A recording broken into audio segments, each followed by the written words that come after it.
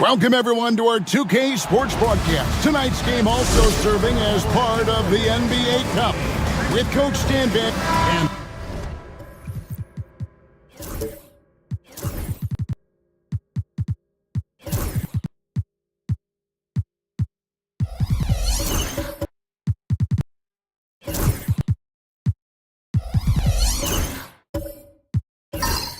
These two teams are both aggressive, attacking in transition. Well, you've got to play to your strengths, right? But really, the league in general is looking for early offense. These teams, no different. So here's Miami's starting group. Rudy Gobert is out there with Torrey Craig. Then it's Damian Lillard. Then it's Chris Paul. And it's Dunn in at the three. And then Morant slams it in. Yeah, Morant's got to get himself in that dunk contest. I mean, look at that. Pass to Craig. Now Gobert. Morant with the steal. And here we go. Morant heading to the hoop. And finished off by Morant. Tremendous effort getting the steal, then getting the ball up the court. And for a coach, you always appreciate when you're able to turn a stop into a score. Ball outside.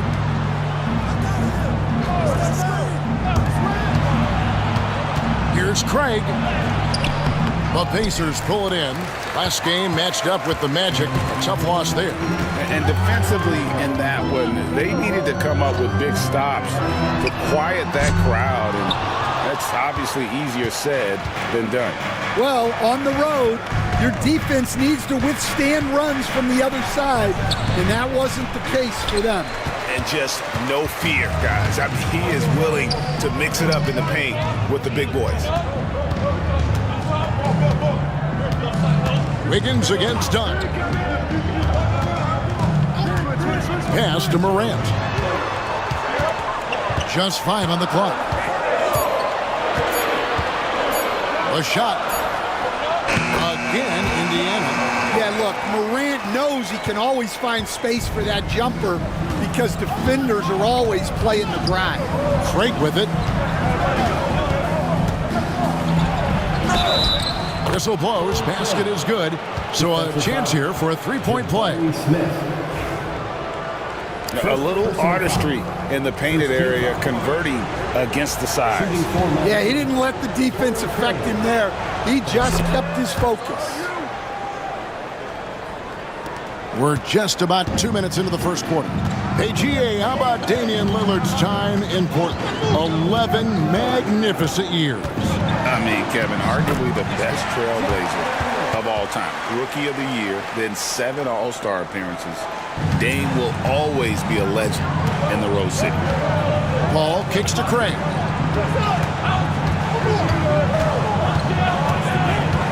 Pass to Dunn. Back to Craig. To the inside. Smart against Lillard. The shot comes out. That's a surprise. I mean, really out of character for him to miss when the defense is not right up on it. And it's Allen slamming it down. When you have an elite wingspan like Jared Allen, you make those alley-oops look easy. The Heat trail by 7. And while we've got a moment, let's send it over to our terrific reporter, David Aldridge. David? Well, earlier I spoke with Rick Carlisle.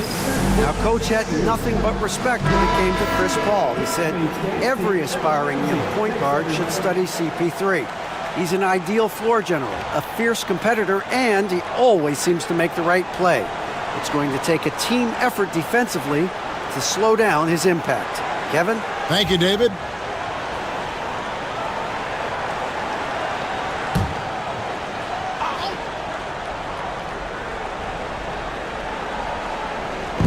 We're about 3 minutes into this first quarter. Lillard against Morant.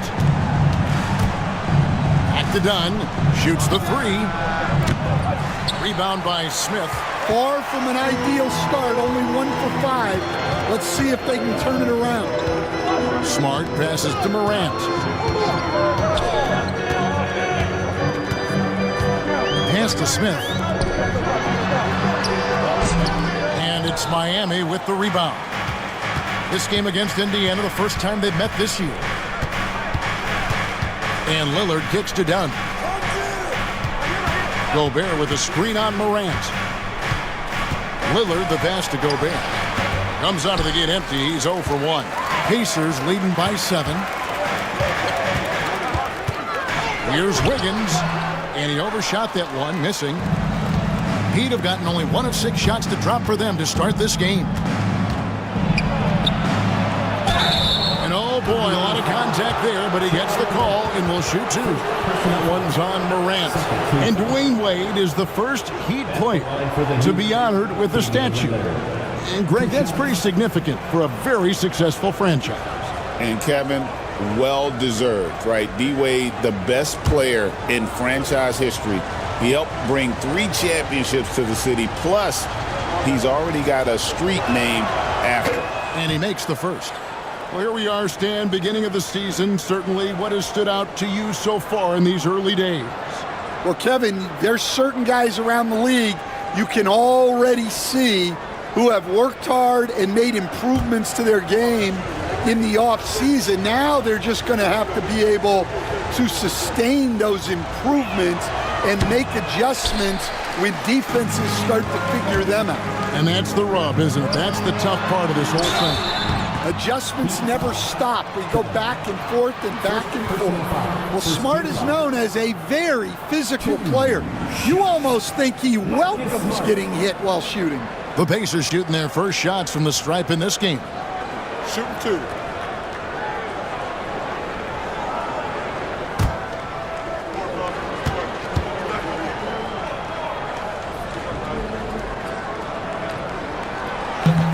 He misses the free throw. And Greg, we know the Pacers have to improve defensively. But where do they start? Candidly, Kevin, I feel like they're too soft. Giving up offensive rebounds, cheap fouls, they've got to be tougher mentally and physically, especially on the interior. And the second free throw, good. Well, he's a competitive guard who plays with a real edge. Smart helps set the tone for the attitude of this team. Paul kicks to Craig. Pass to Gobert. Lillard with no one around. And he's good on the 3-ball. And that pick takes the D totally out of the equation. Yeah, you've got to lock and trail hard. You can't allow him a clean look from it. Smart finds Morant. Takes a 3. And it's Miami with the rebound. Paul, right side. Got a piece of it. Well, Smart has won the Defensive Player of the Year before. You have to be careful shooting around him. And that's exactly what he's looking for, draining the triple. Smith outside. Back to Morant.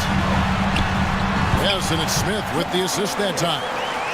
Morant's got 10 points. And of the last 6 baskets, 5 have come on the interior. This is just smash mouth physical basketball, guys. And timeout is called by Eric Spoelstra. This will give him a chance to discuss some potential alterations.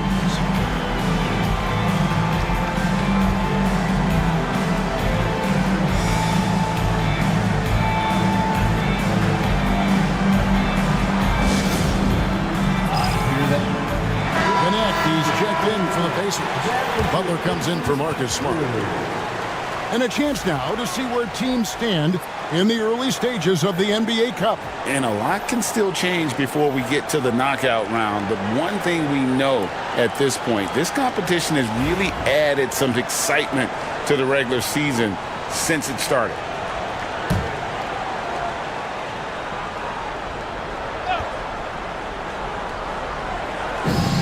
Dunn kicks to Lillard.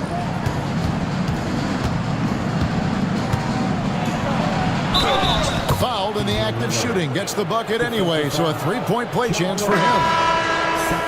And a moment now to look at the scoring approach in terms of where the points are coming from for the Pacers. Well, the way they've been attacking inside is phenomenal. consistently getting high percentage looks, and that's what great offenses are all about. And another thing coach will be thrilled with, the assist numbers, spreading the wealth and creating some offensive opportunities. Smith scanning the floor. Well, the Miami Heat have always been in contention, Stan, for the East, and you've worked in the organization. Why is that? Well, look, Kevin, I'll admit to a bit of a bias here, but they have a great coach, maybe the best in the league. He's been there since 2008. That consistency and continuity really helps, and this team expects themselves to win no matter what they go through. Zach Collins checked in for the Pacers. And Miami with a change here, too. Green, he's checked in for Lillard. Well, Greg, we saw in the 2024 regular season that these Pacers actually led the NBA in assists. Averaging over 30 assists a game. Now, that's ball movement. These Pacers really trust one another and love to share the load offensively. And a nice job here early of establishing an inside presence. They get a hand on it, and stolen by Eason. Here's Boston. And no good, had a chance to take the lead there.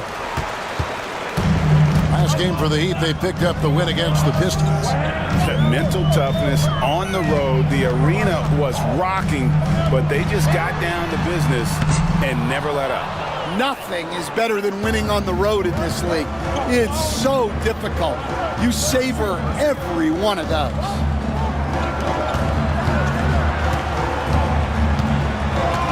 Pass to Rozier. And he makes good on the layup. He's a competitor. Even amongst the trees, Rozier has such confidence in his ability to finish. And so it's Butler with it. He'll bring it up for Indiana. Trailing by 2. And a moment here to find out what the news is out in the Western Conference. Shams Charania is on the line. Shams, what do you have for us? Thanks a lot, Kevin. Right now, the story is with Sacramento as the Kings front office is executing early season deals. They made a deal for Tyler Hero, a guy who plays with absolutely no fear. He's ultra confident, but he almost always backs it up. And from everything I hear, he's a fiery competitor who brings a lot to the table for this team. Thank you, Shams. Great to hear from you as always. Pass to Smith. Here's Connect, guarded by Green for 3, and it's Connect. That time on the assist by Smith. And now a 4-point Indiana lead. Miami's gone 2 or 3 from deep so far in this game.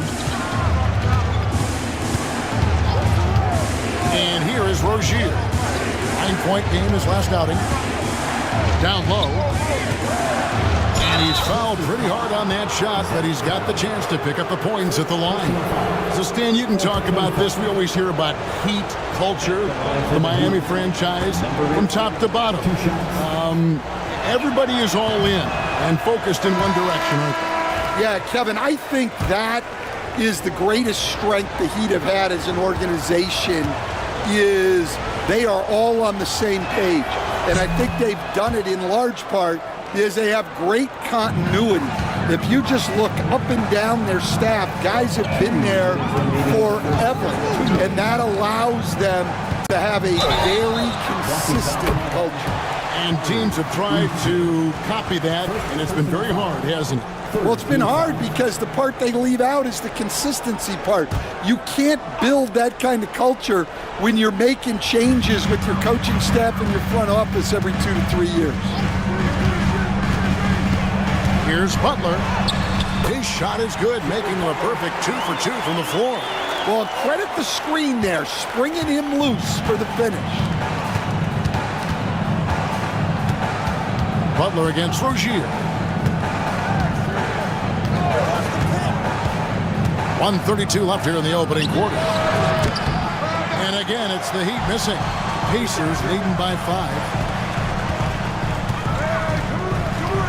Outside Butler. Pass to Connect. Here's the 3. Good, and Butler gets the assist. Connects. Got a couple of threes now in the first for Indiana. And it's the Heat with the ball. Outside Rozier.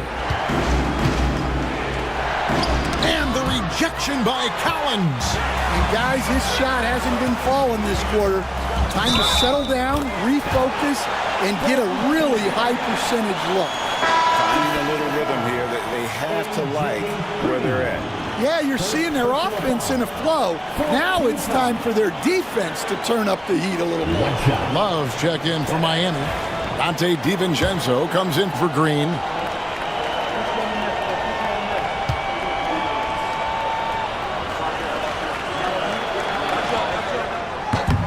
That's good from Connect. Entering the league as an older prospect at 23, Dalton Connect is a very skilled offensive player. The question with him, can he add strength to his frame? Time will tell. And no doubt they'd love to see him get a lot more of those opportunities. And that deficit will go away quickly if he does, Greg. Wiggins against Easton. Collins passes to Wiggins. Collins setting the pick for Wiggins. Back to Collins. And finished off by Collins. Yeah, we're seeing some fireworks from them already. Yeah, I mean, this is exactly how you want to start a game, with a big offensive push. 3 seconds separate the shot clock and game clock. Collins against Love. Outside Rozier. Shot clock at 6. Launches a 3. That shot no good. And an overpowering first quarter effort. Already a double-digit advantage. Indiana out in front as they end the first quarter with a huge surge. An 18-7 run. After this break, we'll be back with the start of the second quarter.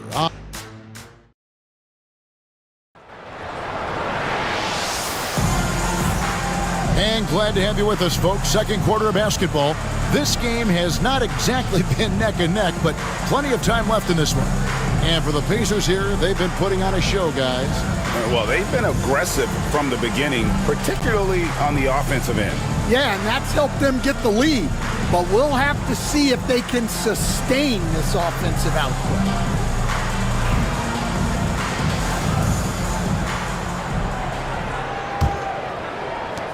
The Heat trail by 11. We've got Connect. Sohan is out there with Allen. Then there's Ja Morant. And it's Smart in at the 2. That's the Pacers 5. A downright lethal three-point threat. Lillard is someone defenders must stay attached to if they want to have any impact. A moment now to hear from our sideline reporter, Hall of Famer David Aldridge. David. Kevin, thanks. Ja Morant was the first NBA guard in a quarter century to lead the league in points in the paint. He says, I can't just rely on dunking every single play, so I need different types of finishes to get my shot off, whether it's high off the glass, the reverse, or hanging in the air forever. And Kevin, he just says it so casually. Back to you. I know it. But look, David, he doesn't do it casually, right? He is a one-man circus. Number 8.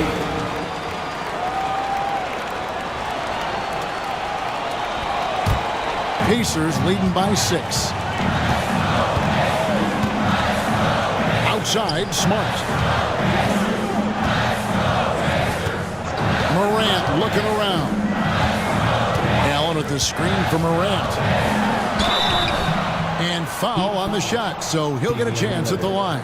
Third personal foul. It's on Damian Lillard. Well, some guards are absolutely fearless working inside, and Morant very high on that list.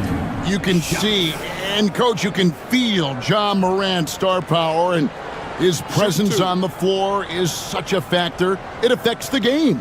Yeah, it sure does, and it even affects the energy in the building. His play is so dynamic, athletic, energetic. I mean, you can't sit and watch a Ja game. He's going to get you on your feet. He is one of a kind for sure. The Pacers making a switch here. Smith is checked in. Torrey Craig, he's checked in for the Heat. Stan, I could talk about coaching with you from morning till night, but what's the most difficult part of coaching that maybe the average fan doesn't know about? Well, there's probably a lot of things like that, Kevin, so I'll just give you one. When you're coaching a star player who's on the decline a little bit, in his own mind, he's still that guy he was in his best years, but you have to limit his role, not get him as many shots, things like that, and there can be some tension, and it's with a guy that you have huge respect for. That's a great example. Coaching an aging star, very different.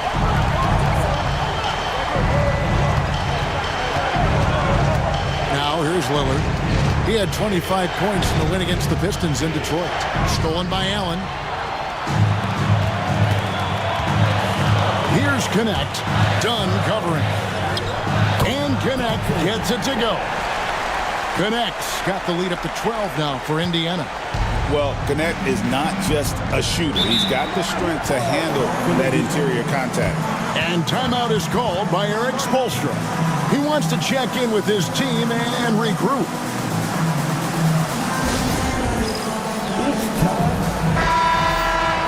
And an interesting look here at the top assisting point guards this season. Setting up teammates, being a playmaker. One of the hallmarks of being a premier point guard in the NBA. Ja Morant is second. And these are the best passers in the NBA. No question about it. Every one of them is willing and able to be the floor general out there and make sure the offense is running at full speed. Yeah, it's a talented group.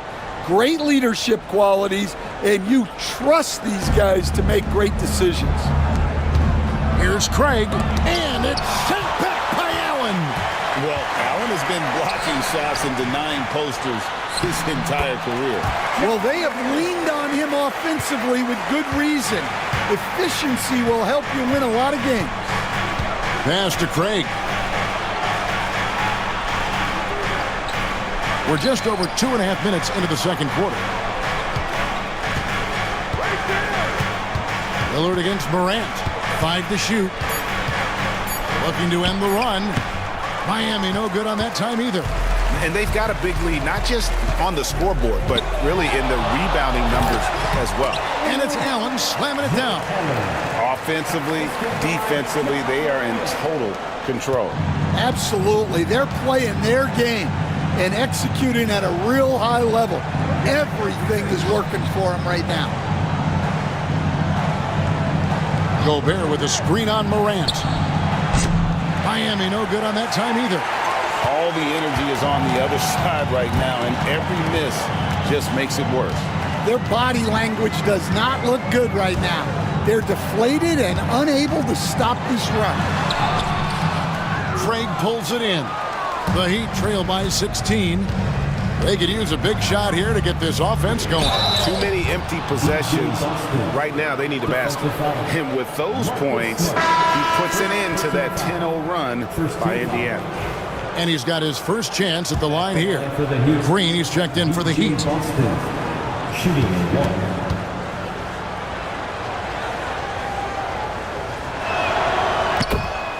And Rick Carlisle decides to call timeout.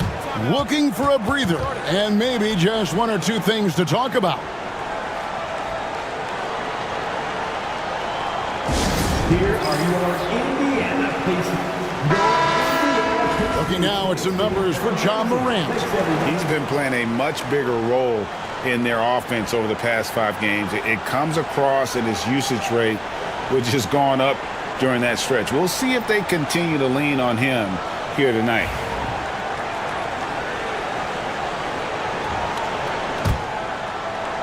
And here in the second quarter of action as we approach 4 minutes played. Pass to Smart. Back to Morant.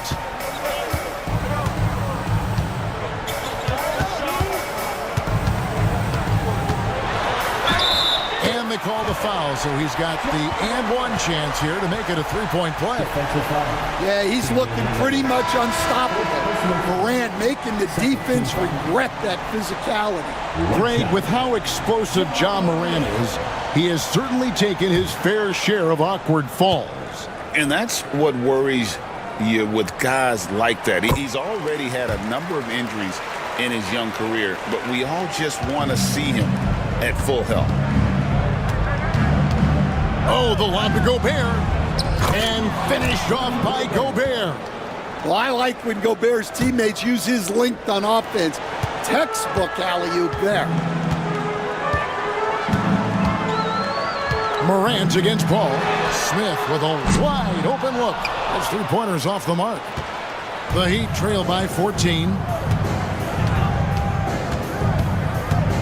Here's Boston.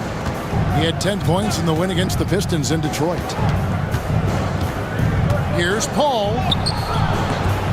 Ja Morant with the rebound. And it's Indiana's ball.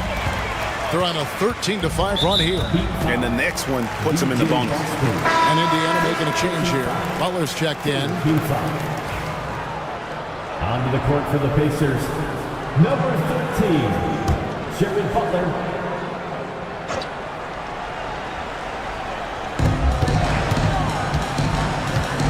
Craig against Smith. There's a good screen.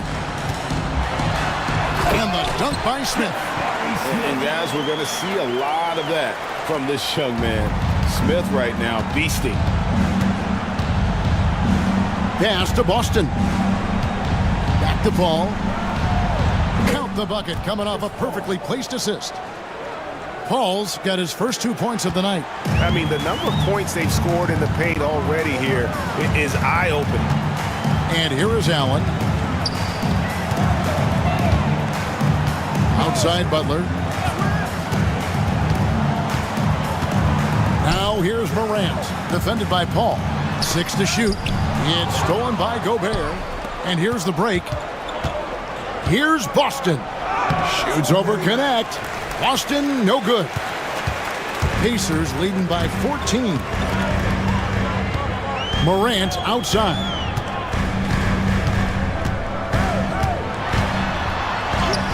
Makes it off the glass. Morant's got 11 here in this quarter alone. Yeah, this quarter's all about him. He's just dominating at the offensive end. Paul passes to Gobert.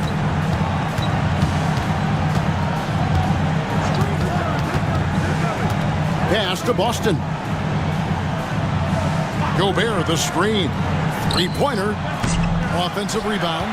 +8 in the rebound differential. One more reason why they're in control. Morant against Paul. Shooting foul as the whistle blows. He'll shoot 2 free throws. Stan, of all the different styles of offense in this NBA, what style is the toughest to defend? Toughest to stop? Kevin, I don't think there's really any difference in terms of styles or systems in terms of what's tough to stop. It's players. And it's how well a system maximizes their best players. That's what makes teams tough to stop. Catching up on the changes now for Indiana. Zach Collins checked in for Jared Allen. Jeremy Sohan comes in for Jabari Smith. And Wiggins is subbed in for Connect. Collins, a screen on Green. It's Morant with the drive. Well, this kind of performance from Morant doesn't surprise anyone. He can score with the best of them. The Heat trail by 17. Outside Rozier. Green with a screen for Rozier. Inside, here's Love, and the dunk by Love. And wait to finish and cut into that lead a little bit. Yeah, but look at the basket guy still shaking. Morant with it. 24 points for him. A floater. No good on that one. The Heat have gone 7 of 14 in the second quarter, shooting to the tune of 50%. Rozier against Morant. Rozier looking around. Pass to Boston. Just 4 to shoot. Lets the 3 fly. Pacers with the rebound. Sohan's got 4 rebounds now tonight. Here's Morant. And misses it off the right side of the rim. And here's Green. He'll bring it up for the Miami Heat. 15-point game. Pass to Love. Now, here's Rozier. There's the three. That's in there. Love with the assist. Rozier's got 5 now. Pretty reliable from outside. You got to get a hand up on Rozier from that area. Higgins outside.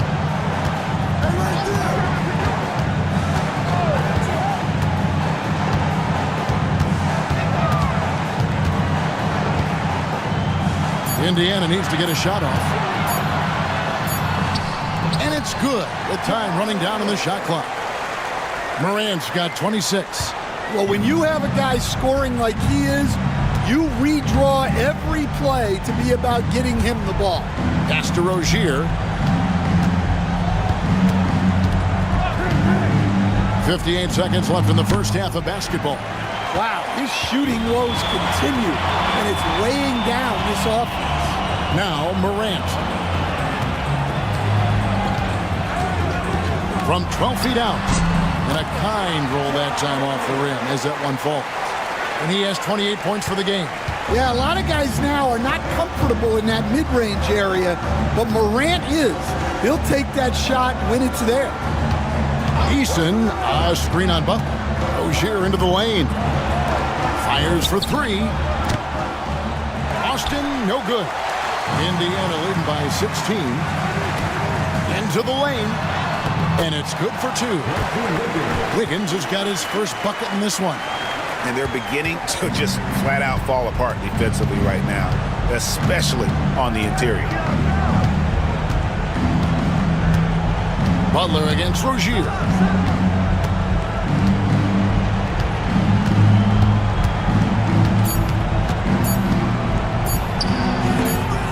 Again, the miss by the Heat. Ja Morant has been leading the charge, guys, for Indiana.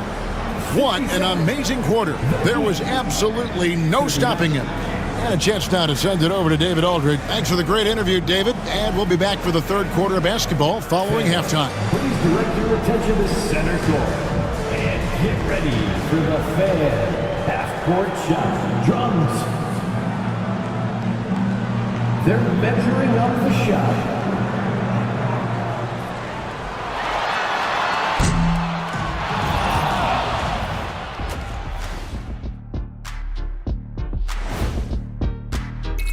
Well, right now for Indiana, they've stumbled a bit, no doubt about it.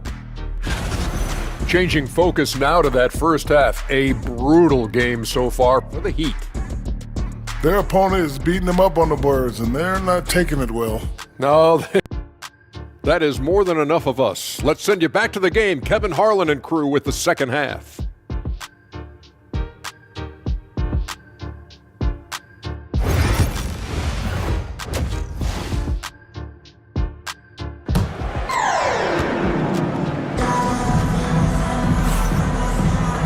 And with a big gap on the scoreboard, the second half begins with very different goals for these teams. One side trying to mount a comeback, one side trying to protect their lead. Guys, Ja Morant has been sensational. The burst he's had when going at the rim has been fantastic. A lot of strong finishes through 2 quarters. Well, when you've got a player with the energy and athleticism he has, it can make for a big night when he gets it going. Here's who Eric Spoelstra is starting the second half with. Torrey Craig is out there with Dunn. Then it's Chris Paul. And it's Rudy Gobert. And it's Rozier in at the 1. Smith dishes to Morant. Nifty move. And Morant throws it down.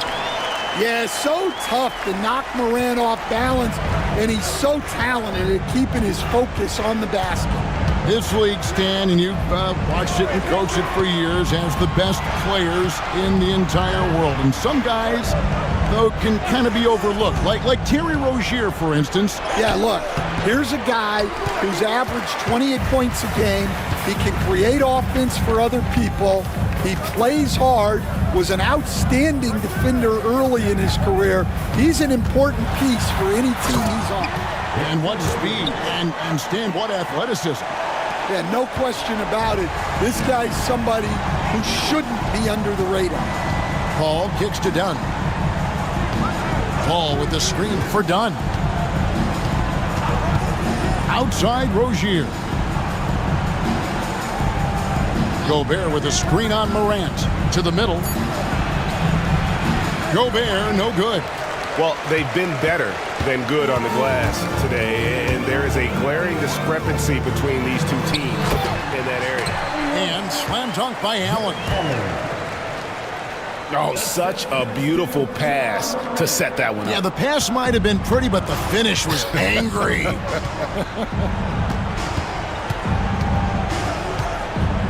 Paul against Smart. Paul passes to Rozier. Gobert with a screen on Morant. And this team relies on Rozier's decision-making and using the pick there to create a shot for himself. Morant kicks to Smart. Not quite 2.5 minutes played here in the second half. Allen, a screen on Rozier. Morant reaches to Allen. Gobert with the block. Well, you have to be aware of Gobert on the floor. He's got a few Defensive Player of the Year trophies.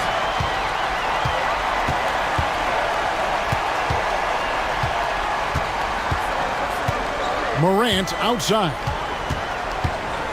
And there's the drive. And then Morant slams it in. And guys, that's not as easy as he made it look. You've got to have some skills to pull that off. Well, he's got plenty of those, yes. That's for sure.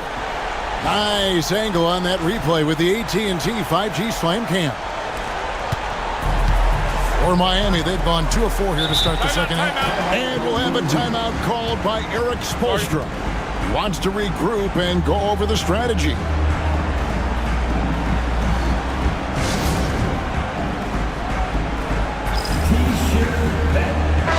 He's checked in for Andrew Wiggins. Here we are in November, and let's see how things are going out east in the early season. You look at Miami, down at 10th in the early going, looking to make a move up in the standings. And, of course, the Indiana Pacers, sitting directly below them, just 1 spot down.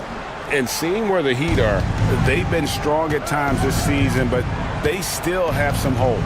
I think they're a playoff caliber team. I just don't think they're a championship caliber team.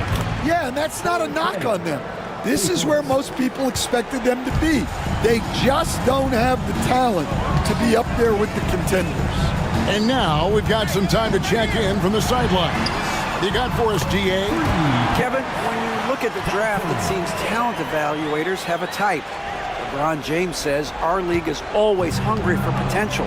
That's the whole focus of the lottery. It makes sense that those guys who are taken 16 through 30 are on real contending teams and making impacts. Of course, Kevin, everybody wants to draft the next LeBron. Good luck with that. Or work with the next David Aldridge, a Hall of Famer. David, thank you. And it's the Pacers with the ball. Now Morant, 32 points in the game. From past the arc, and it's connects. That time on the assist by Smart. Smart's got 3 assists tonight. And here's Lillard. He brings it up for Miami. Rozier with a screen for Lillard. Tried to come right back with the 3 of his own, but it's no good. Lillard against Morant.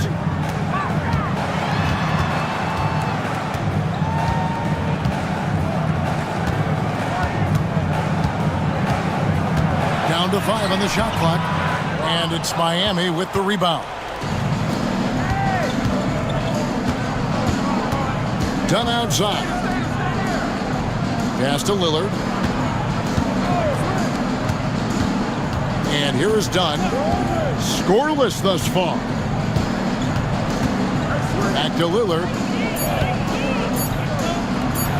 Here's Craig. No good from outside. Got the defender off his feet with the pump fake, but couldn't knock it down. And it's Connect in the corner. No good on the 3. Heat have gone an even 50% from the floor here in the third quarter. 4 of 8. at the bucket, and he's got a free throw coming up as well. And just over 6 feet. Rozier plays bigger than that height. He has that great underdog mentality, fighting through the foul. Looking at who's out there now for the Pacers. Zach Collins checked in for Jared Allen. Jeremy Sohan comes in for Jabari Smith. And it's Butler in for John Morant. Tari Eason's checked in for the Heat. Dante DiVincenzo comes in for Dunn. Connect. No good. The Heat trail by 20. Rozier finds Craig. Misses from short range. Indiana's gotten the three-point bug tonight. They've taken 15 shots outside the arc. They're 6 of 15. Well, their pass it to Smart. And there's the call on Dante DiVincenzo. That is his first foul of the game. And Miami making a change here. Boston's checked in. Substitution, number 11, B.J. Boston.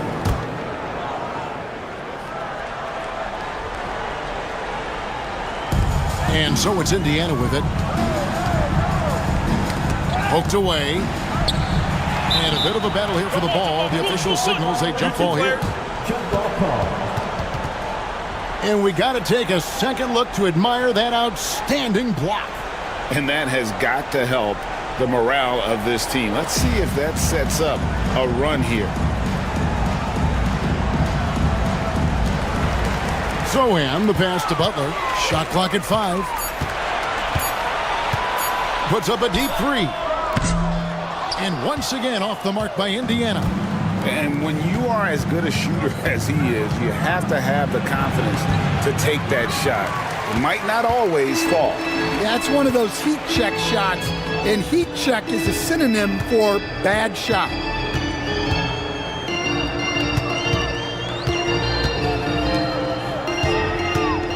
Sohan up top. He's covered by Eason. They get the rebound, and the basket is good. Such a unique player. Jeremy Sohan can score anywhere on the floor. He does great things for his team. DiVincenzo passes to Craig. Pass to Lillard. 11 feet away. He's now made half of those 10 shots in the game. That's his 5th basket. And boy, he's really in a groove. Dominant performance last game. Same thing this time out. Yeah, for sure. He is just oozing confidence. Thinks every shot is going in. They should just keep running sets for him. The Heat trail by 20 as a junior college product. Dalton Connect, Greg, didn't have a traditional path to the NBA. Yeah, Kevin. Spent 2 years at a JC, 2 more at a small Division I program. Then used his extra year of eligibility to transfer to Tennessee. And there he became a first-team All-American and turned himself into a first-round pick. And Rick Carlisle decides to call timeout. He's ready to talk things through with the team.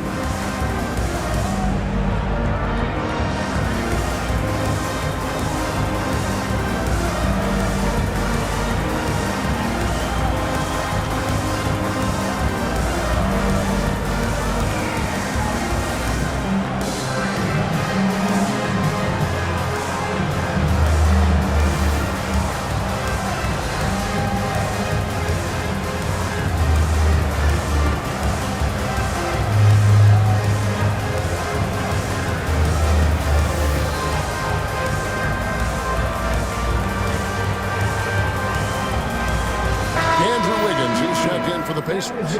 Rudy Gobert, he's checked in for the Heat.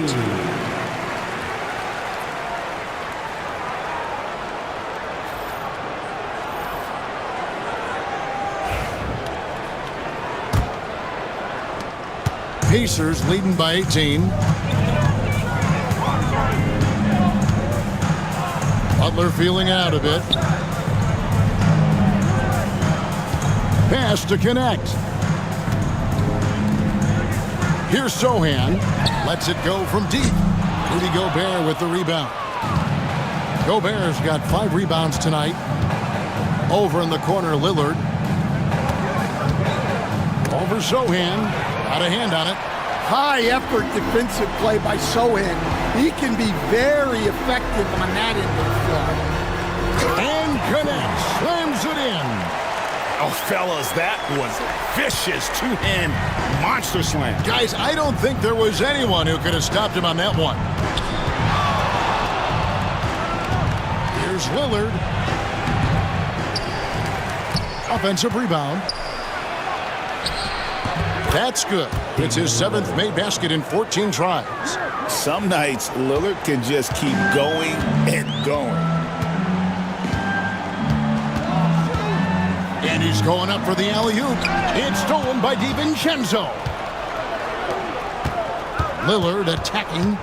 And it's going to be out of bounds. The Pacers will take it. And with the pause here, how about the stats for Andrew Wiggins? He's right around 13 points a night, 3 rebounds, and 2 assists. He's been making the right decisions and letting the game come to him. Solid play all around. Well, he's found his groove. He isn't forcing anything, and he's making the most of his chances. Ja Morant, he's checked in for Butler. Heat also with the sub. Green's checked in. Morant against DiVincenzo. Morant outside. Pass to Sohan. Good, and the nice assist from Morant. Morant's got 5 assists tonight. Well, we're seeing the progress on Sohan's jumper. Hard work in the offseason paying off. Eason with it. There's 42 seconds left in the third. Outside, Green. And they come right back with their own three-pointer. Green's got his 2nd bucket of the night. DiVincenzo against Morant.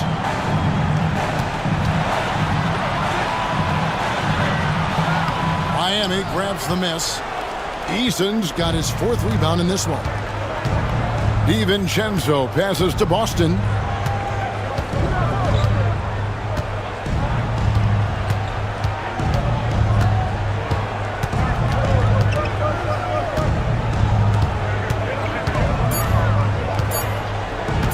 Goes up on the wing. And so it's the Indiana Pacers with an 18-point lead as the quarter comes to a close.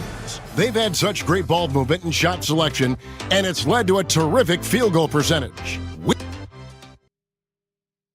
And let's listen to head coach Rick Carlisle review the game plan with his guys. Hey, we're doing a good job of keeping our bodies on their bodies down there. Let's take them all away. Let's take them all away. And when we get it, let's run. Let's run. And 1 quarter to go in a game that to this point has not been an evenly fought contest. Connect out there with Jeremy Sohan.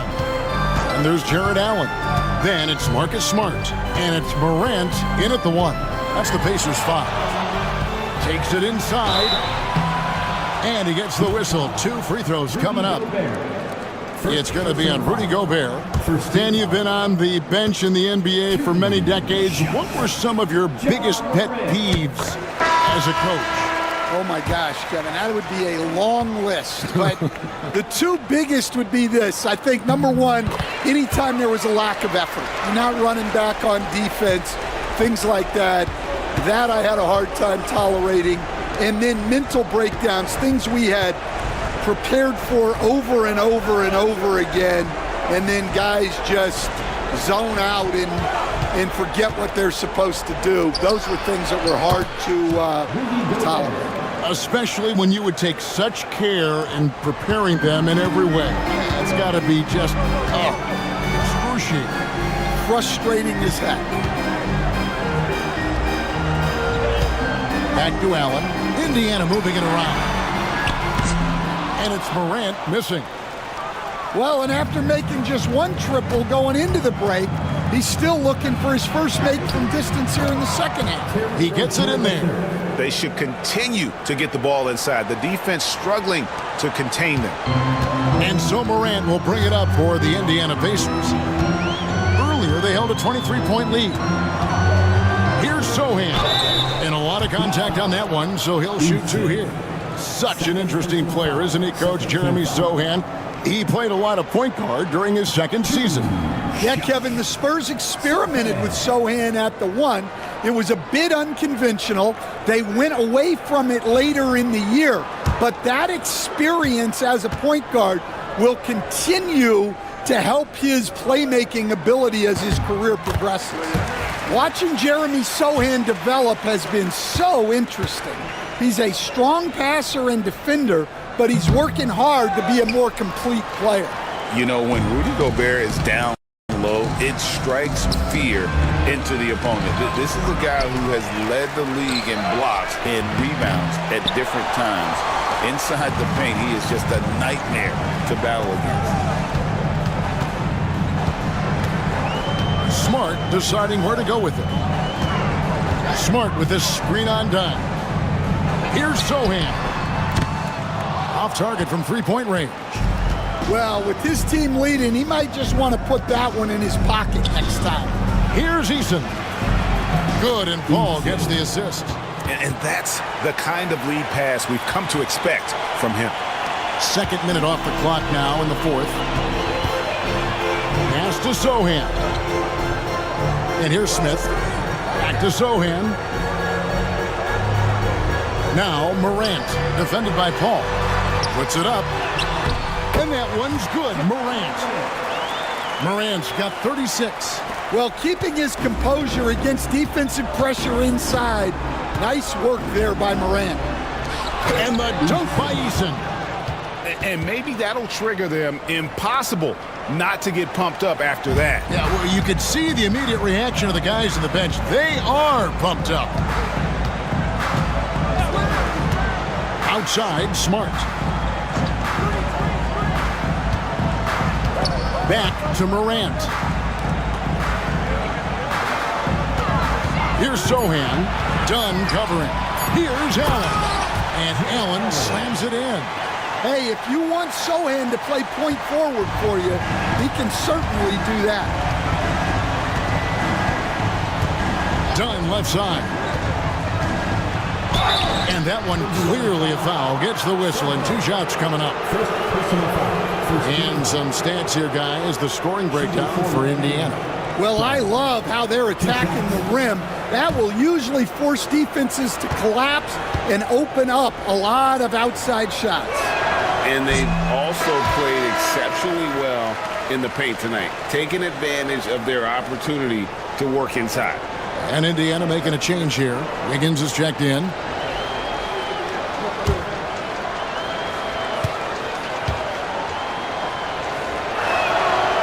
So we can't get either to fall. And with the success they've had rebounding the basketball, they're right where you'd expect them to be, firmly in the driver's seat. Another good play. This is how they built the lead, calling on the right guys at the right time. Yeah, come on. They're just having their way out there and continuing to press the advantage. First foul, Andrew Wiggins. First personal foul, second team foul. 74 No good on that one.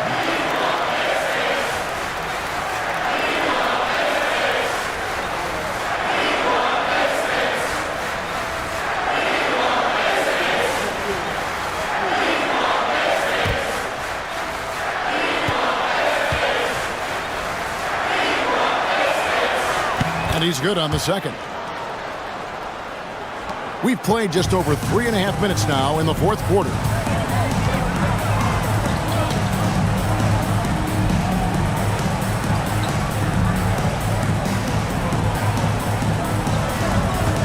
Back to Morant. It's stolen by Gobert. Here's the lob to the hoop. And the dunk by Eason. Known as a ferocious scorer, Rozier is also solid at knowing when to give it up. Rozier against Morant.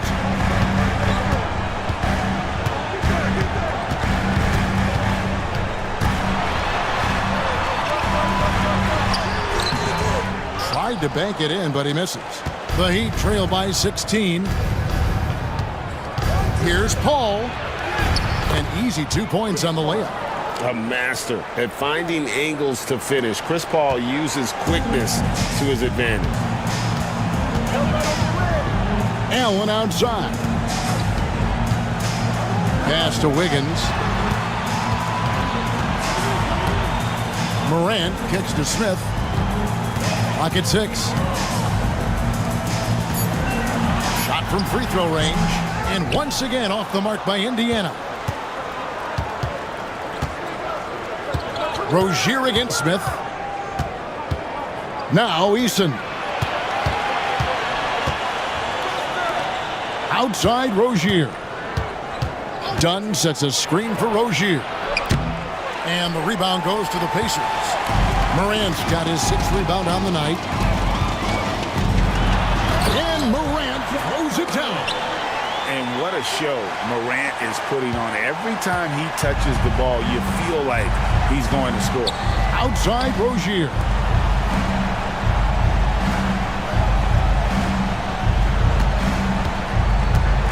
Gobert with a screen on Morant.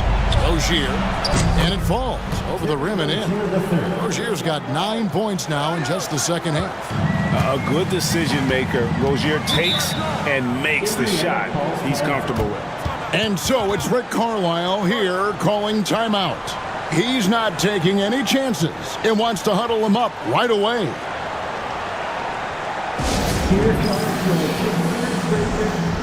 Jeremy Sohan's checked in for Smith. And Miami also making a switch. Torrey Craig, he's checked in for Dunn. Time now to turn to our sideline reporter, David Aldridge. David. Hey, Kevin, I heard Rick Carlisle during that last break talking with the team. Now, he kept it simple in the huddle. He said, play smart. If we don't beat ourselves, we walk away with the win. Keep it simple, and we got this. Back to you guys. Thank you, David. Here's Sohan. Back to Smart. Puts up a 3. And once again off the mark by Indiana. Paul surveying the floor. Shoots from 14. Here's Gobert. Pass to Craig. Latre. And Gobert kicks to Craig. Smart against Paul. That's good, and it's Rozier with the assist. Rozier's got 6 assists now in the game. Pacers leading by 11. Now here's Morant. Lobbed up there for Allen. Eason with it. Pass to Rozier. Back to Eason. With some arc. Oh, yes, he did. 5 up and 5 down for him so far. And he's caught fire this quarter, yet to miss a shot. From the arc, a nice shot by Sohan. And the Pacers lead by 12. Yeah, anyone can appreciate the skillfulness of Morant's passing. Rozier with the ball. And Allen picks him up defensively. And Morant's got the ball here for Indiana. Pass to Sohan. Higgins outside. Jacks up a 3. Rudy Gobert with the rebound. Not quite enough defense that time around. Just lucky he was off. Ball finds Rozier. Over Morant. And with that shot, the Indiana lead is cut down to just 10 points with the bucket from Rozier. Well, and it took a terrific effort at both ends to sustain this run. Yeah, it's normally the defense that fuels a comeback, but let's see how much they have left in the tank. Morant against Rozier. Morant passes to Sohan. On the wing, Wiggins.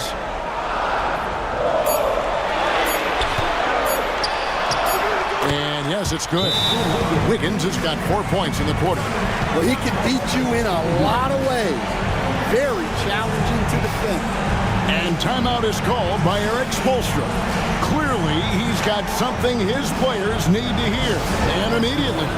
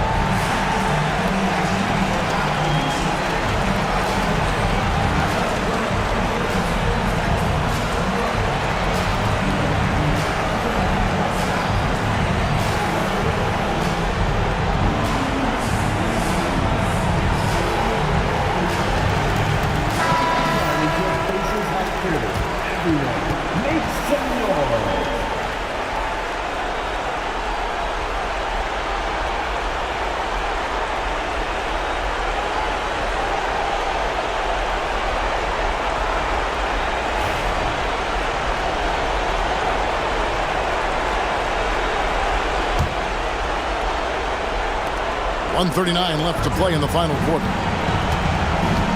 Here's Rozier. Basket good. And we continue to see Rozier taking on more responsibility offensively. Nice finish inside. Pacers leading by 10. Sohan with the ball. Now defended by Gobert. Pass to Morant.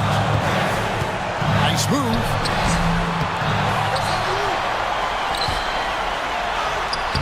Buries it down low. Morant's got 40 points. Well, that's Morant, always applying the pressure. Morant against Rozier. From deep. Wiggins with the rebound. Well, that's a shot the defense felt like they could live with, and it worked out for them that time. And so only one team answered the bell tonight, guys. Not a monster blowout by any means, but still a double-digit victory for the Pacers. This was a very efficient offense tonight. And they found a way to get their shots to go down. A little luck didn't hurt. A lot of their 50-50 shots fell their way. And so with this win, they'll move to 6 victories on the season. They can chalk this one up, but these two teams will see plenty more of one another before the season's over. The one player that really stands out, of course, in this one, it was a dazzling game for Ja Morant. Yeah, you know, he was a man on a mission in this one. The defense had absolutely no answers for him tonight. We've got 22 seconds left in the fourth quarter.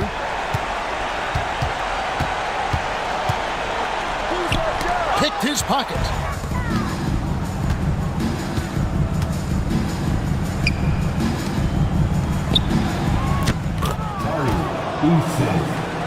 For 5 seconds left in the fourth. And now we've got the intentional foul. personal foul. Third team foul. Onto the court for the Pacers. Number 10, Jabari Smith.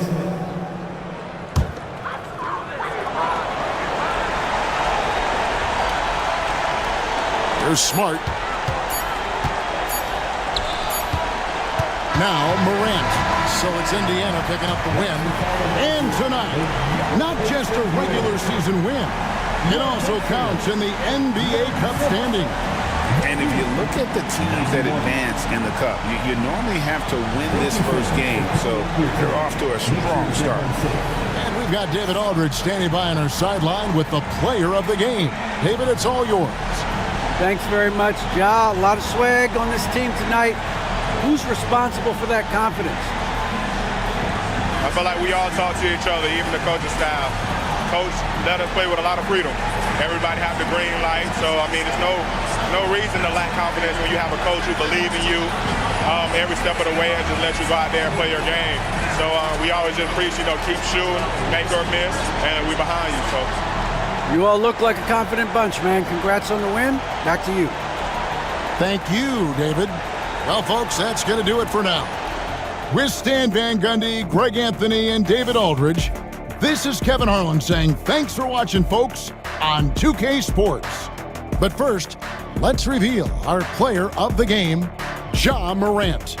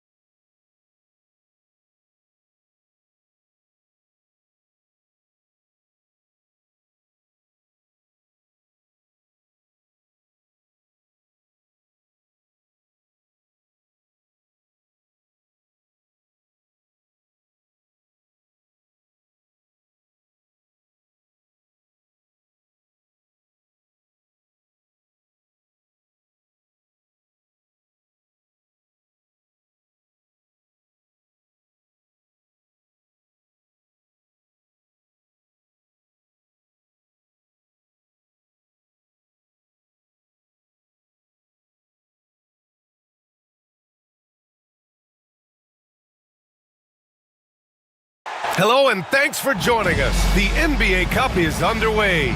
This is Game 2, and things will only get more intense from this point forward. I'm Brian Anderson, and joining me at the and with this being the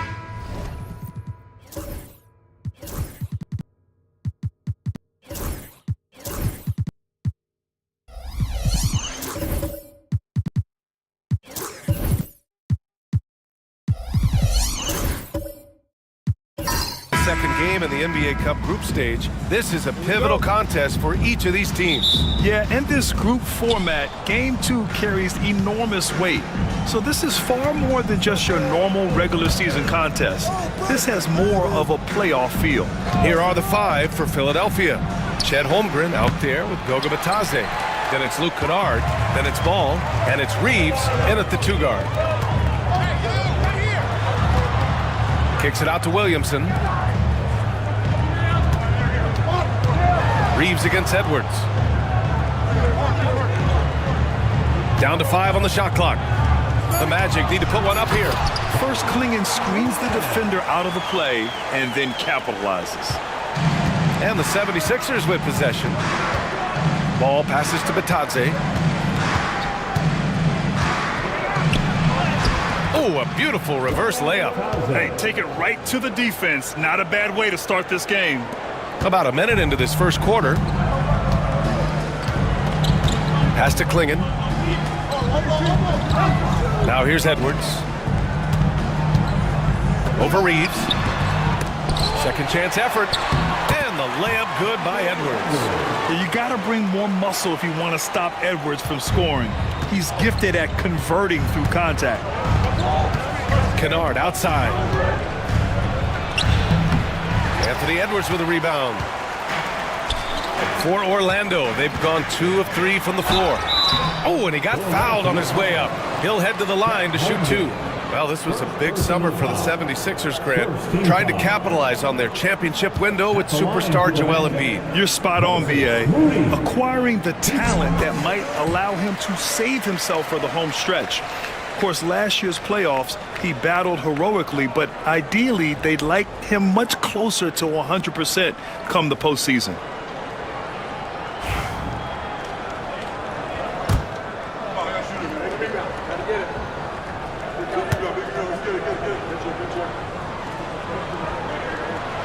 And he makes both free throws. And we're about a minute and a half into the first quarter. Reeves against Garland. Reeves, the pass to Holmgren. Kennard for 3. Orlando with the rebound. It's tough to get open in this league, and when you do, it hurts not to capitalize. Pass to Williamson.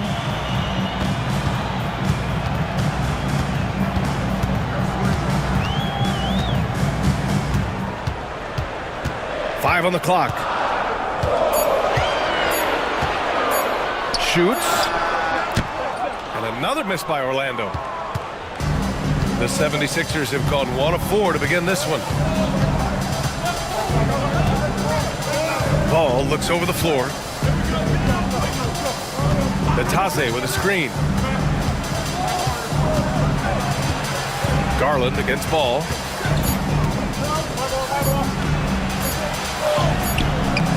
And he's in the books. Now 1 for 2. Yeah, inside Ball has to rely on his agility. That's how he finds his way to close-range looks. Garland against Ball. Edwards, a pass to Moody. To the inside. And he can't jam it through. The Sixers trailing. About 3 minutes gone in the first quarter. Edwards against Reeves. Played it in with a nice touch off the window. I love how assertive Reeves is. He is not bashful about trying his luck inside. Here's Garland. He played a great game against Indiana. Williamson passes to Moody. Edwards against Reeves. Right side Edwards. It's rebounded by Bitadze. And here's Ball. He'll bring it up for the Philadelphia 76ers. Pass to Bitadze. Kennard with it. Now here's Holmgren. Still without a bucket. And they take the lead. And great awareness. Holmgren's so good at reading the movement of his teammates. A very heady passer for a big man. Things just don't seem to be clicking for them offensively. Yeah, they really need to find a way to get back on track. They set a pick. Here's Edwards. Gets it to drop. Now 2 of 4. Attacking in the painted area. Clearly that was their game plan coming in. Garland against Ball.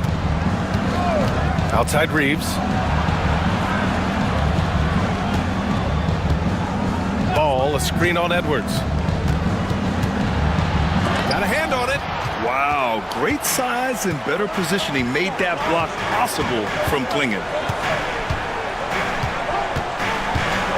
Edwards with it, working on Batase. And he was fouled while in the act of shooting, so he'll take 2 free throws. Grant, when it comes to Anthony Edwards, fair to say he's meeting expectations so far. Oh, no question, B.A. The first overall pick in the 2020 draft, Edwards has been anything but a bust. Now we are seeing him trying to compete for titles.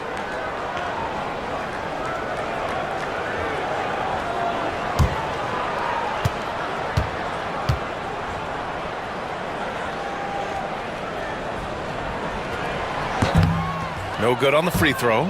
You look at the Magic, though this is only game 2 of the Cup, desperation has to be setting in. It's simple for me, guys. If they lose tonight and are 0-2 in group play, they're finished in the Cup. Way too much ground to make up in this group. And as for Philadelphia, they wanted to start off strong in this tournament, and they did just that. Yeah, when you talk to these guys, winning game 1 of the NBA Cup has given them a lot of confidence. Now let's see if they can keep it rolling on the road. And so it's Nick Nurse calling timeout here. He'll take the opportunity to regroup. Here are some of the best and most intelligent shooters in the association. Donovan Klingon third. He's been fantastic scoring the ball, shooting it at a high clip.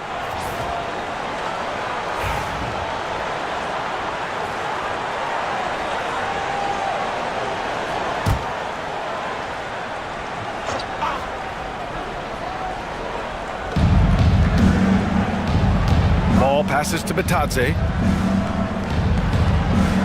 And here's Kennard. Outside Reeves. Pass to Holmgren. Shot clock at 6. Shoots it from the high post. Philadelphia with another miss. And usually that's a bucket for him, but look, nobody's perfect in the mid-range. Ball passes to Holmgren. Outside Reeves. There's Ball with a 3. The rebound by Garland. The Magic have gone just 3 for 7 here at the start. Williamson passes to Garland. And he lobs it up. And Williamson throws it down. Yeah, and Williamson is an explosive athlete, remarkable at finishing off alley-oops. Philadelphia has gone 1 for 3 from beyond the arc. And it's Ball off the drive. An easy 2 on the layup. And we talk about the importance of versatility. He's really got it all on the offensive end. Garland against Ball. To the middle. Here's Klingon. And down it goes. Jam that one home. For a 7'2" guy like Donovan Klingon, that must be easy to jam it. Pass to Holmgren.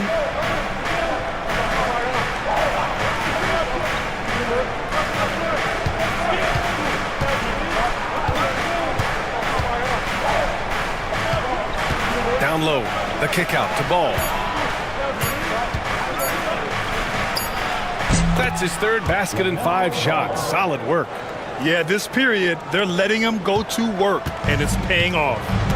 Now we'll go to Allie LaForce, who had a chance to talk with head coach Jamal Mosley. I talked with Coach about LaMelo Ball and what he said to his guys before the game, and he said to me, I just told our guys to be active out there.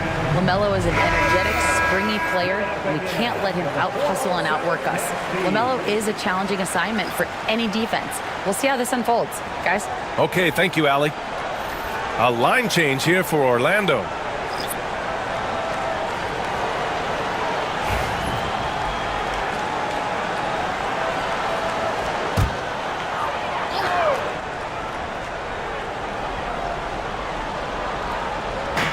Philadelphia on D. Stolen by Kennard. Inside. Stripped away. Oh, and a fast break for the Magic. Here's Hauser. That shot's good. Russell making the play. And the Magic lead by 2. They are passing the ball around tremendously right now. Here's Battle, defended by Brown.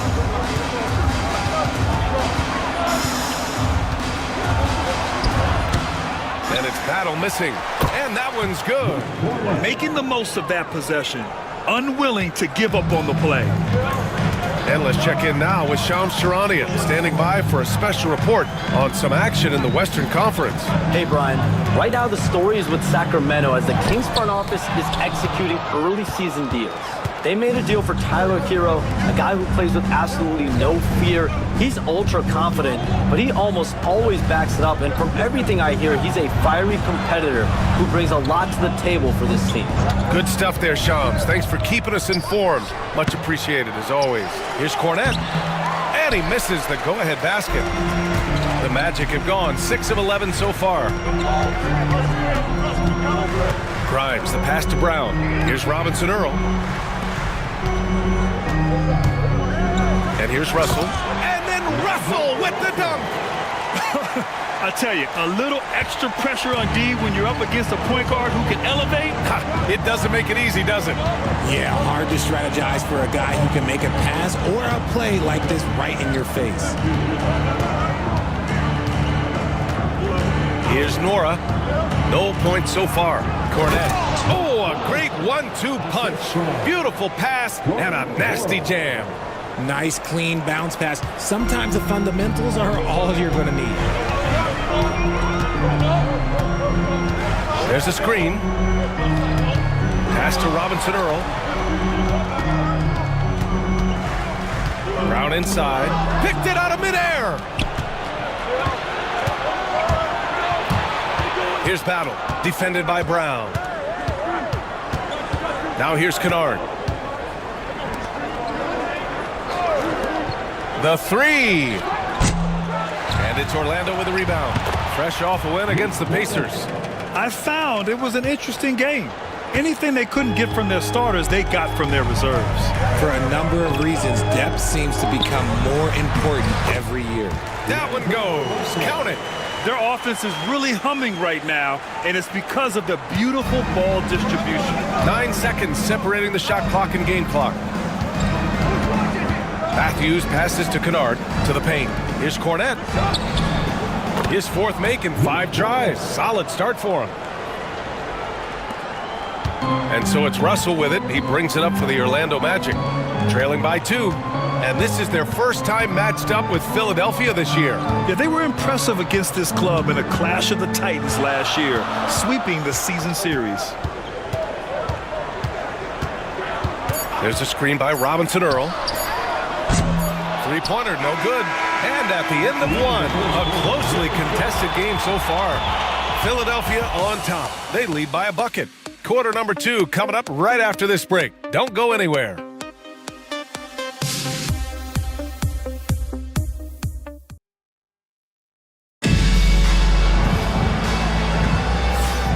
And close game underway so far. We'll see if either of these teams can jump out ahead in the second quarter. And looking at what we've seen from Philadelphia, what do you guys think? Well, they've used the fast break well to score easy points and keep the defense unsettled. In this league, it is so hard scoring in the half court, so you have to run every time you get the opportunity. Taking a look at the 76ers. Holmgren is out there with Ayo Dosunmu. Then it's Ball, then it's Goga Bitadze, and it's Matthews in at the 2. That is absolutely a shot that Garland has in his back pocket just for moments like this. And the 76ers shooting efficiently, 50% so far. And in Garland, we're looking at one of the best passers in the league, Richard. I don't think he gets enough credit for it. He's got such a great feel for the game, the way he wiggles in and out of the lane. It is so impressive. He is such a great, confident floor leader. Edwards can't hit. And the 76ers with possession. Outplayed in their previous game on their schedule, losing to the Cavs. I really think that L has to fall on their defense, or a lack thereof. Just not enough focus at that end of the floor. Some of it was solid shooting from their opponent, but they didn't have any teeth with their defense. Need to be more active than they were. Pass to Moody. Williamson with a screen on ball. And there's the lob. Zion rises up and throws it down. Beautiful setup on the alley-oop. Great catch, great flush.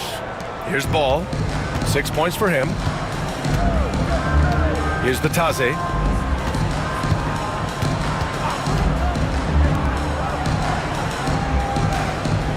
The Taze with a screen. Releases. Matthews misses. There's no way that's the best look this offense can produce. And you couldn't get a better shot up? Like, come on, you got to make the extra pass. Like, being a teammate will go so far in this league. And so it looks like it'll be Orlando's ball still. Klingon, he's checked in for Orlando. And Philadelphia also making a switch. Reeves is checked in.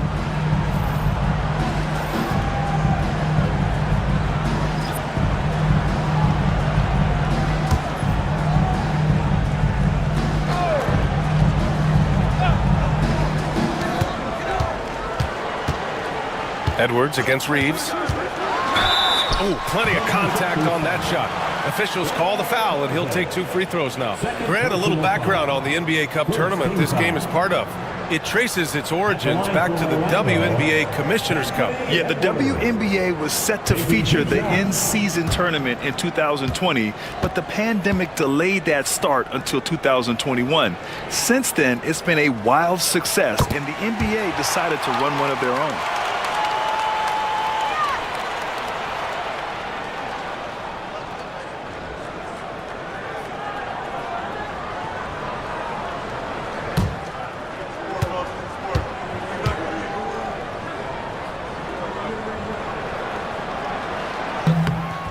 Both free throws good for Edwards. Well, we know Edwards has an impressive skill set, but what really separates him is the competitive edge that he plays with. Outside Reeves. Back to Ball. LaMelo work it inside. Very little resistance around the rim right now. That's the 5th straight bucket they've given up in the paint. A moment to hear from Allie LaForce. Well, this young Magic roster has chemistry. Coach Jamal Mosley said they're so tight together. It's just organic. They're happy in creating these relationships over time, and it's because they're all just good kids that like being around each other. Guys, that's what you want. Yeah, no question. Something to build on, Allie. Thank you.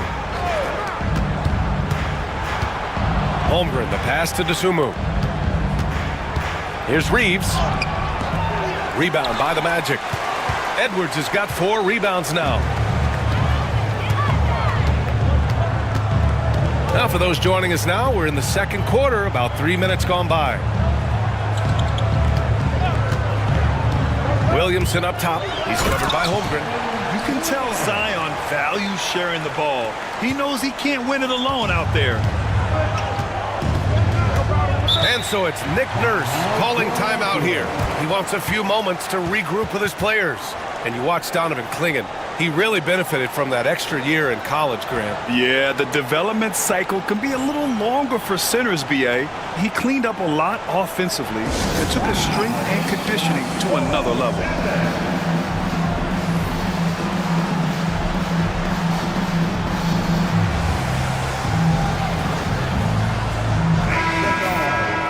Looking now at some numbers for Chet Holmgren. And over the last 5 games, his field goal percentage has increased. And you can make a case his confidence as well because of this.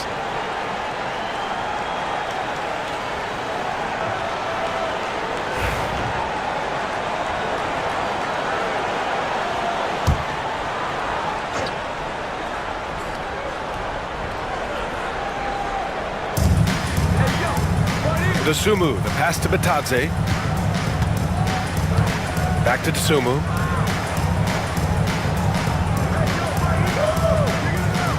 Screen by Holmgren. 6 to shoot. And Dosunmu with the three. Gotta fight harder to get over those screens. Yeah, as soon as these guys feel contact, they are just disappearing like they're not even there. You gotta show some fire and keep defending. Clingan. And that one goes in as he's fouled. It'll be 3 points if he converts the free throw. Defensive foul. And a moment to look at the scoring approach in terms of where the points are coming from here for the Magic. I've really been impressed with how aggressive they've been inside, looking to capitalize from the paint whenever they can. And of course, taking it inside, always a great game plan. And I'm curious if there'll be an adjustment from the defensive end. Maybe sag off some shooters a little. And that one misses. And one look at Donovan Clingan, and you see why scouts were excited about him. 7'2" with a great build. You can only imagine the intimidating presence he could become on the floor. This is how you force a defense to collapse. Kick the ball right inside. Williamson outside. Pass to Edwards. And that one goes out of bounds. Last touch by Reeves. And a chance for us to show you this season's top scorers. The fourth spot held by Anthony Edwards. He's proven to be an essential part of their offensive efforts, always playing hard on that end and ensuring they come up with points.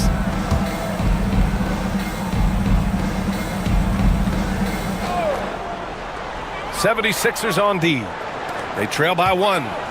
Lets it go through 14. It's rebounded by Batase. That's the shot they wanted. It just didn't fall. Tough to watch those miss. I'm sure they'll convert the next chance. Here's Ball. Over Garland. And the 76ers tack on 2 more. The offensive success is due in part to his quality shooting. He hasn't wasted too many looks. Edwards looking for an opening. Over Reeves. Edwards, that's good. Edwards has got 6 here in the quarter. Oh, another lead change. 6 total in the first half. And this is the battle we were hoping to see. Edwards against Reeves.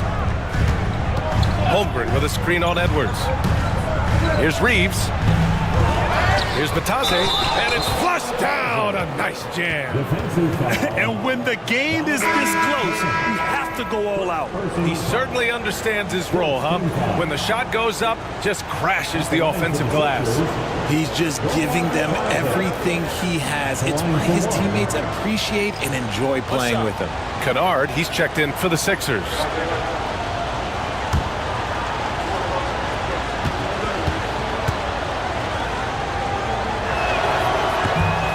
Something fun about this NBA Cup tournament are the nights where we only have Cup games. It's a playoffs-like atmosphere. Yeah, especially with the way these NBA Cup games affect everybody's standings within the tournament. Every game becomes important, and it just makes it that much more exciting to watch. Garland, no good. The Sixers leading. Kennard outside.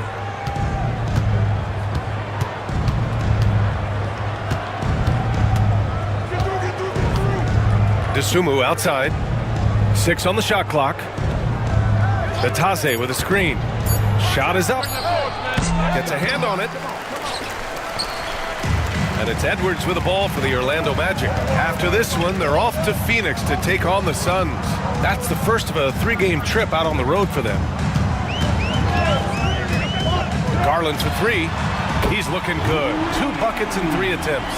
And this is how you can tell Garland's been in the lab. This shot, he just shoots with confidence. Dosunmu, the pass to Kennard. With the drive. Out of bounds. It'll be Orlando's ball.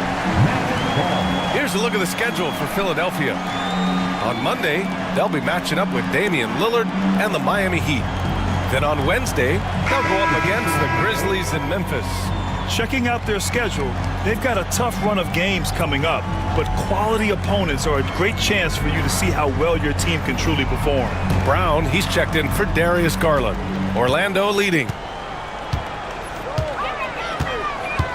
Outside Edwards.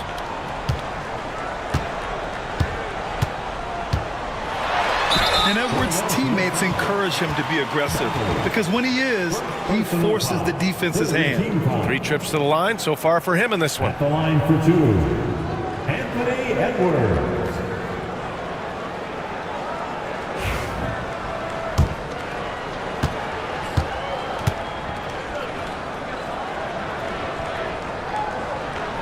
And he makes a first.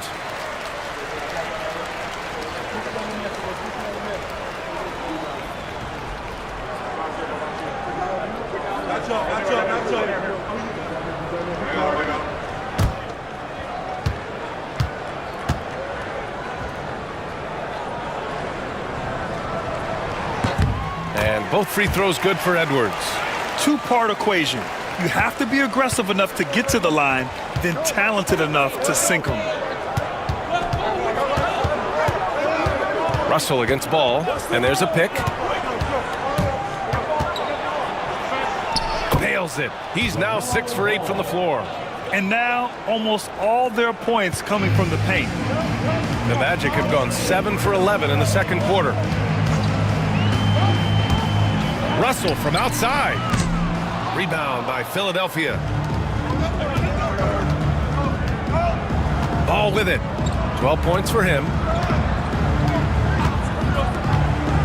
Beyond the arc. Ball sticks the 3. You like how their perimeter game is building out. They're feeling it right now. Now Edwards. 13 points in the game. Russell from outside. Nails it from 3. Russell's got 7. It's turned into a showdown here. Dueling from distance. Take that, he says. I see your 3, and I'll raise you another 3. Here's Kennard. Russell with the rebound. And he's usually able to score on that type of defense rather easily. Surprising to see him come away empty. Woo! His energy is unmatched. And all of a sudden, that man was just on the other end. Wow. Ball against Russell. Cornette at the post. And their offensive rebounding is such a strength for them when he's on the floor. Yeah, he really helps them extend possessions, doesn't he? Yeah, you can feel Coach smiling on the sidelines with every offensive board. Robinson Earl with the bucket. They're punishing those late defensive rotations, getting good looks inside throughout the half. 1:33 left to play in the first half. Ball outside. And he gets it to go. He's 8 of 11 now. His play just keeps getting better, clearly building on the foundation of that strong first quarter. Here's Edwards. And it's Cornette with a rebound. Cornette's got 5 rebounds in the game. One reason this game is so tight is because both teams are hitting the boards with reckless abandon. Russell against Ball. Pass to Battle. Fires the 3. It's good. And the assist that time from Ball. Battle's got his first bucket of the game, and he's on the board for 3. It's Edwards on the wing. Last game for him, he picked up 13. 4-3. Kennard with the rebound.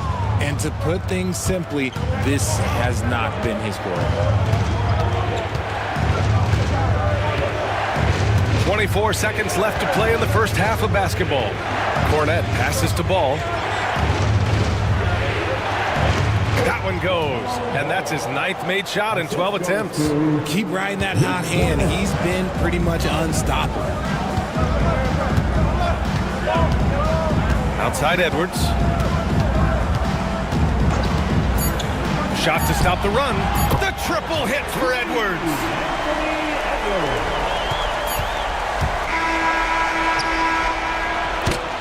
LaMelo Ball getting it done for Philadelphia. His fingerprints were all over that quarter. 13 points, leading the charge. All right, stick around. We'll be right back after this.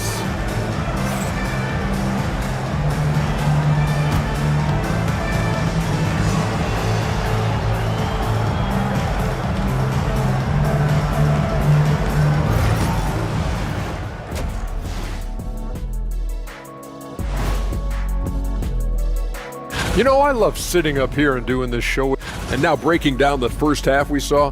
What can you say about LaMelo Ball? He's glad you could join us. Ryan Anderson and crew are ready to take it away.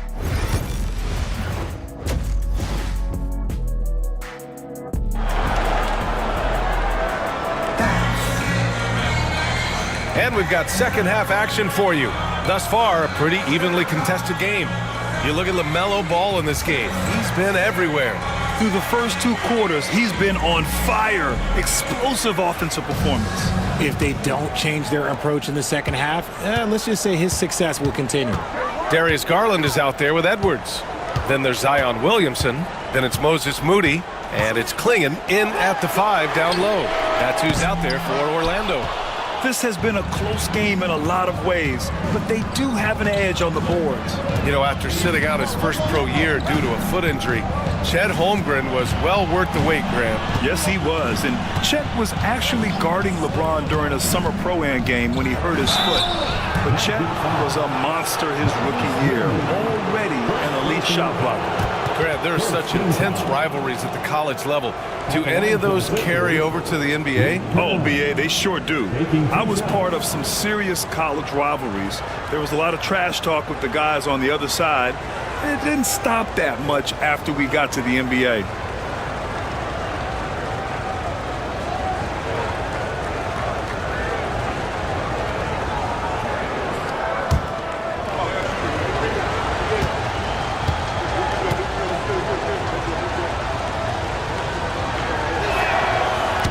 Can't get the first one.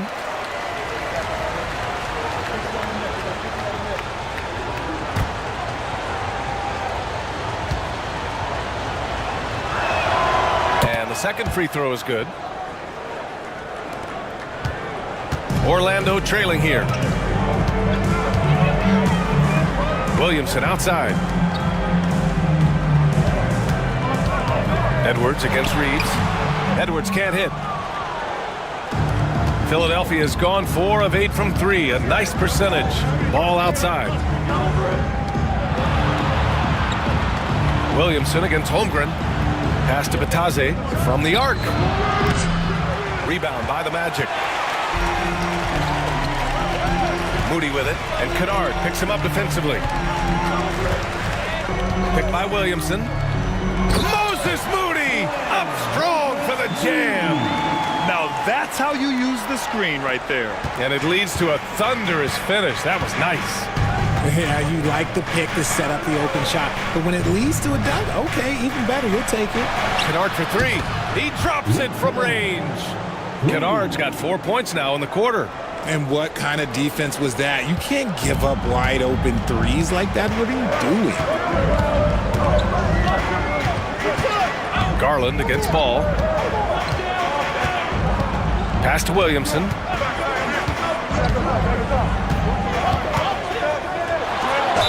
And he'll draw the foul.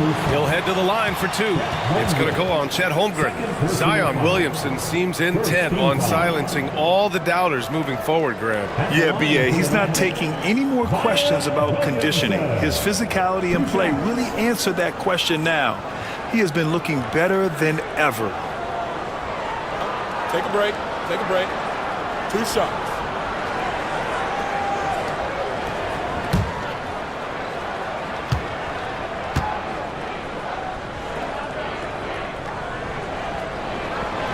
That's good from Williamson.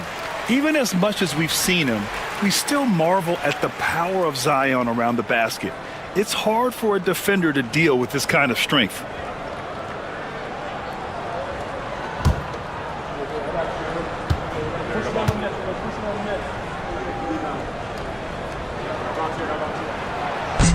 That one goes in. 2 from the line that time. Yeah, the physical abilities of Zion are truly next level. His build, his strength, I mean, it makes him difficult to defend and totally unique. Kennard passes to Reeves. Screen by Holmgren. It's Reeves with the drive. No good from 11 feet. Mr. Bunny. Those are the shots you've got to convert. Here's Garland. And count that. 2 points and a chance for one more at the line. We see it night in and night out. It is just too hard to knock Garland off of his rhythm. First trip to the free throw line for him tonight. Grimes, he's checked in for Orlando. Darius Garland, shooting 1.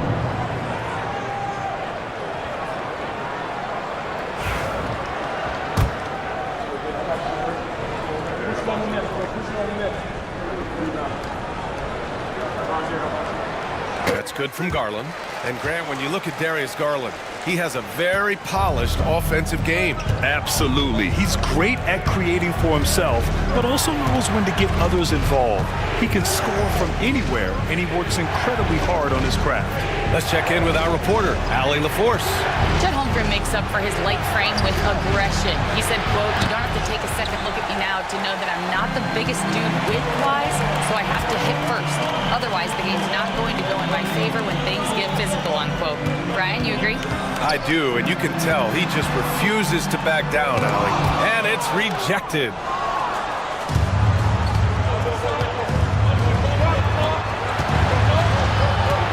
Pass to Batadze. And here's Kennard. From deep, Holmgren. The Sixers again can't hit. And they have started out this quarter shooting just 20%. Let's just say this is not the way they wanted to open the second half. Some changes for Philadelphia. The Sumu comes in for Kennard. And it's Matthews in for LaMelo Ball.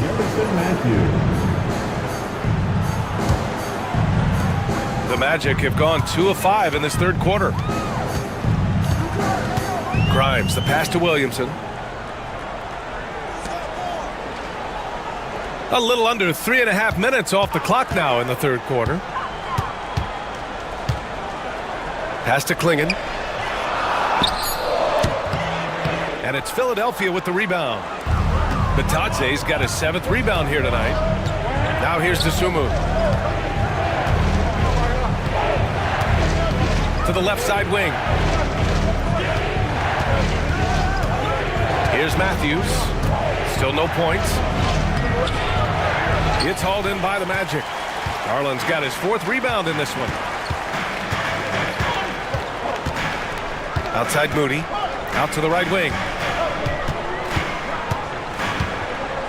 Here's Grimes. He's covered by Reeves.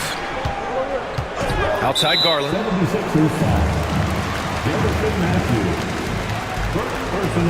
And we have to take another look at that block. Yeah, what a play. I mean, that'll have the offense thinking twice about taking shots in his presence. Orlando making a switch here. Russell is checked in.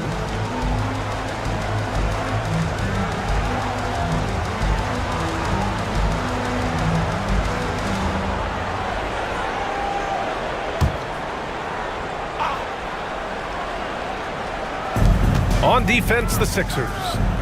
2-point game. Pass to Williamson. Powerful play from Zion at the rim. And giving them what they want. The incredible dunking ability of Zion on full display. And so it's Nick Nurse calling timeout here.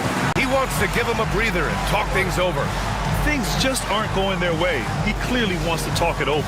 Good timeout if you ask me. They have the momentum, and Coach wants to find a way to try and stop it.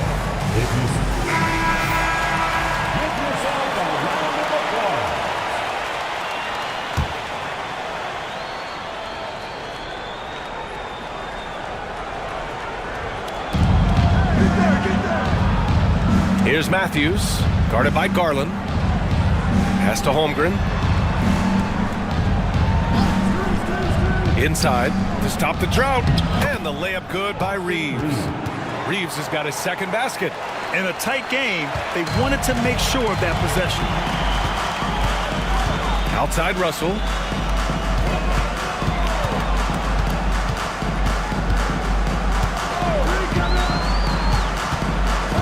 Here's Grimes.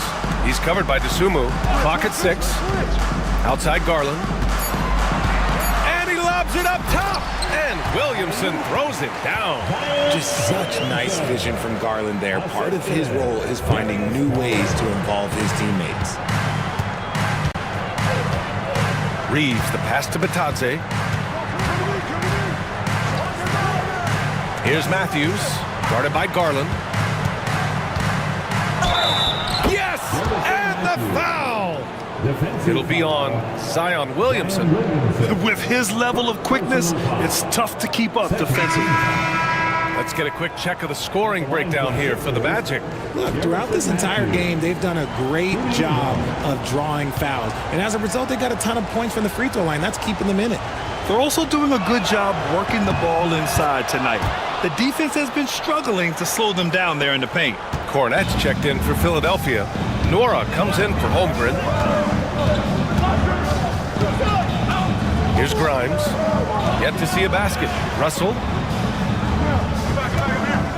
Pass to Grimes.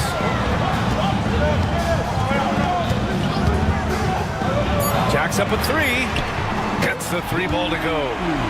And the Magic lead by 4. He's the last guy you want to leave alone on the perimeter. Dosunmu outside.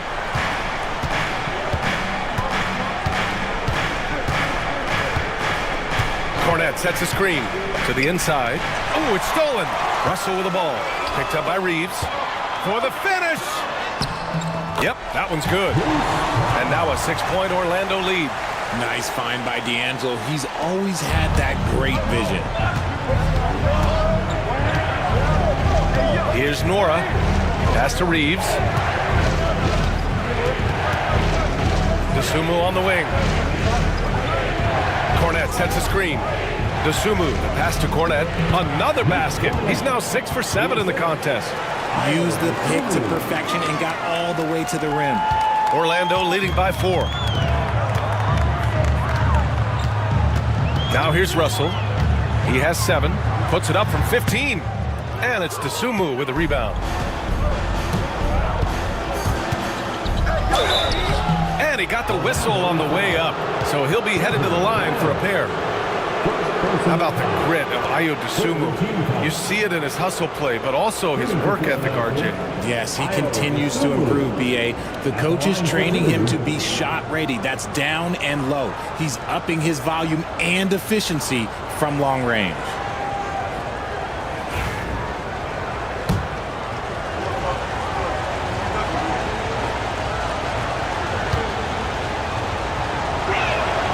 And he knocks down the first one. Orlando making some changes. Klingon comes in for Robinson Earl. And Moody is subbed in for Hauser. Kennard, he's checked in for Philadelphia.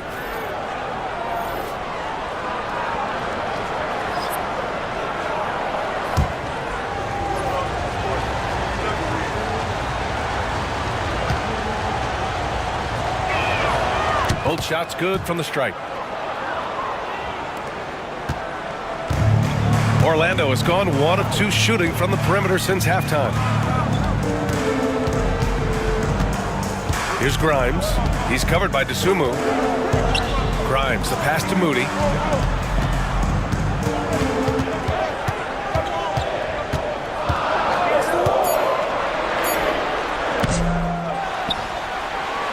And so he draws the foul, headed to the line to shoot a pair. You're getting really physical there inside. Now, Klingon knows this is just going to be part of the routine for him here in the league. And these will be his second and third shots at the line here.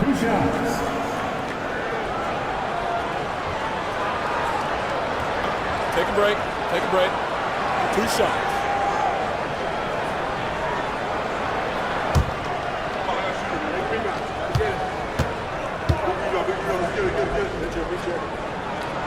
And the first one at the line is good. If they keep hitting free throws at this clip, it'll help them seal the deal.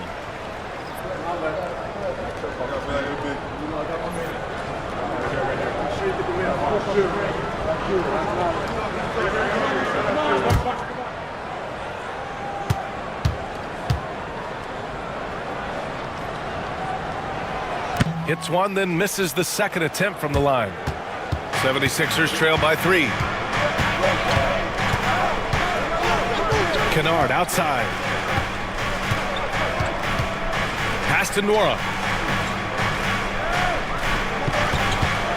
Here's Cornette. It's tipped. Outside, Brown.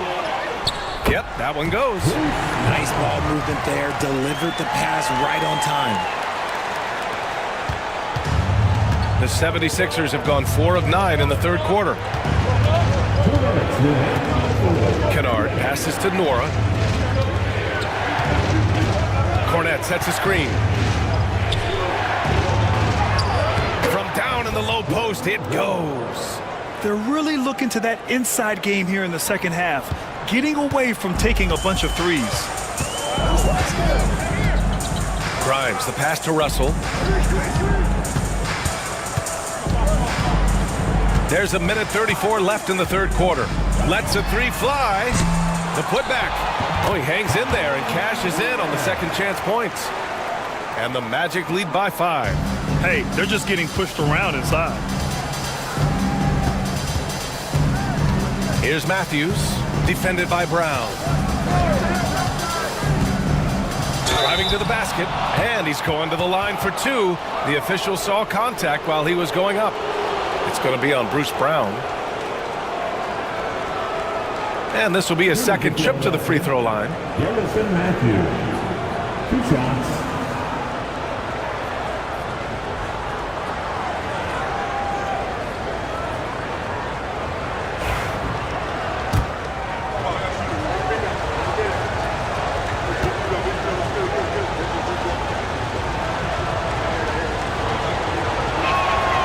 First free throw is good. They've been playing with much greater physicality this half. Getting themselves to the free throw line is a bust. Edwards, he's checked in for Grimes.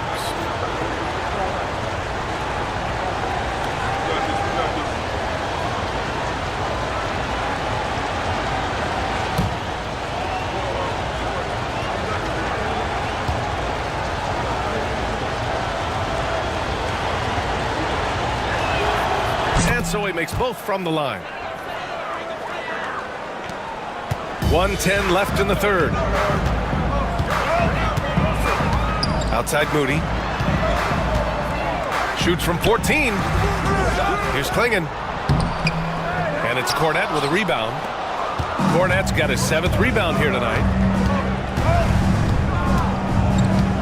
Russell against Kennard. Pass to Nora.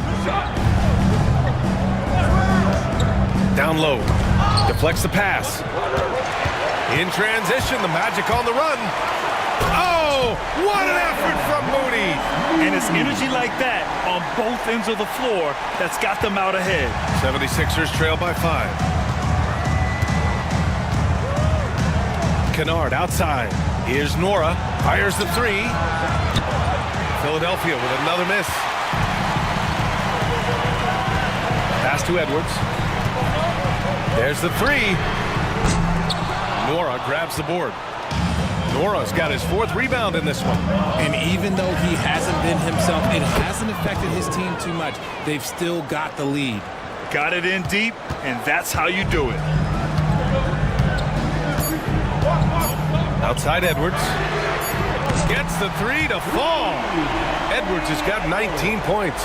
And so it's Orlando with a 6-point lead at the close of the quarter.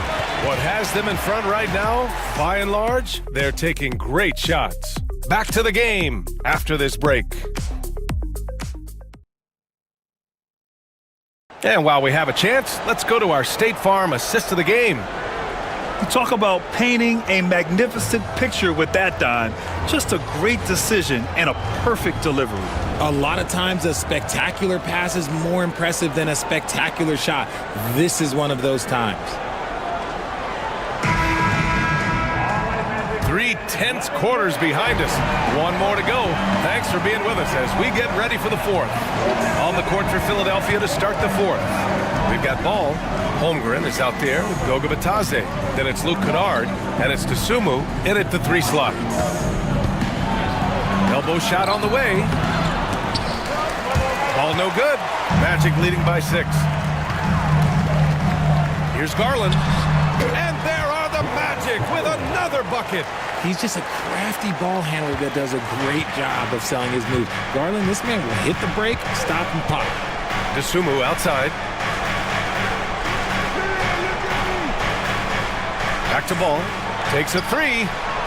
Knocks down the long J. He's got 22. And this is just typical of him, always making an impact at crucial moments in the game. And his team needs every bit of his production if they want to pull this one out.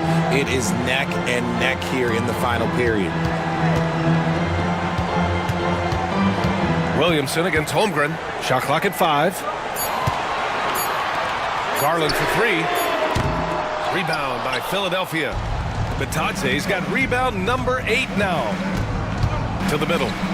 Stolen by Russell. Outside Edwards. Shoots over to Sumu. It's rebounded by Bataze. 76ers trail by 5. Pass to Ball. The 3 is up. And Klingon pulls it down. Klingon's got rebound number 8 now. Kennard against Garland. Ooh, coming through again. Shooting 5 for 7 now. Oh, going inside and fighting for the bucket. That's what you want. You want a person that's going to fight for those inches. And the basket by Dosunmu. Hard work pays off with a rebound and a bucket. That's just great fundamentals. Outside Edwards. It's good. Edwards. What strength. And the offensive firepower Edwards is capable of is special. I mean, we are seeing it on full display right now. To the paint. Here's Ball. Rebound by the Magic. Russell with the ball. Guarded now by Ball. Ball against Russell. Pass to Williamson. 6 to shoot. And so it looks like it'll be Orlando's ball still. And the fans love seeing incredible moments on defense like that block. Yeah, I love that they maintain the defensive energy even when they're behind. And so Jamal Mosley calls for the timeout. He wants to make sure everyone is aligned, given the situation right now.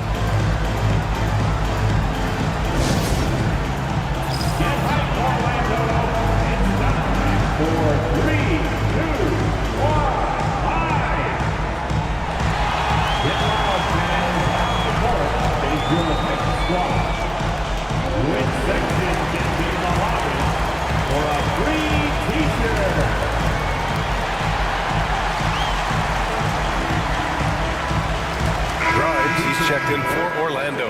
The 76ers also with a sub. Austin Reeves is checked in for Dosunmu. Let's go now to the sideline and catch up with Allie LaForce.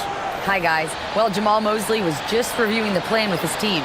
He kept it real with his team, telling them, I know you feel good about this lead, but let's not get lazy. Let's not act like this is a sure thing all of a sudden. Looking to keep their focus on the task at hand. Brian? All right, appreciate it, Allie. Orlando again missing. 76ers trail by 7. Reeves, the pass to Holmgren. Chet going to work inside. And this is where Holmgren is such a scoring threat. His size can make interior shots easier to find. Williamson outside. Back to Garland. And there's the screen. Inside. Here's Klingon. That one doesn't go. He's now 5 for 9 in this one. Here's Ball. He'll bring it up for the Philadelphia 76ers. So far in the fourth, they've allowed just 6 points. The floater. And the little runner is good from Ball. What a gentle shot by Ball. Not overpowering with his release. Garland against Ball. Gets the bucket and the foul. Now one on Ball. And he's coming off a huge performance, and his confidence couldn't be any higher. And his coach knows that too. When it ain't broke, leave it alone. Until someone stops him, just let him roll. For Orlando, Darius Garland. 1 shot.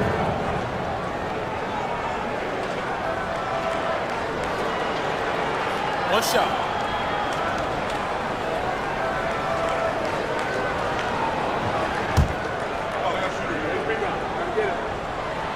That's good from Garland. And I love watching Garland mature into a leader. And you know what? He is not done yet. Reeves, the pass to Holmgren.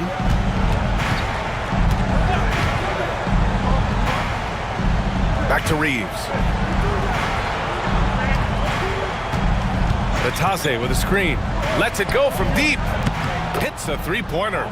Just so skilled in that screen roll. I like watching Reeves break down the defense. Williamson outside.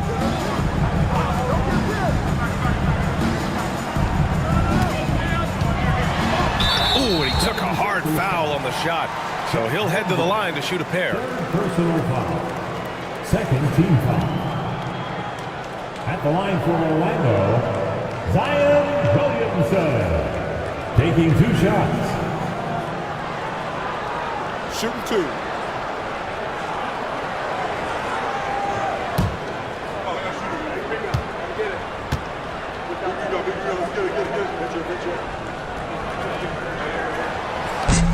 That's good from Williamson.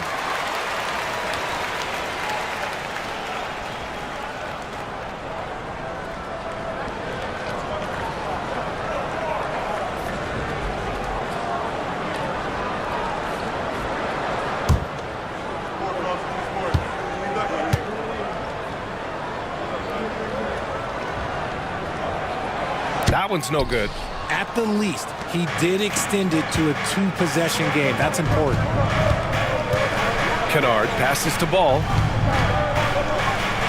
And given LaMelo Ball is 6'7", how does this give him an advantage in his position, Greg?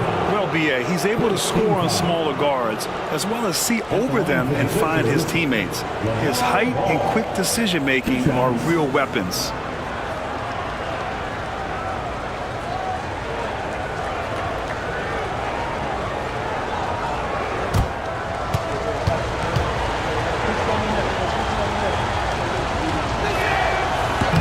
He's off on the first.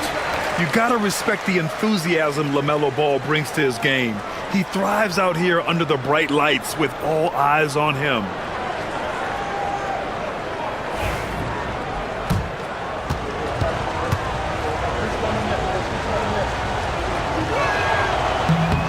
He hits the second from the line.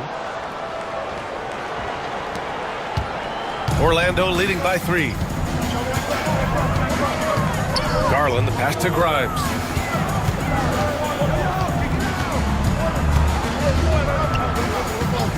Back to Garland. Shoots from the right block. Blocked! And so it looks like it'll be Orlando's ball still. And you got to be in awe of incredible defensive efforts like this. Oh, terrific defensive intensity right there. Getting stops like that is crucial for them right now.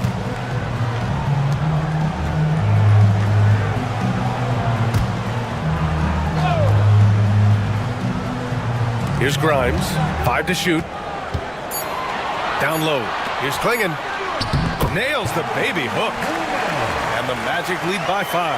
At 7'2", Donovan Klingon is a mountain of a man. And so it's Nick Nurse calling timeout here. He clearly wants to talk it over and make sure everyone is focused.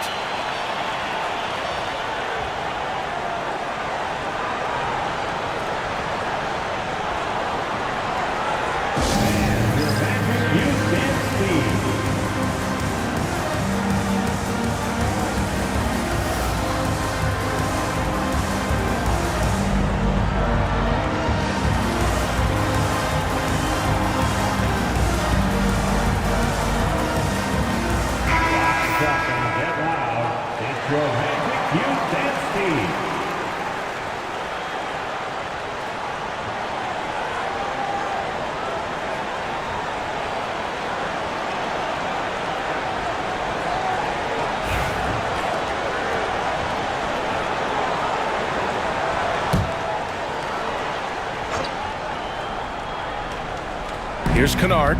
Ball outside. Pass to Batase. Now here's Kennard. He's guarded closely. The kick out to Ball. Just 5 on the clock. Yes, it's good. Ball's got 27 points. You know, when everything's clicking, Ball can steal the show, and we're seeing it right here. Garland, the pass to Edwards. Anthony Edwards takes the contact. They're going at it on offense. Neither team backing down. Man, this has been a fun one, but look, who doesn't love a high-scoring game? Pass to Holmgren. Back to Reeves. Screen by Holmgren. Unloads from 13. And Grimes pulls it down. Orlando leading by 5. And denied. He sends it right off the glass. Here's Ball. And Ball throws it down. The defense leaves an opening, and Ball exploits it. I mean, he can be so sudden. Garland, the pass to Edwards. Here's Grimes, defended by Kennard. They set the pick. Launches it. Oh, nice shot by Grimes. When he gets a quality look like this at the perimeter, he can almost be automatic. Pass to Holmgren. Kennard outside. The kick out to Ball. From deep, Holmgren. Chet from range. These moments are important for Holmgren's development. He needs to keep sinking those big-time shots. And we've got a timeout from Jamal Mosley. He's decided it's time to clarify the situation, leaving little room for error.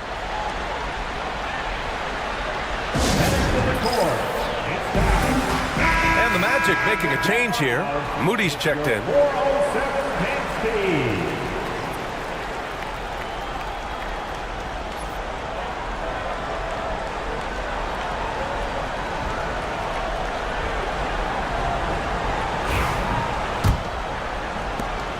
Magic leading by 3. Outside Edwards. Williamson outside. All sorts of time. Not going to go that time. And Reeves has got the ball here for the 76ers.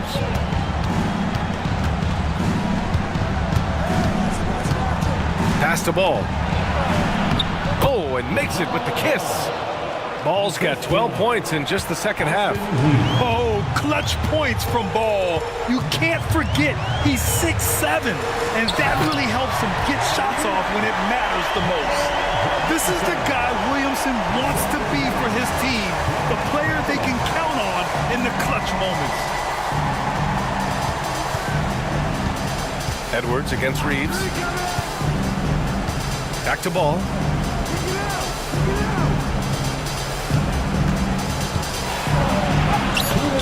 Orlando with the rebound.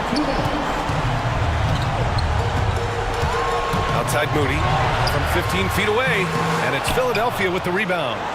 Holmgren's got 6 rebounds in the game. Here's Kennard.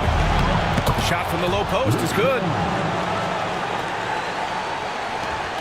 And there's a minute 45 left to play in the fourth quarter.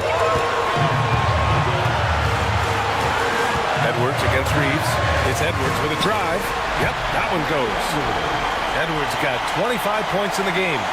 Wow, Edwards almost makes it look effortless, like the whole team wasn't holding their breath right there. Oh, he muscles it in through the contact.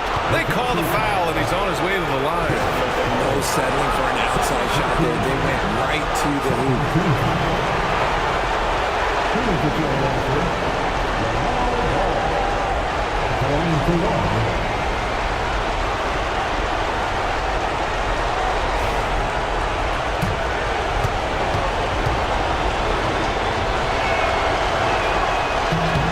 And it's tied up with that one. In a tight game, he is exactly who he wanted at the line. 1:27 left in the fourth quarter. Here's Edwards. And it's Holmgren with a rebound. Holmgren's got his 7th rebound here tonight. Reeves, the pass to Holmgren. To the inside to take the lead. And the bucket counts. And he is on his way to the line. He'll try to make it a 3-point play. All right, guys, what's your take on the hustle stats for Philadelphia? They've been just suffocating on defense the whole game. Look at their shot blocking. The opposition doesn't have any room to breathe. Well, another major factor in the offensive performance was the fast break. Converting on those chances when they get them tonight. Here's Edwards. And a foul called on the way up. So he'll take 2 from the free throw line. Austin Reeves picks one up. And we've seen Edwards grow a lot in the past few years. He has a great understanding of how to prick defenders in tough spots. Take a break. Take a break. 2 shots.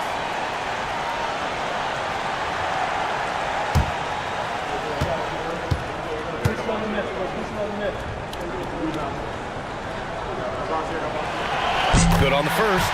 And that brings him within 2 here.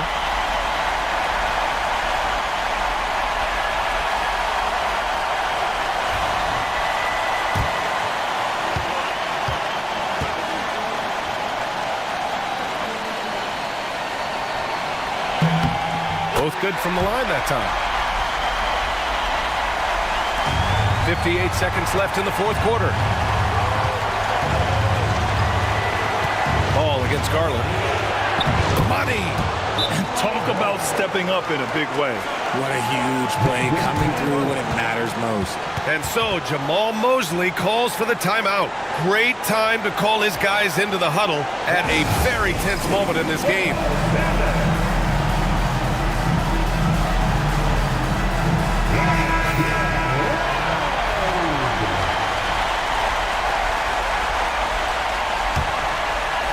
Here's Garland.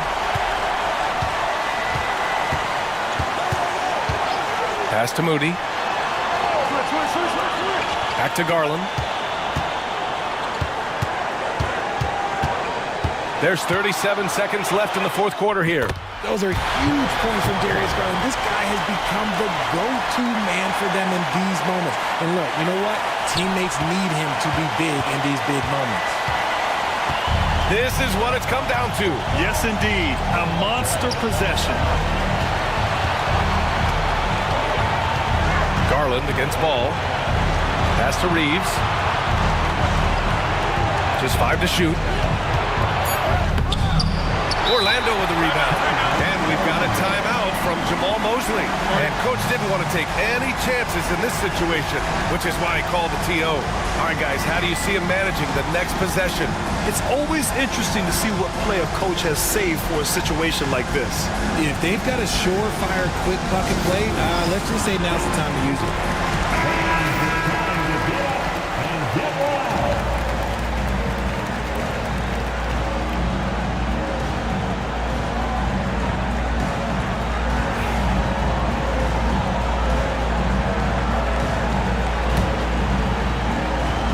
Here's Edwards.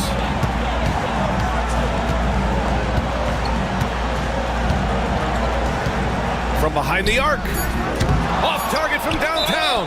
And they're going to prolong the game with an intentional foul. Yeah, just a must-foul situation to stop the clock.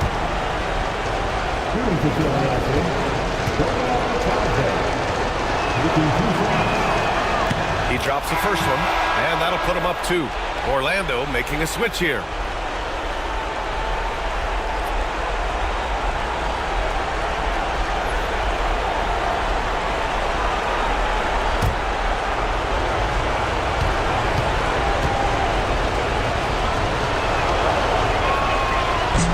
Second one is good, getting both at the line, and it's a 3-point game.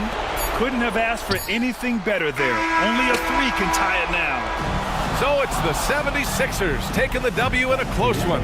And with tonight's win, they're now 2-0 in the NBA Cup. Yeah, just a fantastic start to the group stage.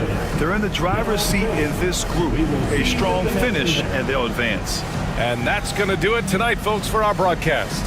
For Richard Jefferson, Grant Hill, and Allie LaForce, this is Brian Anderson saying thanks for watching. And let's leave you with our player of the game, LaMelo Ball.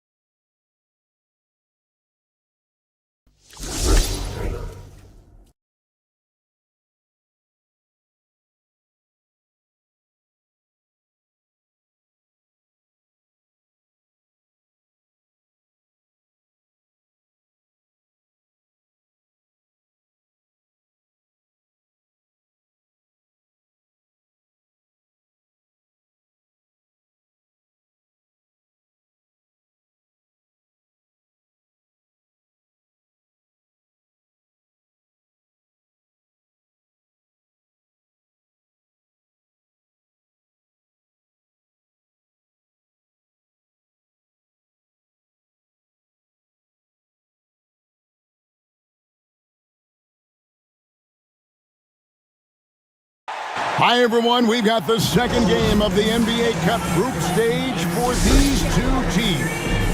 This one has a little more... And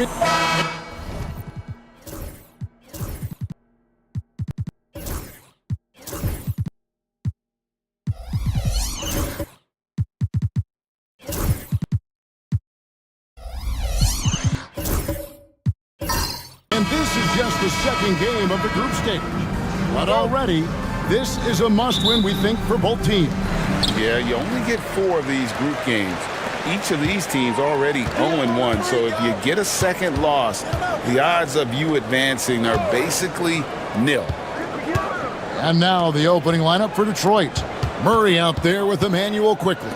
Then it's Sabonis. Then there's Bradley Beal. And it's Holmes in at the power forward position. And so quickly, we'll bring it up for the Detroit Pistons. This, their first look at this year's Toronto squad. Yeah, and they lost the season series to this squad last time around. Maybe a little extra motivation tonight to show they've improved. Vassell against Murray. To the paint. Here's Lively. Great pass to set up the lay-in. Lively's got the opening bucket of the night here for the Raptors. Last outing for the Pistons, it was a loss to Milwaukee. Screen by Sabonis. The drive by Beal. That one's in. His first bucket of the game. He's 1 for 2. And Bradley Beal, because he's such a good scorer, becomes such a tough player to defend in pick and roll. To the inside. Here's McConnell, and he converts the layup. Just setting the tone with an aggressive move to the rack. And where's the help defensively? Yeah, APB sent out to try to find out where the defense is.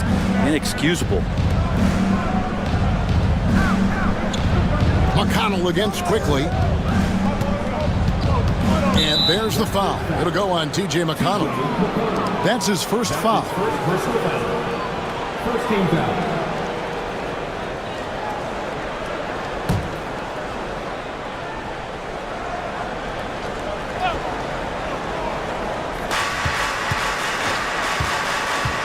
Murray down low, covered by Vassell. Murray, good. Now that's a high percentage look when the D doesn't fight over the screen. Yeah, the coach over there just asking for one simple thing, and that's some effort. Got burned on that one. Down low. Here's Walker. Rebounded by Holmes. The Pistons have gone 2 of 3 here to start out the game. Here's Beal. And foul on the shot. He'll shoot 2 at the free throw line. Recent times have certainly been tough in Detroit. Break 14 wins last season, a franchise record low.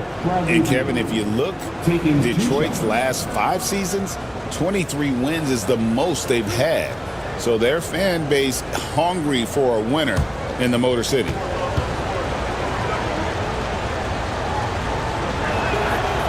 And the free throw is good, now leading by 1. First and foremost, Bradley Beal is a scorer. He's always working the angles, trying to find his next opening to attack, and it rarely takes him long.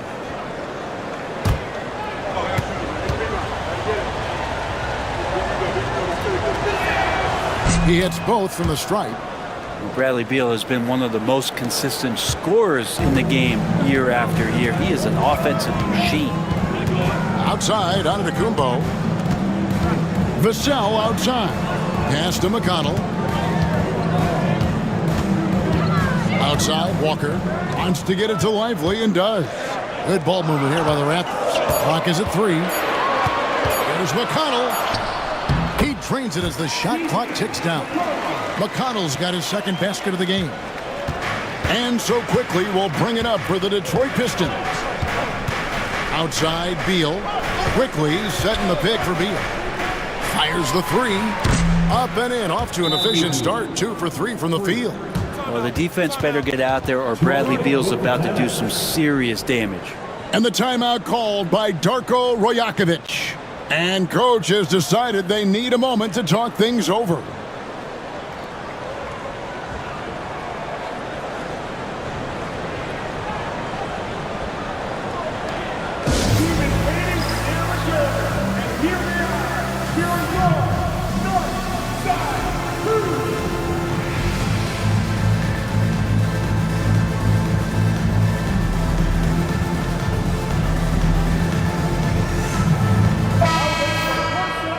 And here is our 2K leaderboard with the list of the NBA's toughest defensive teams over the course of the last 10 games. Number 1, the Raptors. I mean, they've been impressive on the defensive end, and they may have caught a few teams on off nights, but you've got to give them credit. They've made scoring a chore when you look at their opponents. Pass to Lively. Bounce pass from McConnell. Vassell outside. Back to McConnell. Walker is screened on quickly. Here's McConnell. Rebound by the Pistons. For him, it's harder to miss that shot than it is to make that shot. I think he was anticipating a bit of a bump there. Fast break, Toronto. And that one, good. McConnell's got 6 points. Detroit's gone 1 of 2 from long range in the first quarter. Quickly the pass to Sabonis. Murray outside. Sabonis sets the pick for Murray. It's blocked. Now here's McConnell. 6 points for him. Lively is screen on quickly. McConnell finds Lively. This can make it so much easier for your teammate when you throw that lead pass that gets to him right on the money, whether that's on the run or in the shooting pocket. Quickly the pass to Holmes. Inside, and Holmes throws it down. And really a good job spotting his teammate near the bucket and then just pinpoint passing for the finish. McConnell against quickly. Now here's McConnell. He's covered closely. A shot by Antetokounmpo. Nobody around. Off target with his three. For the Raptors, their last game, a loss to the Milwaukee Bucks. Greg, give us one word to describe Domantas Sabonis on the offensive end. Kevin, I guess I'd say dominant, but that only scratches the surface. The way Sabonis drops dimes, hits shots, and controls the glass, dominant just doesn't even really begin to say enough. Giannis passes to Lively and finished off by Lively. Well, I'd like to see Giannis thread the needle, a big man that has some point guard skills. The Pistons have gone 5 of 7 today so far. Nice shooting to get this game underway. Murray looking around. Pass to Beal.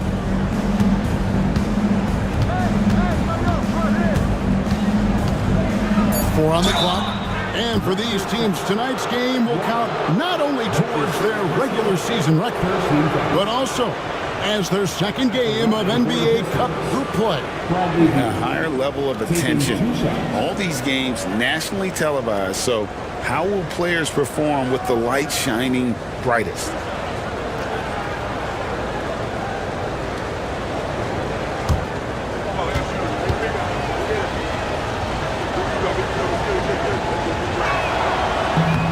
And the first one at the line is good, so both teams making some changes here.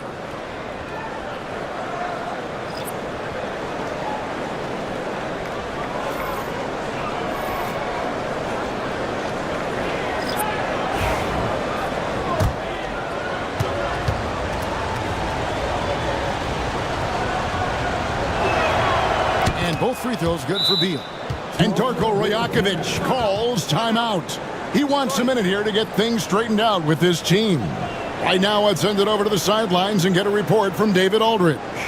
Thank you, Kevin. Now, Darko Rajakovic had a few moments to share with me before. When it comes to Jamal Murray, coach said it's crucial to make sure his defense doesn't slack off on him. He said Murray is a microwave scorer. He can get hot in a real hurry.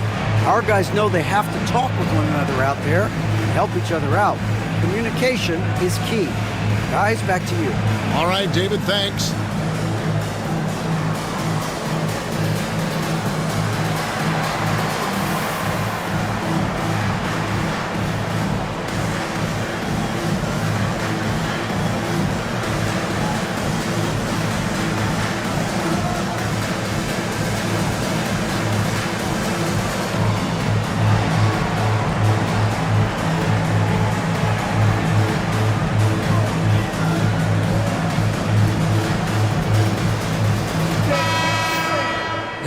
November, and let's see how things are going out east in the early season. You look at the Raptors, a terrific position for them as they hold up that illustrious top spot, but it's a long season, as we all know. And of course, there's the Pistons. They're much further down in the standings right now.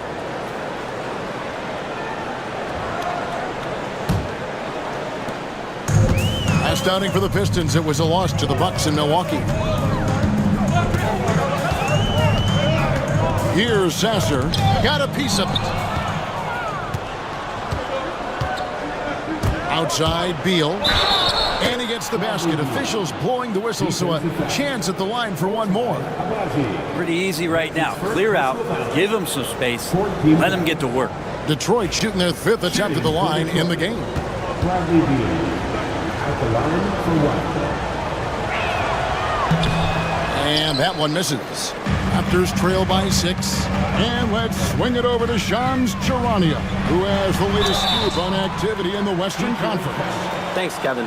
Right now, the story is with Sacramento as the Kings front office is executing early season deals. They made a deal for Tyler Hero, a guy who plays with absolutely no fear. He's ultra confident, but he almost always backs it up. And from everything I hear, he's a fiery competitor who brings a lot to the table for this team. Thank you so much, Shams. We sure appreciate the update.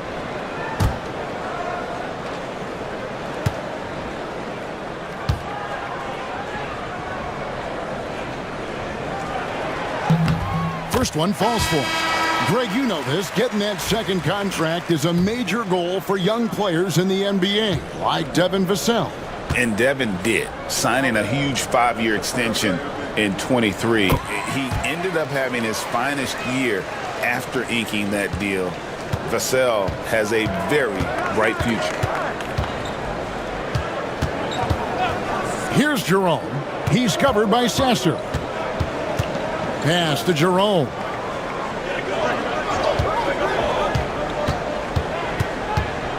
Just 5 to shoot. Here's Neesmith. And the 3 off target. Raptors trail by 4. Now Sasser.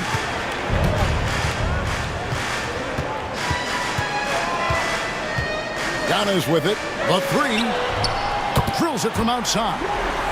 Giannis really trusting his rhythm right now with his offensive game. Here's Jerome. Still without a basket. Neesmith, the pass to Caldwell Pope. In the corner, Murray with it.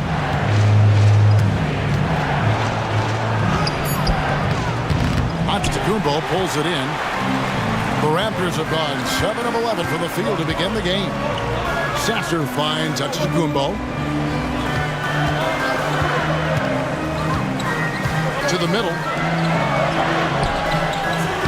Here's Vassell, and he banks in the layup. And the Raptors lead by 1. And just attacking the paint. Vassell knows better than to hold back. Pass to Bassie. Now Murray. And the rejection by Antetokounmpo. Here's Jerome. He's covered by Sasser. Detroit, no good that time either. And so it's Vassell who brings up the ball for the Toronto Raptors. Here's Caldwell Pope. He dents the rim with a 2-handed slam. Wow. Don't sleep on KCP and his quickness. He's skilled at getting out and finishing the break. Antetokounmpo up top. His last outing, we saw him pour in 22. No good from Wade. Not sure how he finds himself in so much space there. He's kicking himself for whiffing a bit on that one. Here's Jerome. No scoring in this one. Murray outside. And stolen by Vassell. All alone. The rebound by Caldwell Pope. I saw a green light there. The D's not going to get away with that kind of lapse all that often here tonight. Here's Jerome.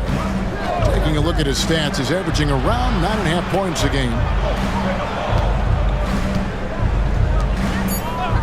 The Pistons need to get off a shot here. A shot by Caldwell Pope, no good. Toronto, they've gone 8 of 15 from the field, shooting above 50% here tonight. Back to Sasser. Takes the 3. Rebound, Detroit. A chance at a 2-for-1 if they want it. If I'm them, I try it. Here's Murray. Misses the layup. He had him with that bump fake. This is a rough stretch right here for him offensively. Seems to be rushing shots. And Antetokounmpo slams it in. That's a nice toss up there, so you got to like the timing. But, of course, that's Giannis. He's going to grab anything. 4 seconds separating the shot and game clocks. Pass to Neesmith. over Wade. And contact on the shot, so he'll be shooting free throws here. All the officials are all over that one. The Pistons have gone 4 for 5 from the charity stripe in this one up to now. And their success rate on the season, right around 77%. That's good from Neesmith.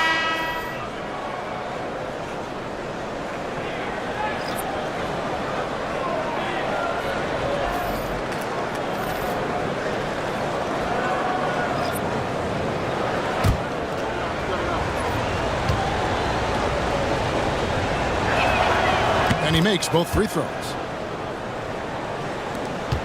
17 seconds left in the first quarter of the game. Caldwell Pope against Vassell.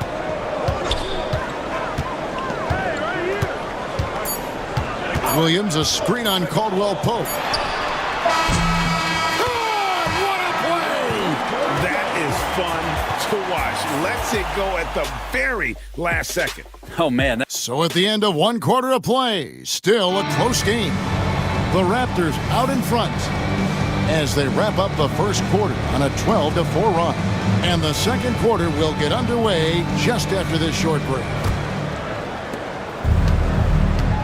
And close game underway so far. We'll see if either of these teams can jump out in the second quarter. In a moment now to quickly take a look at the offensive approach for Toronto. And they've set the tone from the jump. They're looking to pound it inside and score in the paint. Let's make sure that that selfish nerve doesn't get tapped, because right now there's great ball movement. They're setting each other up. Let's see if that maintains. Here are the 5 Detroit has to start the second quarter. We've got Emmanuel quickly. Sabonis is out there with Bradley Beal. And it's Jerome in at the 2-guard spot. Pass to Lively. Batum against Holmes. Sasser with it. 5 on the clock. Fires from deep. Drills the three-pointer. Sasser's got the lead up to 3 now for Toronto. Well, they're trying to take command of this game, but it's been competitive so far. Yeah, everybody trying to get away from one another, and the threads are keeping them close. This has been highly competitive. Pass to Beal. Fires the 3, and the 3-ball is good. Beal's got the game tied up here for the Pistons. Terrific response by Beal. This demonstrates what a competitor he is. And how about we check the numbers for Bradley Beal? He's been playing a much bigger role in their offense over the past 5 games. It comes across in his usage rate, which has gone up during that stretch. We'll see if they continue to lean on him here tonight.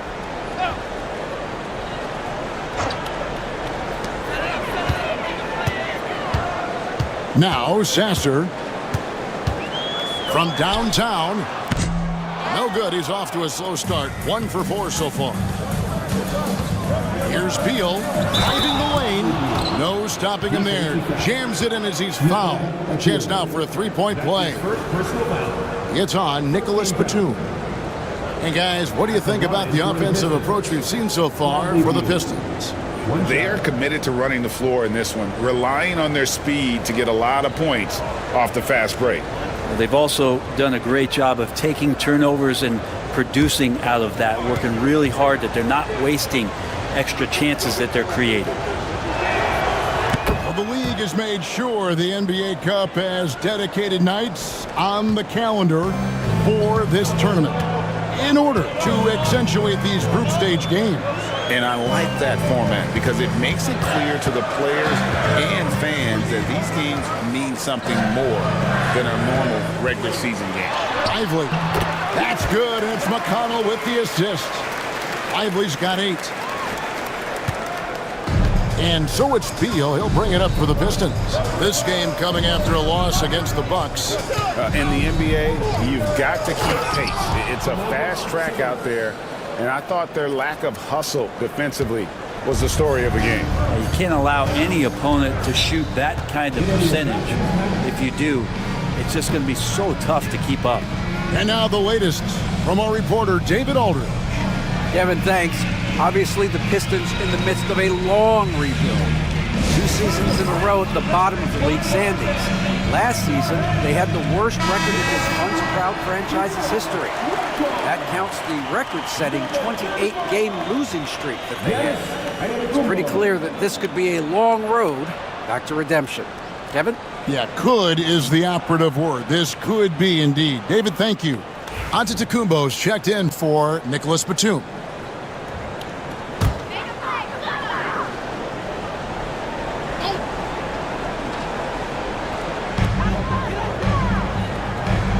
Holmes against Giannis.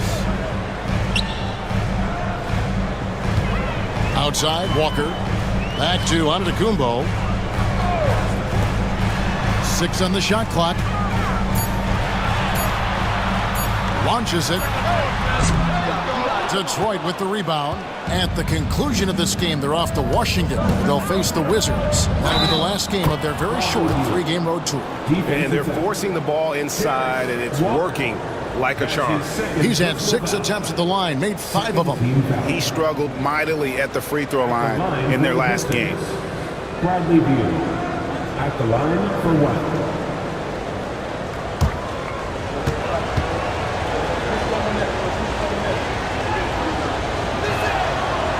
And the free throw, no good. Raptors trail by 5. And Brent, last season, Giannis became the first player in NBA history. Average over 30 points a game on over 60% shooting from the field. I mean, jaw-dropping numbers. Yeah, incredible stuff, Kevin. And when you think about how much basketball has changed, the variety of shots, the great big men that have dominated the NBA floors for so long, for Giannis to be able to do that in this day and age with the three-point evolution and revolution that's happened, it speaks to just how dominant a player he is. Quickly the pass to Holmes. Quickly setting the pick for Holmes. Pass to Jerome. To Holmes from outside the arc.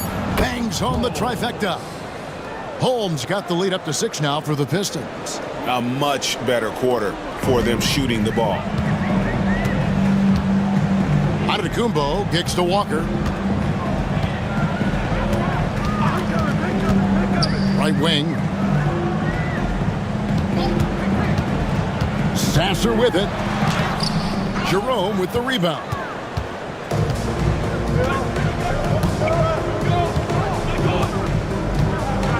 Pass to Holmes.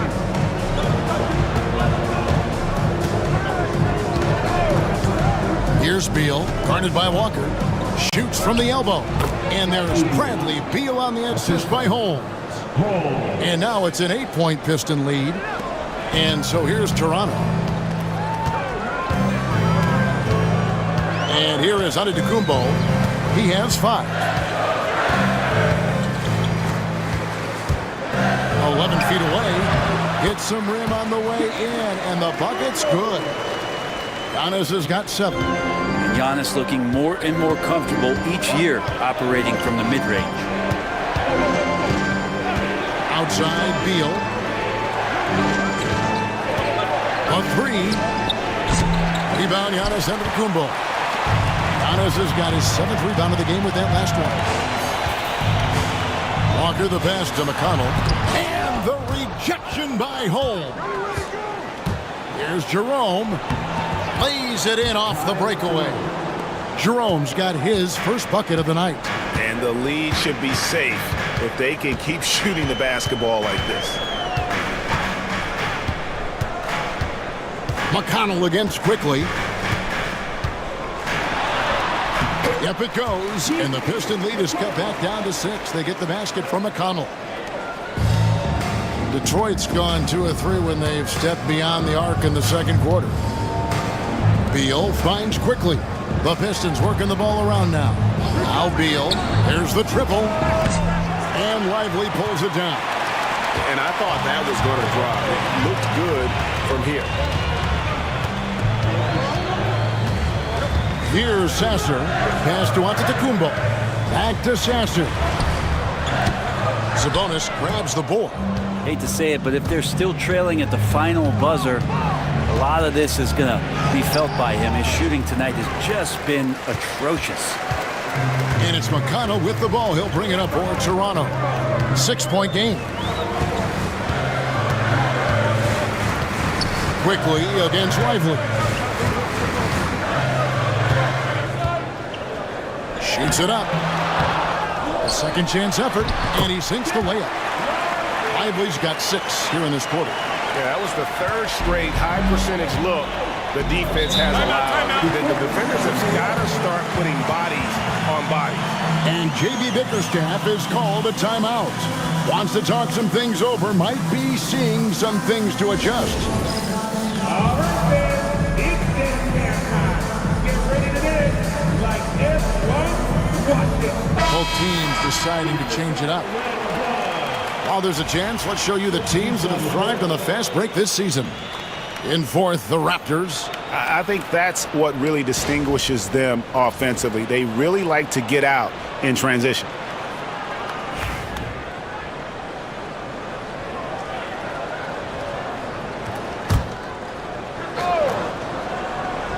Here's Caldwell Pope.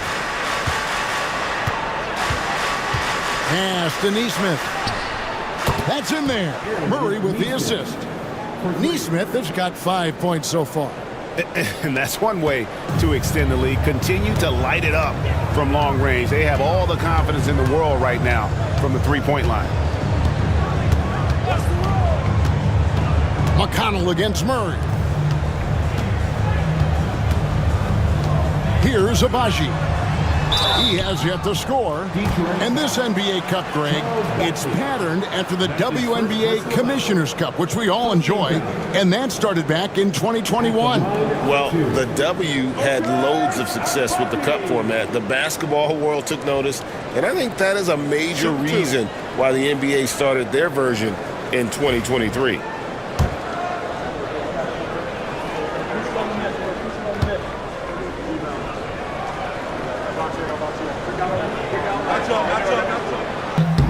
First free throw is good.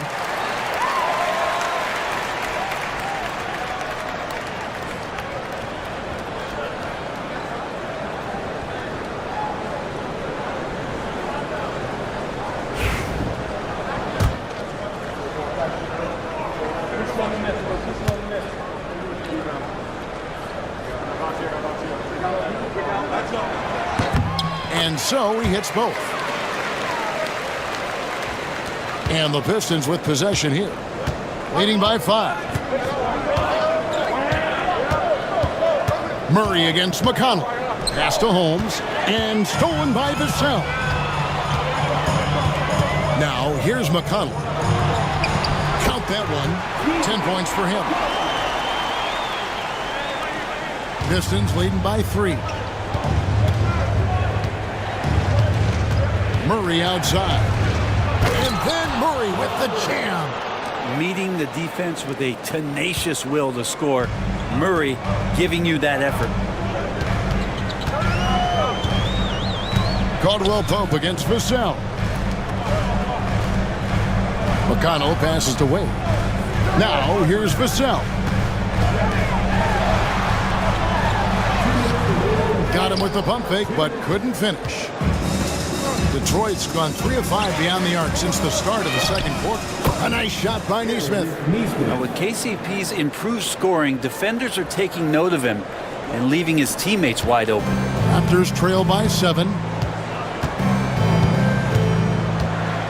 Now here's Vassell. 7 points in the game. Pulls up. Rebounded by Holmes. Holmes got 4 rebounds now tonight.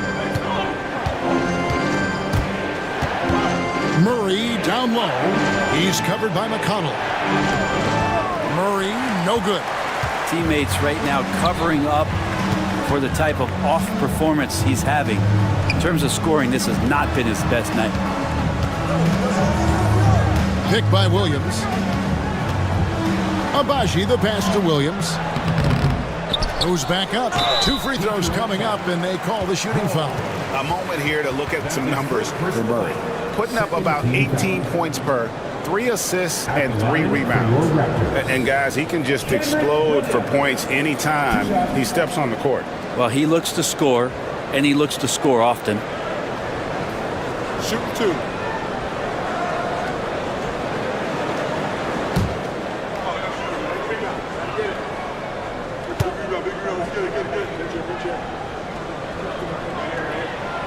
And that one misses.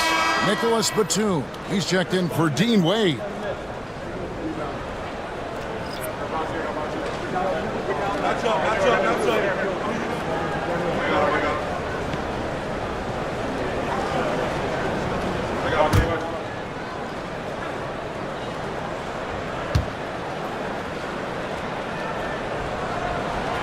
So he comes up empty, missing both.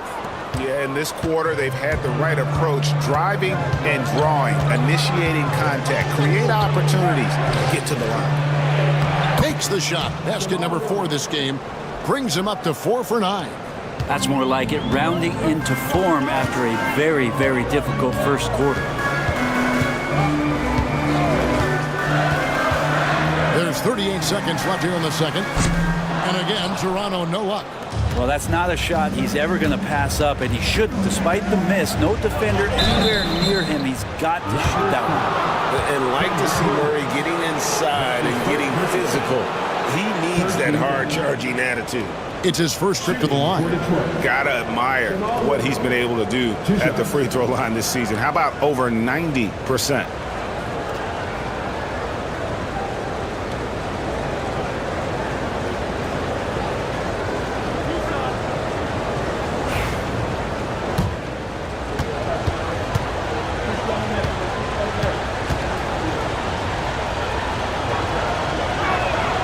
And the first one drops. Well, Jamal Murray at his size, the one impressive thing that stands out to me is that he will willingly go right at the defense.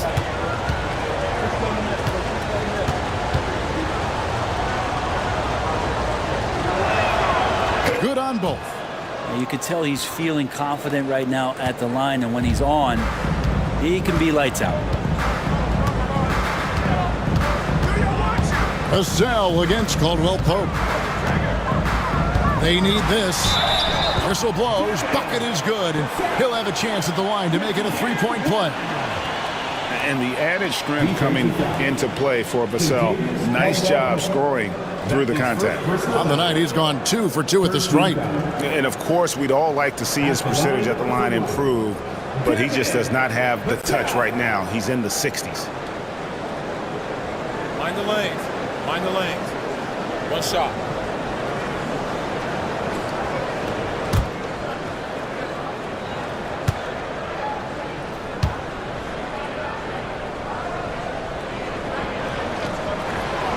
And that one falls for Ebfl.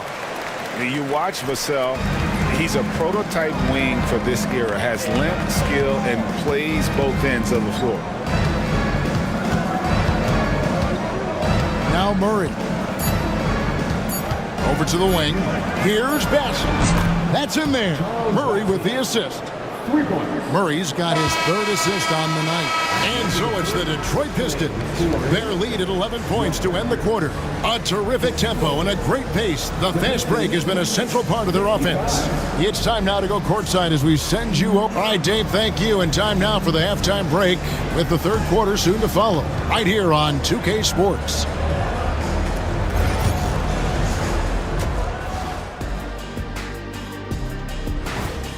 Look, I know this is going off topic. Switching back to that first half of action, everything's been working for the Pistons. Their bench can't.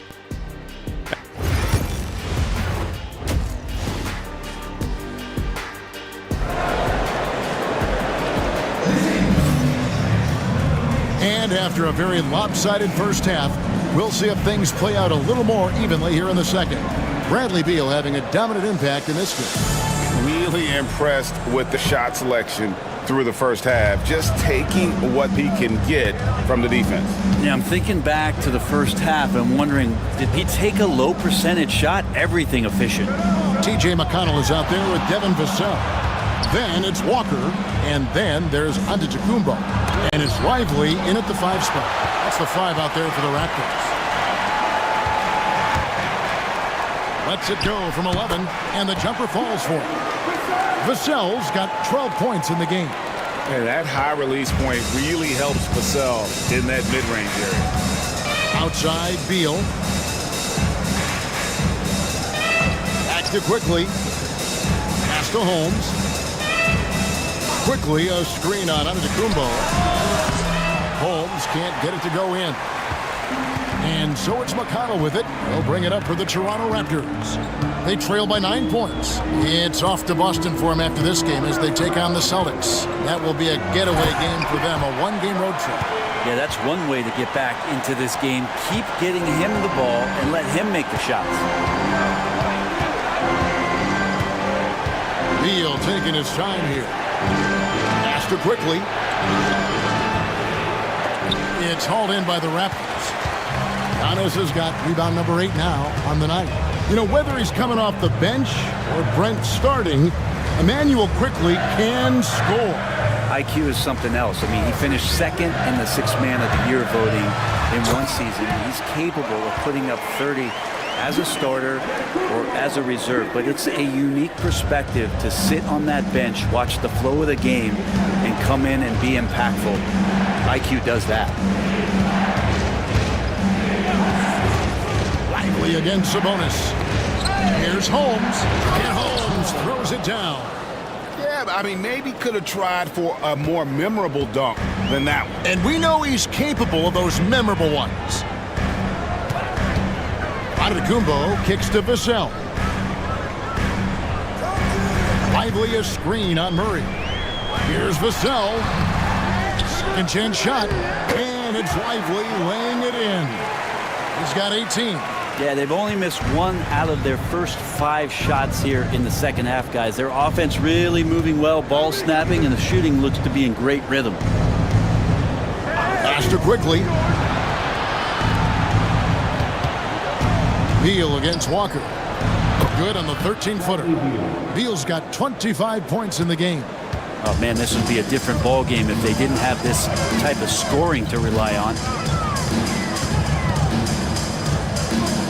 Walker looking for an opening. McConnell passes to Antetokounmpo. Can't cash in from close range. Detroit leading by 7. Murray outside. Pass to Quickly.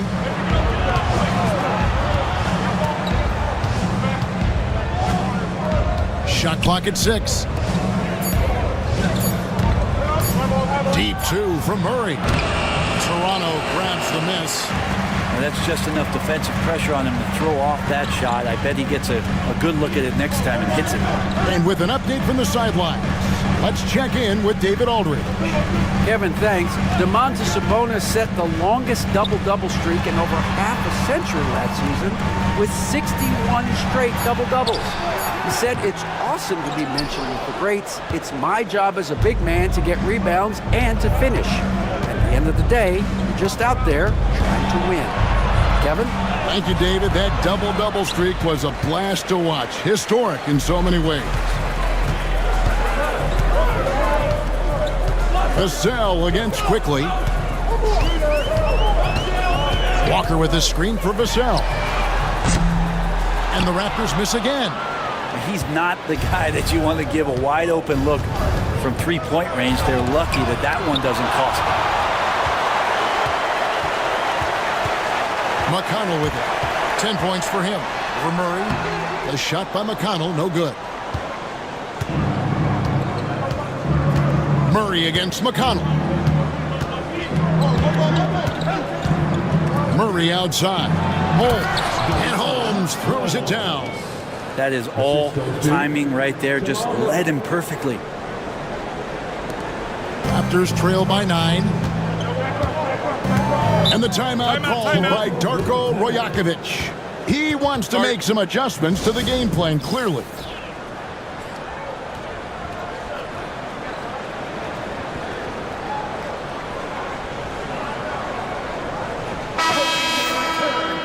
Having an efficient three-point attack, very tough to defend. Let's see some of the best.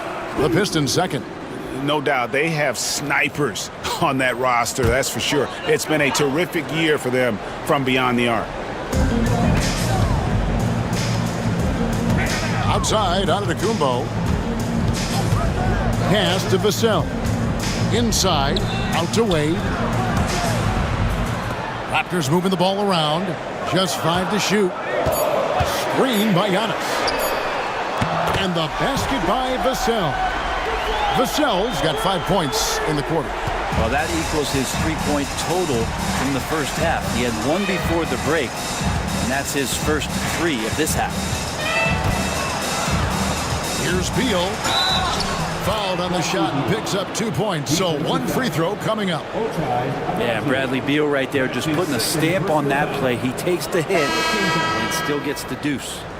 And let's take a moment, guys, to get your take on the scoring so far for the Pistons. Their accuracy in this one has just been on another level. I mean, the 3-ball keeps falling, and the defense just hasn't been able to run them off the line. And I feel like another part of tonight's game has been the hustle points, getting up and down, getting second chances, getting transition opportunities. They've been fantastic in that area. Here's Jerome. He's covered by Sasser.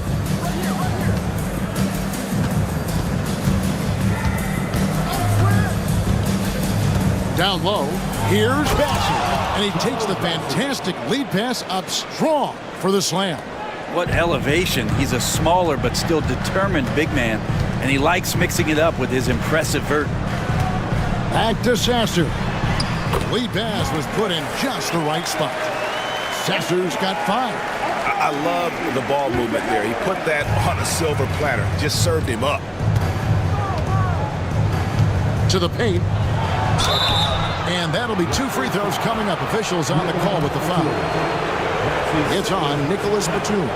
Yeah, good job to take it right at the. This is his first trip to the line tonight. And of course, we'd all like to see his percentage at the line improve, but he just does not have the touch right now. He's in the 60s.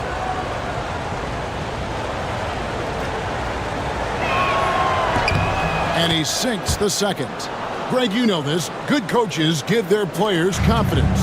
But what's the balance there between affirmation and accountability? Well, when you believe in a player, that also comes with expectations. So a coach has to boost them up and also demand that they deliver. Pistons leading by 10. Beal, the pass to Jerome.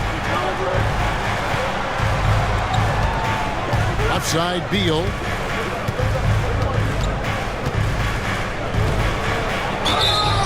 And the call on the shot that sends him to the line.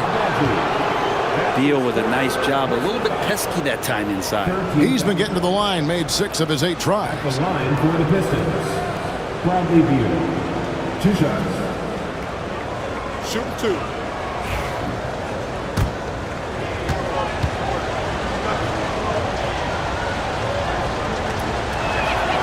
Free throw good, Beal.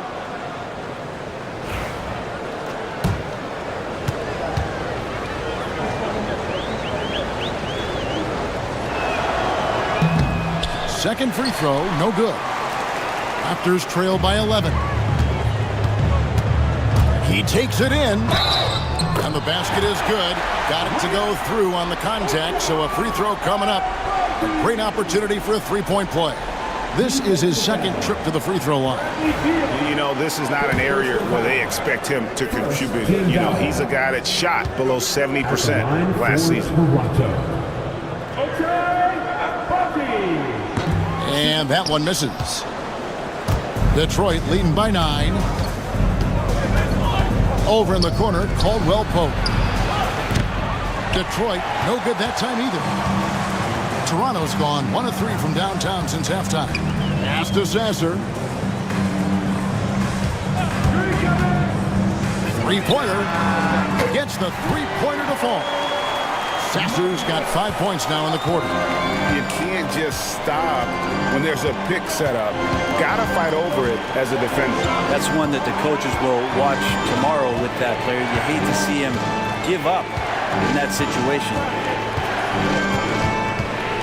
Beal, the pass to Bassett, and that one is stuffed right through. We've seen Bradley Beal elevate his playmaking ability over the years. It's nice work in the pick and roll. Here's Sasser. Goes up and lays it nice and easy. Sasser's got 10 points in the game.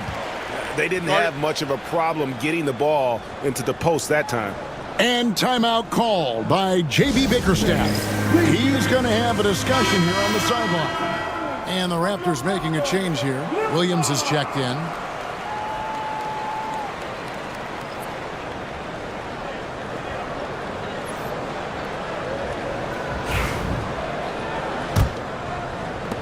Detroit leading by 6. 1:56 left to play in the third. To the inside. Here's Bassett. That's good. And so Beal with the assist. Beal's got 3 assists now in this one. Toronto's gone into the three-point range 4 times since halftime and buried 2 of them. Pass to Williams. 2 points. That one goes. And not being as aggressive from the three-point line anymore. They had a lot more attempts in that first half. We've got 1:23 left to play in the third. Hammers the alley-oop through. Always want to add something to your game, and Bradley Beal has come a much more adept passer. Here's Sasser. 10 points for him. Outside, Batum. Here's Vassell. Batum, the screen.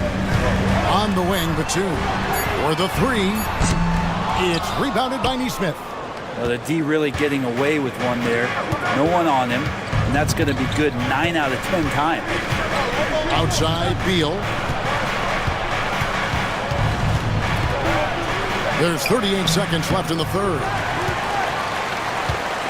Raptors trail by 8. Back to Sasser. Inside. Off target at the rim. Detroit has gone 0 of 2 from deep to start things here in the second half. Pass to Jerome.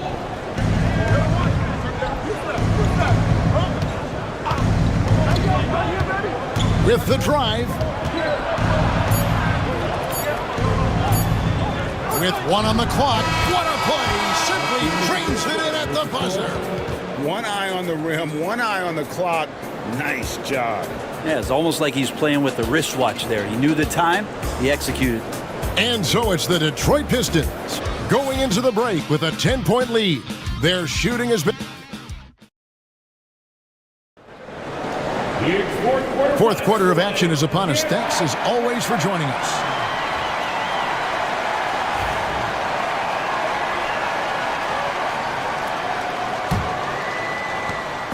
And here's Giannis. He'll bring it up for Toronto. It's a 10-point game. And on the floor for Detroit here in the fourth. They've got Aaron Nesmith. Murray out there with Emmanuel quickly. Then it's Sabonis. And it's Holmes in at the 4-man position. And even without that 3-ball dropping for him, the defense should have done more on that last play. Here's Murray. Here's Sabonis. It's deflected. And how about the timing Vassell has on the defensive end? Superb swat. Floats it up for Walker. Not going to go that time. And what should have been a simple pass and finish ends up in a missed opportunity on that alley-oop attempt. Yeah, you'd like to keep things a little more simple, and that was a play that didn't quite develop the way they wanted it. About a minute played here in the fourth quarter. And Antetokounmpo gets it to go. Defensively, you got to try and build a wall against Giannis and cover the paint. He's too much to handle inside. Vassell against Murray. Here's quickly. And they call the foul, so a chance at the line for one more coming up. Yeah, outstanding job there of taking the harm and still able to finish. With every passing season, Quickly's role seems to expand. Yeah, you know, Kevin, he's had to prove himself over and over. And now that he has, I don't think you find nearly as many doubters as he had when he first came into the league. And Greg, something that is so important to this team, Jamal Murray's shot creation. It is, Kevin. He creates so much with the ball or off of it. The work he puts in on offense frees up everything for his teammates. Great competitor who's really a perfect fit with this core. On the clock. Giannis, that's a two-pointer. Rebound by the Pistons. Murray outside. Pass to Quickly. Murray outside. Sabonis a screen on Vassell. Hits it from three-point range. Murray gives you a lot of things, and stretching out the defense, that's going to help. McConnell sets a screen for Giannis. Driving in. Machetes his way. Giannis.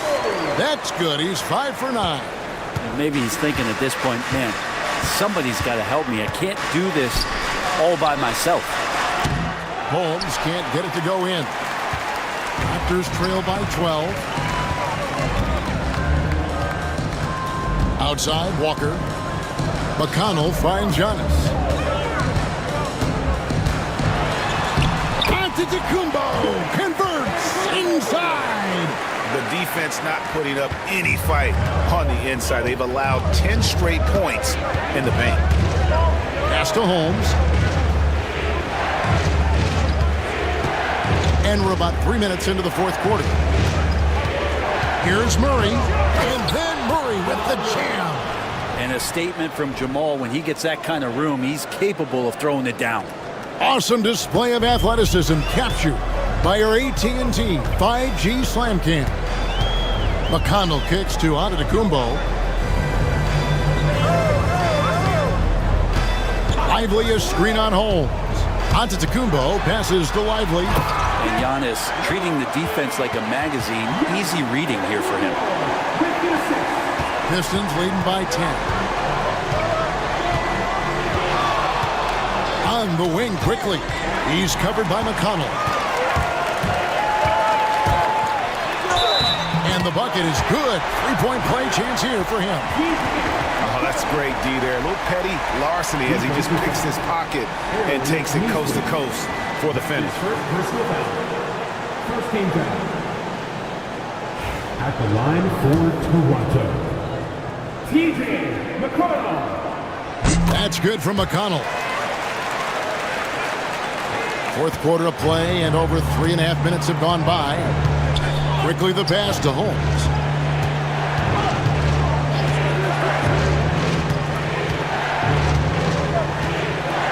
Back to Quickly.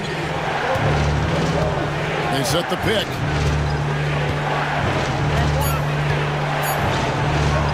And 2 free throws coming up, unable to get that one to go with all the contact. Defensively, you have to account for Quickly when he's on the floor. He knows how to generate offense in a hurry. A free throw dropped for Quickly. Emmanuel Quickly taking 2 shots.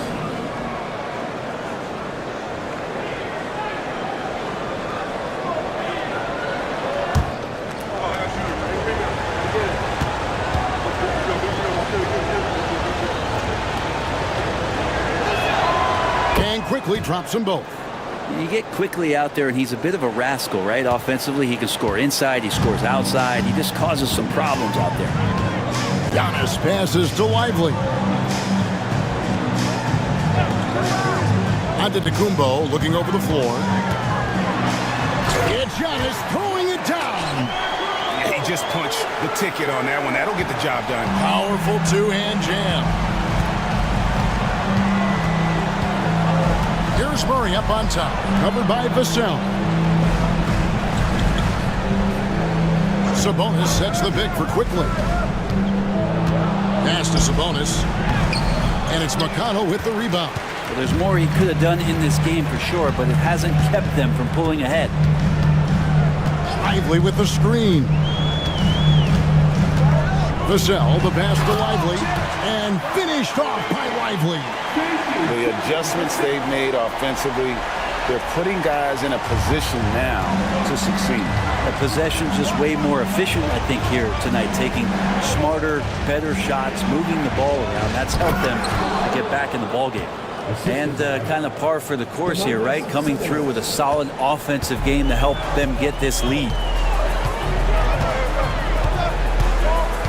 Giannis against home. Oh, yes, sir. Oh, I would love to see Giannis in the dunk contest. Wouldn't that be sweet? You know, you were talking about Giannis. He can put up 30 a game without taking many shots from the perimeter. And that's a tall order these days, especially because he gets doubled every single time. Bradley Beal's checked in for the Pistons. Jerome comes in for Quickly.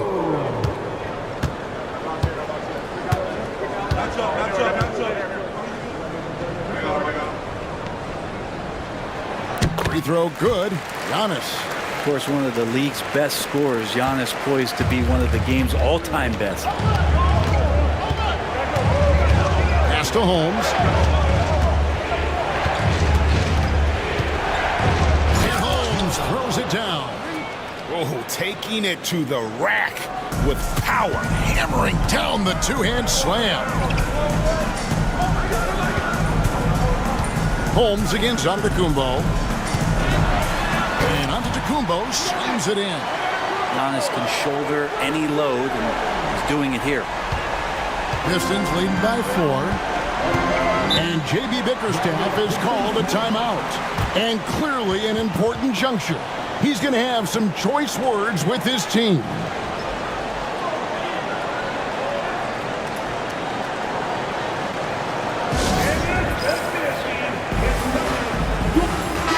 It's time now to hear from our Hall of Fame reporter, David Aldridge. What's the latest, David? Well, during the break, I listened in on J.B. Bickerstaff's huddle. He's obviously pretty happy. He said, I know they're not going to take us lightly next time. We knew what the deal was with that underdog role coming into the game. All right, thank you, David.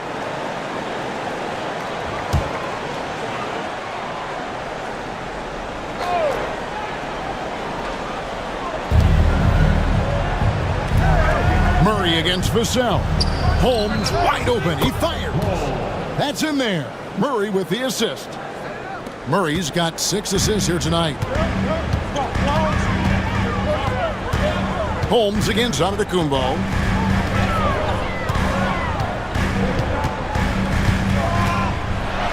And Giannis throws it down hard. I think Giannis loves that kind of stuff right there. His dunks sometimes get vicious. Pistons leading by 5. Here's Jerome. Beal with a screen on McConnell.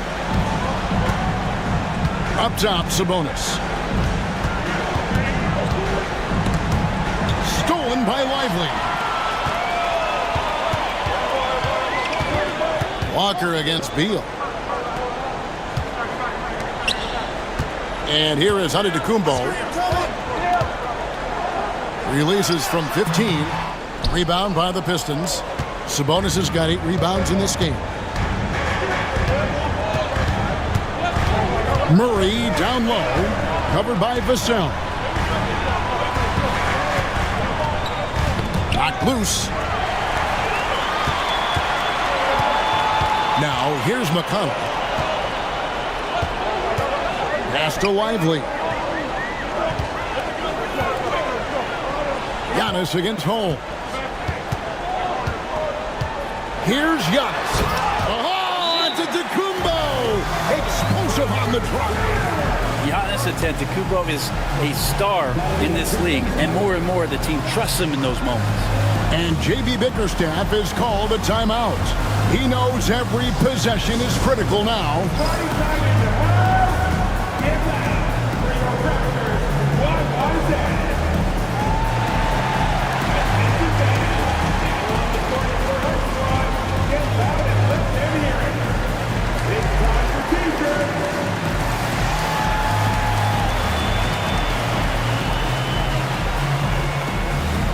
The Raptors making a switch here. Abaji's checked in.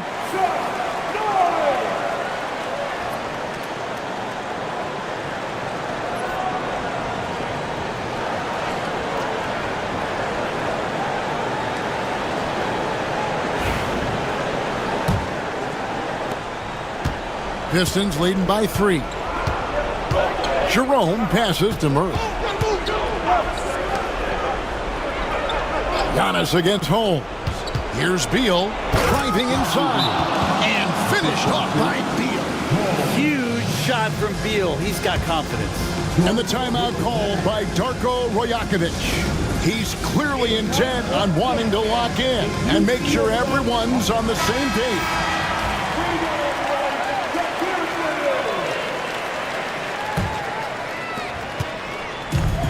And for the Raptors, their shooting certainly a key for them in this one. 55% from the field. Vassell against Murray. Here's Giannis. And contact on the shot, so he'll be shooting free throws here. Well, Giannis is one of those guys, you look at the end of the season, he's going to be up there in free throw attempts per game. Giannis Antetokounmpo taking 2 shots. And he knocks down the first one.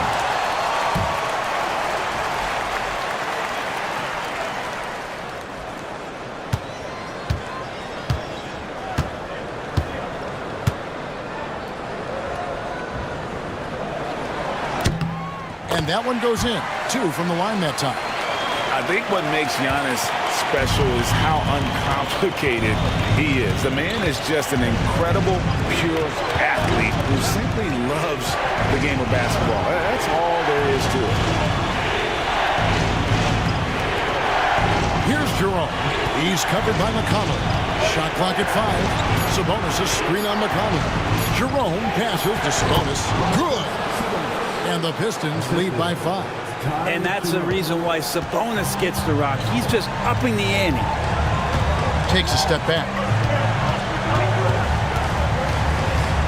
Murray against Vassell.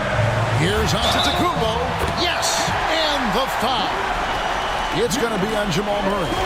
And you know, he knows he's the leader of this team. Giannis embracing the opportunity to come through with big baskets. At the line for Toronto. Yes! Shooting 1.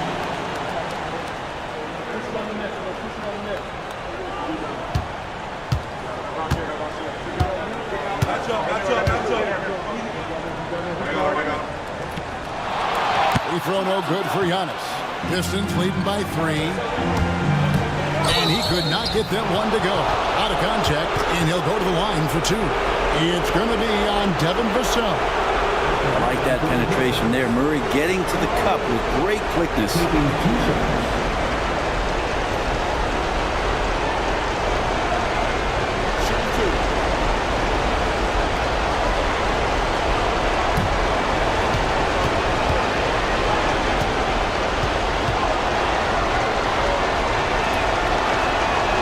On the first, and that gives them a 4-point cushion. And Jamal Murray more and more has come into his own as a player capable of shouldering the offensive load and being a leader for his team at times.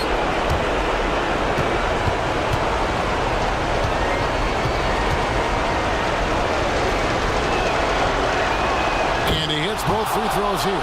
So now it's a 5-point game. Perfect from the line. It's now a 2-possession game. Now, Vassell. Pass to Abaji. McConnell kicks to Vassell. Good. And McConnell gets the assist. That is a big-time shot from Vassell. This guy is a gamer. Now here's Beal. Not a lot of room. And Lively pulls it down. Toronto's gone 1 of 2 from three-point range here in the 4th.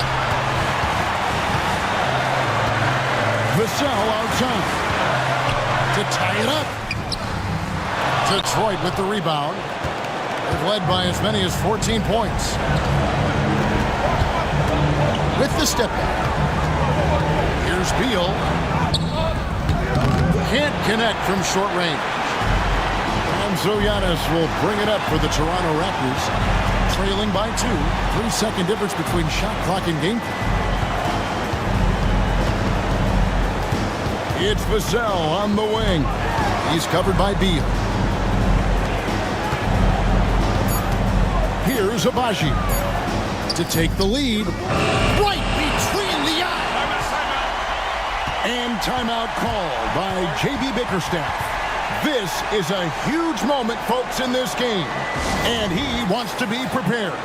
Well, given the scenario here, how do you approach this next possession? And guys, it all comes down to this one shot to win the game.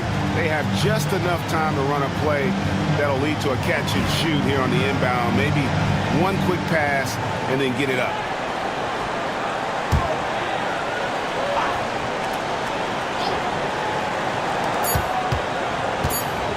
Here's Jerome. Oh, the all-or-nothing shot. No good. And so the big win by Toronto in a tight game. Huge moment in this group round of the NBA Cup. The record is now 1 up and 1 down. And Kevin, I thought their energy and effort was outstanding. I mean, backs against the wall, and they delivered. And now let's go over to David Aldridge from the sideline for an interview with our player of the game. Hey, David.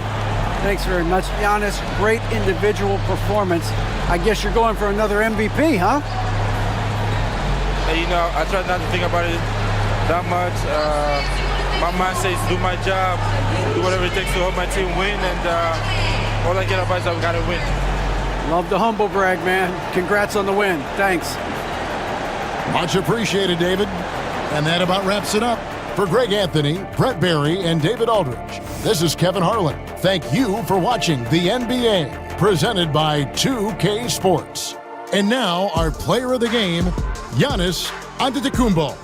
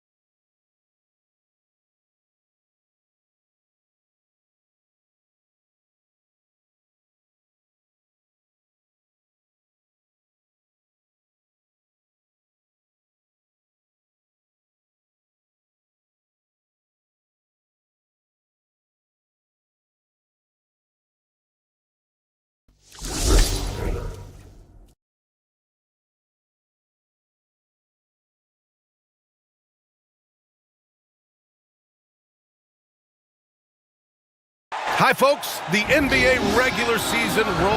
Oh, we've got quite.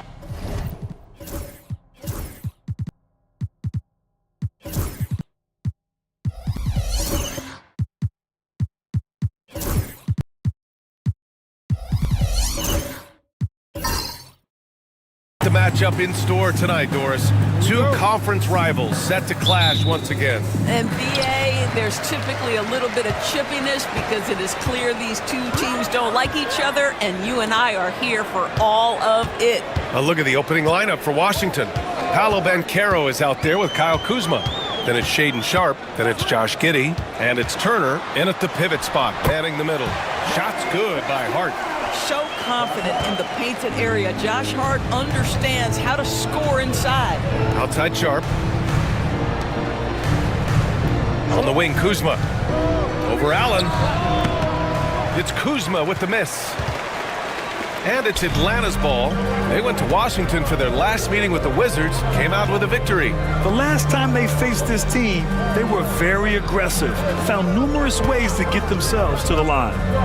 Now here's Allen. Puts the move on. It's rebounded by Banchero. Gives us a chance to catch up with Allie LaForce. Well, I did have a chance to talk with head coach Quinn Snyder. I asked him how he plans to slow down Paolo Banchero, and coach told me, look, he's an all-star, so you've got to guard him with your whole team. He's big, he's strong, he can punish you down low, but he's also quick and has the ability to beat you on the perimeter. We'll have to be disciplined tonight, BA. Okay, thanks, Allie.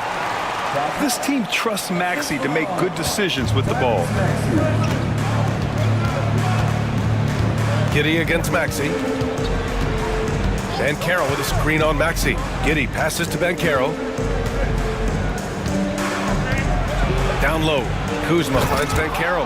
Pretty dime there, the kind of ball movement coaches love to see. For Atlanta, they've gone 2 of 3 from the floor. Hart passes to Allen. Now Maxey. Giddey defends. Embiid a screen on Giddey. Oh, a clear foul there on the missed shot. So he'll get a pair at the line, and they'll give that one to Miles Turner. And just a very well-built guard. You know, Maxey is so hard to slow down around the rim. Atlanta shooting their first free throws of the night right here. Shooting 2.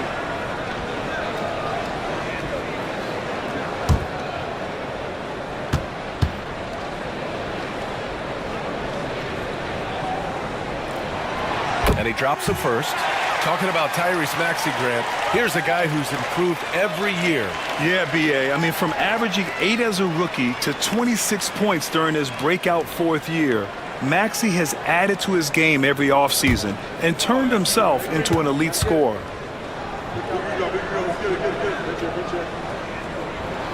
Both free throws good from Maxey. Well, this guy has multiple ways to get to the free throw line, and boy, has his stroke been on the money. Pass to Banchero.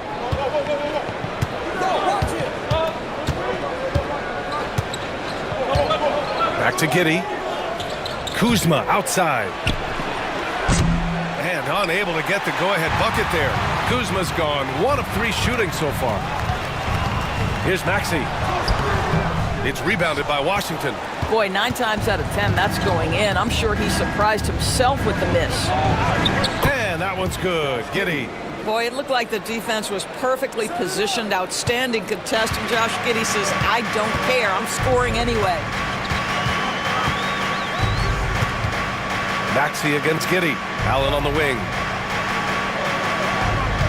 There's a screen. Driving in.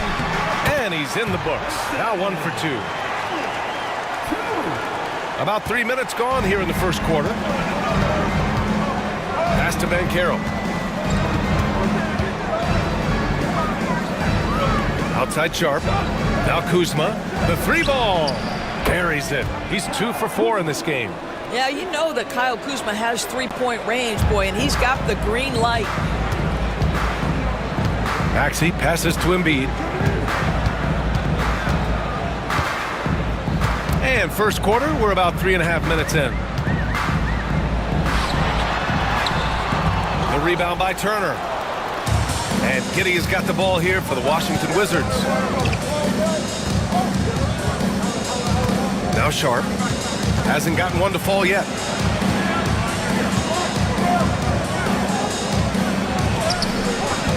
The putback. Great positioning on the putback. Ooh, hard work creating the second chance opportunity. Hawks trail by 3. To the paint. Here's Wells. Off target with a jump hook. Washington has gone 1 of 2 from three-point land so far. Kuzma, the pass to Sharp. And here is Kuzma. Maxey covering. And Tyrese Maxey gets the whistle that time. That's his first foul.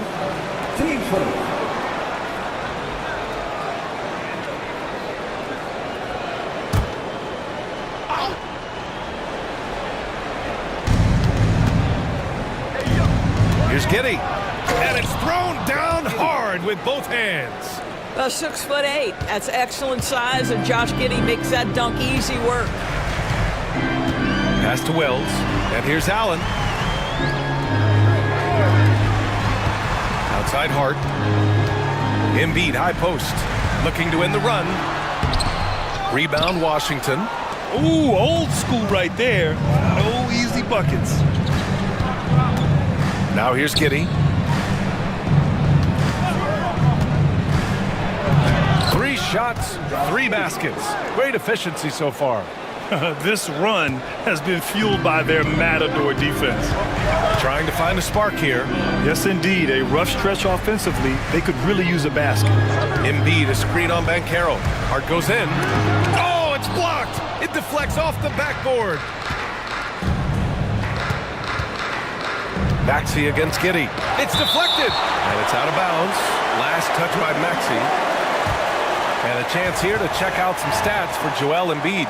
And by looking at his true shooting percentage over the last 5 games, you can see how much he's paying attention to his shot selection. And it's showing. So for Washington, Bamba comes in for Turner, and Anthony subbed in for Kuzma.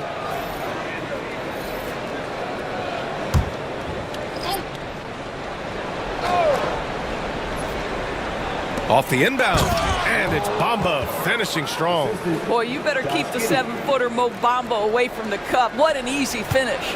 Hawks trail by 9, and 6-man, a common term in basketball, has a unique meaning for the Atlanta Hawks, Graham. Yeah, it's the name of their fan base, extremely loyal and passionate, and they've swayed the outcome of games. And so it's Quinn Snyder here calling timeout. He's going to talk it over with his guys. Attention! Here comes your Hawks squad! ATL, let me hear you! Loud say, on the court, it's your Hawks squad! Our teacher crew is looking for the loudest fans to get up and get crazy!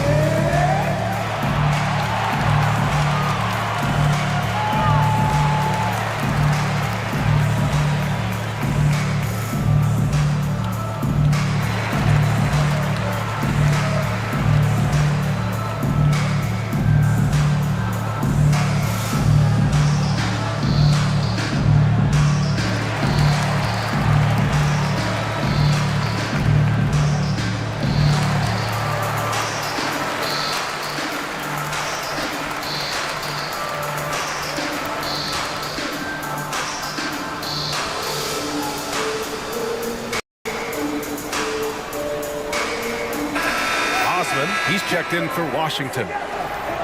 Let's take a look at the best defenses in the league over the last 10 games. In the 3rd spot, the Wizards. Well, I just love the tenacity on the defensive end. They have been in lockdown mode.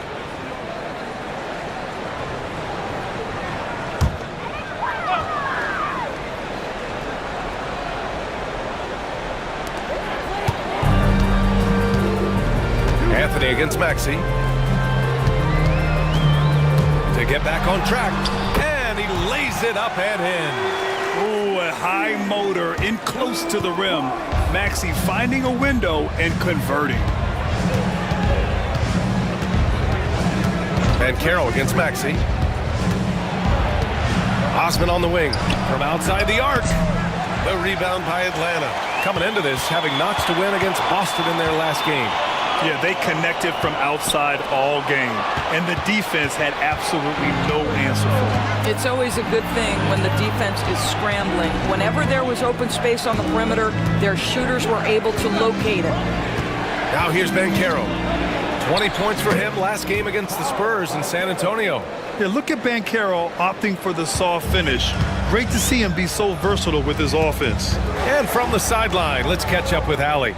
You gotta love Tyrese Maxey's approach to the game. He said, quote, "I really have a simple life. I have this joy about playing basketball. I like putting in the work, so I'm extremely focused, extremely competitive, and I'm out here having the time of my life. I get to do what I love every single day, and it's a blessing," unquote. Brian, he's such a positive guy. Yeah, he really is. Thanks for that, Allie. All right, and we got a report from Shams Charania with news out of the Western Conference. Shams, take it away. Thanks, BA. Right now, the story is with Sacramento as the Kings front office is executing early season deals. They made a deal for Tyler Hero, a guy who plays with absolutely no fear. He's ultra confident, but he almost always backs it up. And from everything I hear, he's a fiery competitor who brings a lot to the table for this team. Always something going on, and we appreciate the update, Shams. Thanks. All right, guys, what do you think about the offensive approach we've seen so far for the Wizards? They've done a great job establishing an inside presence. Now that'll open up more options offensively throughout the remainder of the game.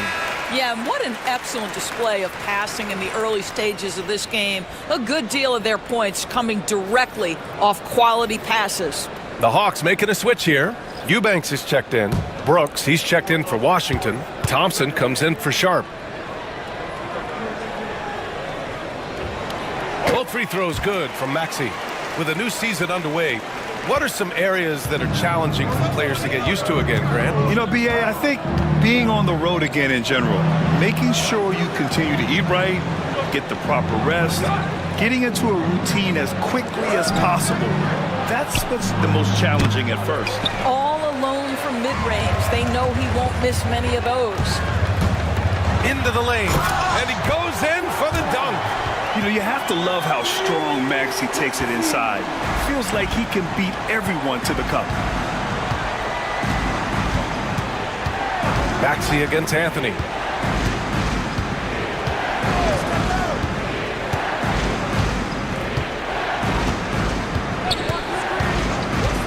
From deep. Oh, clanks that one. He's 0 for 1 to start. Hawks trail by 5. Right now, firing on all cylinders. Yeah, there's a nice flow to this offense right now. Dick gets the bucket. And both teams already firing on all cylinders. Yeah, this is already a high-scoring game, but we knew that was a possibility coming into this one. Washington with the ball, following the score by Atlanta. The three from Bamba. The rebound by Maxey. The Hawks have gotten 7 of 13 shots to drop. Pass to Olynyk. And Klay Thompson picks up the foul. That's his first foul of the game. Joe's checked in for Maxey. Isaiah Joe.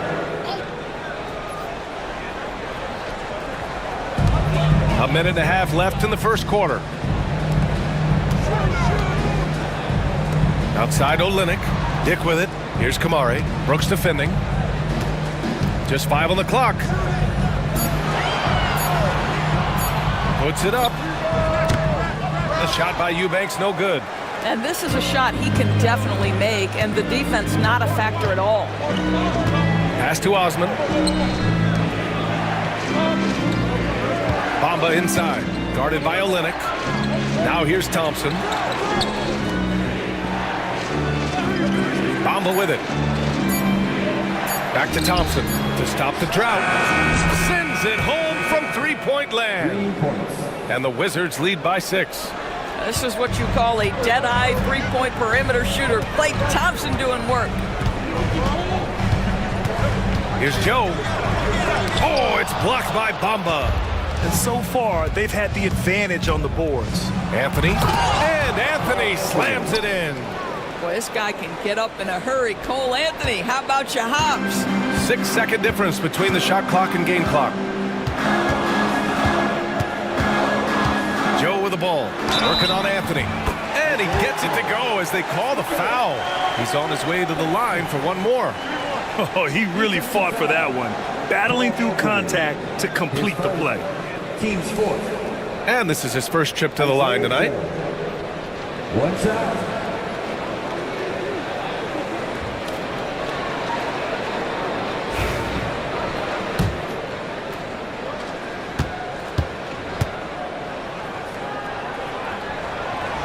And the free throw, no good. Wizards leading by 6.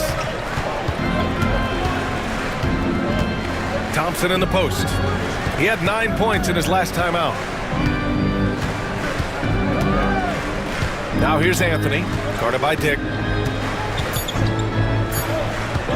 The 3. And so it's the Washington Wizards with a 6-point lead at the close of the quarter. Looking to run whenever they can. That's part of why they...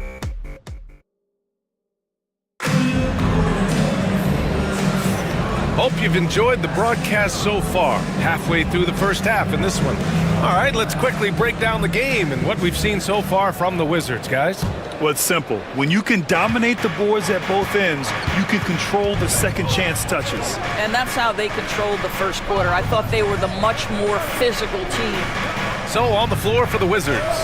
Sharp out there with Josh Giddey. Then it's Mo Bamba. Then it's Paolo Banchero. And it's Brooks in at the 3.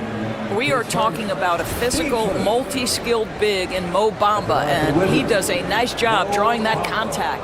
Washington shooting their first free throw attempt on the night.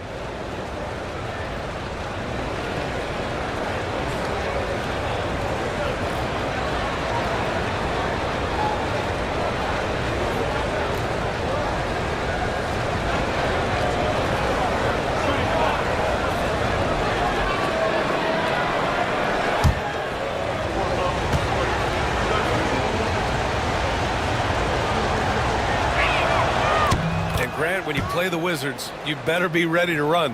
BA, they like to speed you up. They force you to play at their pace. And on the flip side, that gives you open floor opportunities as well. Embiid finds Hart. No good from outside. And you just can't afford to give up that kind of look very often. Brooks outside.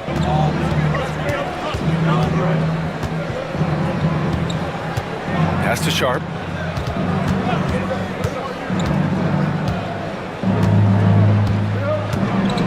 To the right side.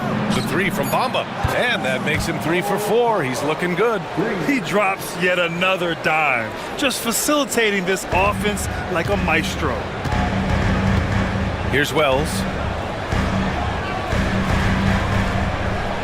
Here in the second quarter, a little over a minute of play. Joe, the pass to Embiid. Inside, here's Wells, and a nice finish on the layup. That's been the story of their offense so far, getting a number of looks from point-blank range. Brooks outside. Pass to Bamba.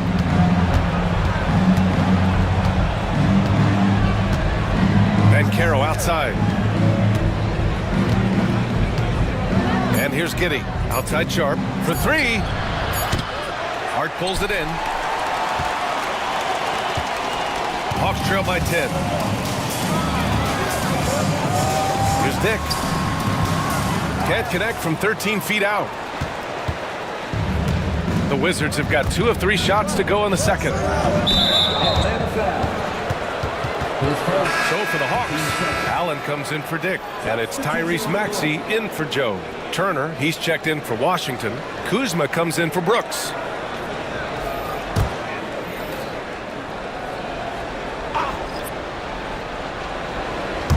Quarter 2 and about 2 minutes in. And Banchero gets it to go. This defense is getting spaced out. 3 of the last 5 buckets have come from way beyond the arc. Pass to Embiid. Now it's Hart. Back to Embiid. And Embiid fires it home. The Embiid can throw it down from anywhere. So much power for the big fella. Giddey into the lane. So it'll be 2 free throws. He was fouled in the act of shooting. NBA scoring has been climbing over the past decades, Grant. Is the league too offensive at the moment, you think? Well, we know that people like scoring, the fans, players, everyone, but the league needs to make sure there aren't hamstringing defenders too much. So I think allowing some more physicality incentivizes the defender to defend, and now we have competition on both sides of the ball. Both free throws good from Giddey. Well, it was a tough season for the Washington Wizards, Grant. A franchise-low 15 wins. You know, B.A., it started with trading away their star, Bradley Beal, before the season. But I like their new direction, prioritizing the future and developing talent. Maxey on the wing, defended by Kuzma. Clock at 4. Shoots from 14. Rebound, Washington. Banchero's got 4 rebounds in the game. I'll tell you what, they've rebounded the ball tremendously well. Kuzma, the pass to Sharp. Outside Giddey.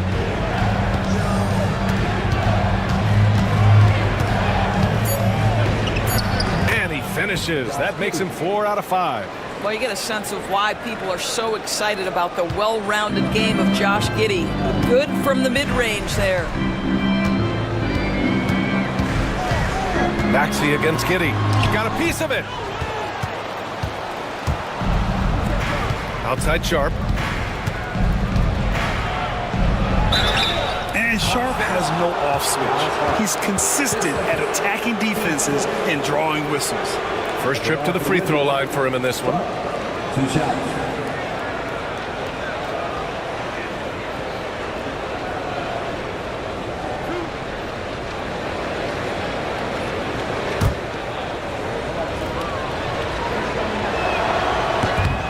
First one falls. Over the last few years, Atlanta struggled defensively, Grant. Yeah, the Hawks haven't been better than 20th in defensive rating since 2017. They've had some great offensive teams during that time, but their defense has held them back.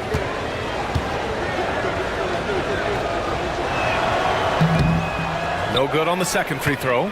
Yeah, they're really cashing in more at the line here in the second quarter. And Grant, I know you played a part in Embiid's decision to join Team USA. Yeah, B.A., I spent a lot of time talking to Joel Embiid and convincing him to play for us in the U.S. men's national team. Atlanta shooting their 6th and 7th free throw shots in the game. Shoot 2.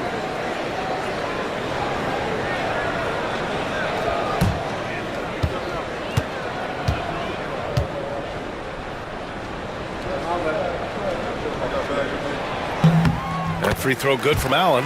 And you see player training methods, Grant, a lot more than just running and getting shots up. And you know, B.A., what interests me, players not just training their bodies better than ever, but also their minds. They're working on hand-eye coordination drills and just all kinds of stuff to enhance their reflexes. So both free throws good from Allen. The Wizards on offense. They're on a 14-6 run. Banchero outside. Pass to Kuzma.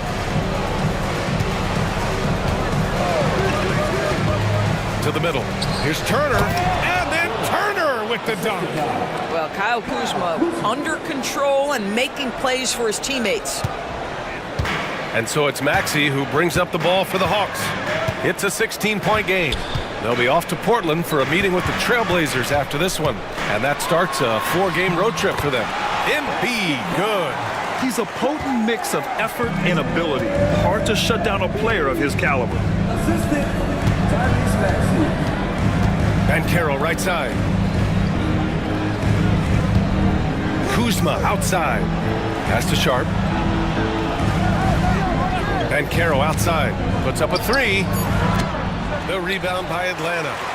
And they're on the run. Oh, and there's the whistle on the shot. So 2 free throws for him coming up. I like that. I mean, some physical play inside. He's not about to give up any easy baskets.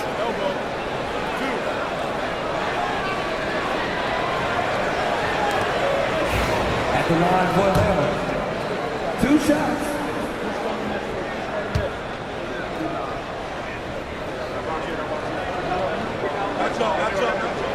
First free throw is good. They've been flawless at the line this quarter. They need to stay aggressive and keep drawing fouls. That'll help them chip away at the lead. Eubanks, he's checked in for Embiid. Thompson, he's checked in for Washington.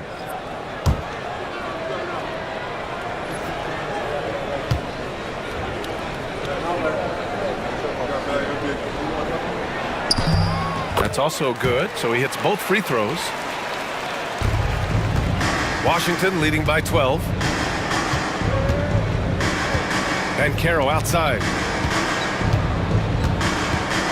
Pass to Turner. Now here's Thompson. Allen defending. And it's Thompson that time on the assist by Turner. Thompson's got 6. Well, the ability to rise and fire off the catch has defined Klay Thompson. Allen outside. Back to Maxey. Down low. Here's Eubanks. Nails the baby hook. Eubanks, he's got his first points of the night. Well, deliver the pass where your teammate can do something with it. Nice. Banchero left side. And now they've got to be careful at the defensive end. They're over the limit much earlier than they should be. Grant, Kyle Kuzma is an instinctual scorer who gets it done in a variety of ways. He's especially skilled inside the painted area, but he's a capable shooter from mid-range and beyond the arc. Plus, he's someone you can rely on in the clutch. That's good from Kuzma. Doris, we know how big fashion is in today's NBA. Perhaps no one showcases this more than Kyle Kuzma. And you can tell, B.A., Kuz definitely has some fun with some of the outfit choices. He does not mind causing a stir on social media, and he does not mind pushing boundaries. Osman, he's checked in for Washington. Anthony comes in for Giddey.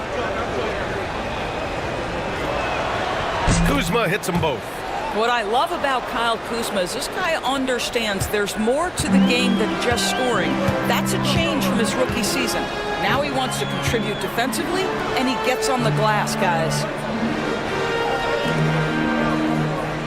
Maxey surveys. Pass to Eubanks. 6 on the shot clock. Over to the left wing. Here's Kamare. Fires in the triple. Kamare's gotten himself going with a triple. His first basket of the game. I like that decision right there. Don't try to force a shot inside. Kick it out. And timeout is called by Brian Keefe. A moment to rest and confer on the game plan.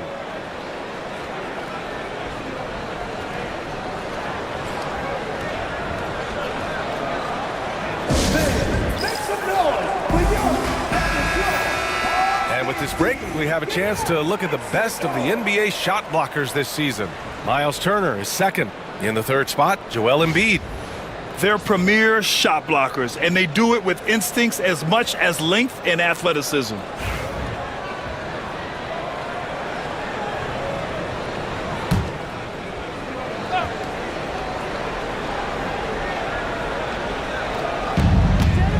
Pass to Anthony.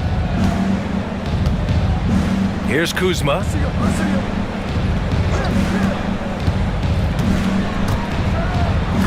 It's Kuzma finishing it off.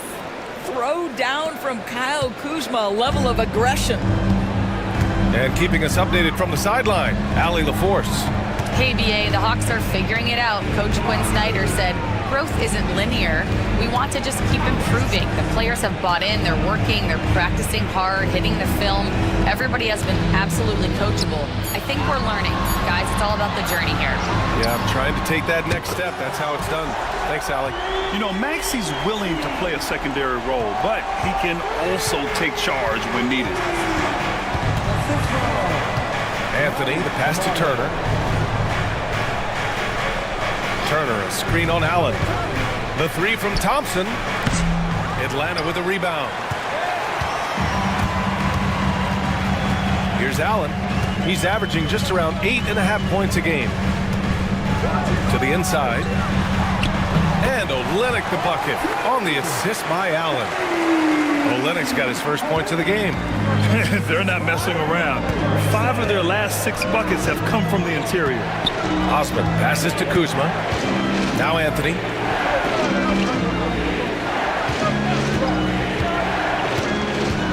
Here he goes. gets his second bucket. He's 2 for 4 now. Boy, you see the burst of speed by Cole Anthony on that drive. Look out. Pass to Maxey.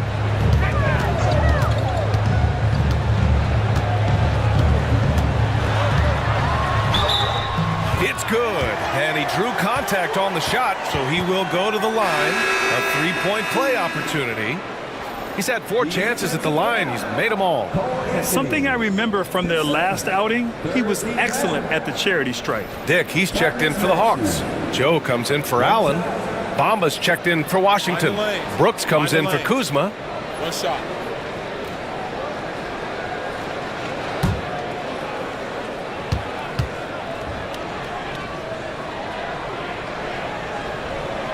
That free throw's good from Maxey. He hasn't drawn as many fouls this quarter. Isn't playing with the same edge he started out with. Anthony, the pass to Osman. All alone. Joe grabs the miss. Hawks trail by 8.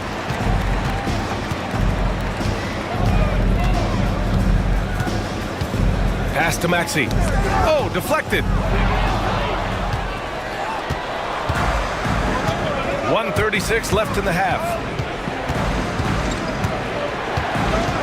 Anthony against Maxey. Thompson outside. Shot clock at 6. Here's Osman.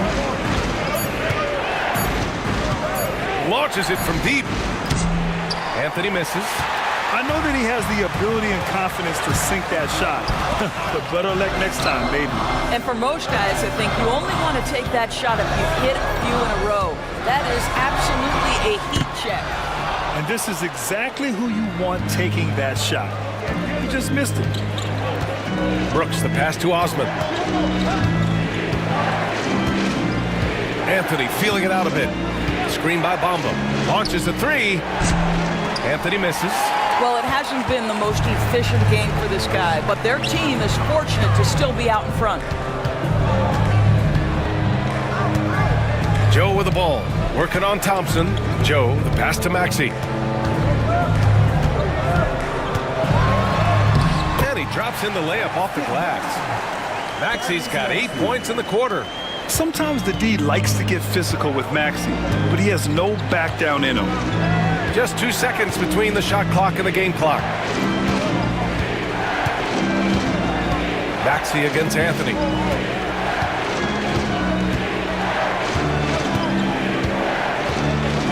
Bamba, a screen on Maxey. For 3, Anthony. On target from range. Anthony's got 7. And so it's Washington with a 9-point cushion at the end of the quarter. Great shot selection right now, keeping the game simple and getting high percentage looks. We'll be right back.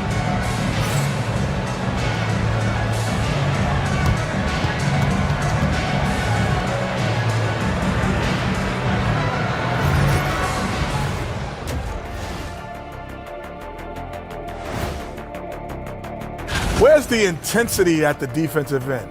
They need to get a hand up and contest more shots. Coach.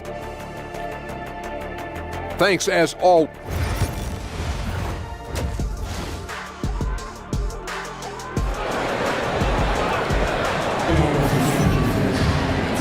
And happy you could join us. We've got 2 quarters left to go in regulation. Without question, Tyrese Maxey displaying all his skills today.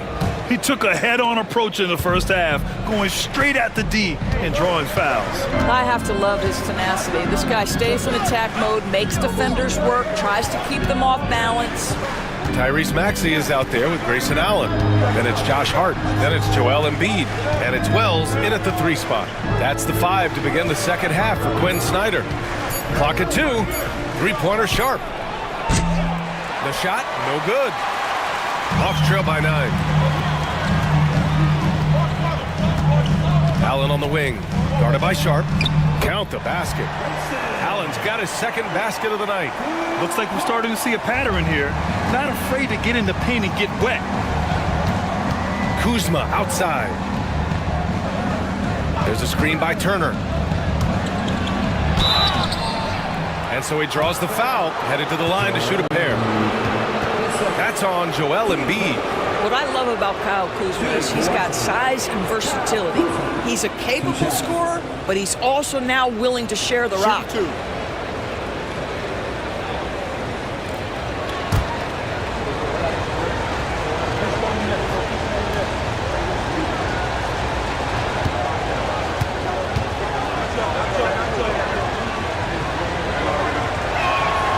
That free throw no good.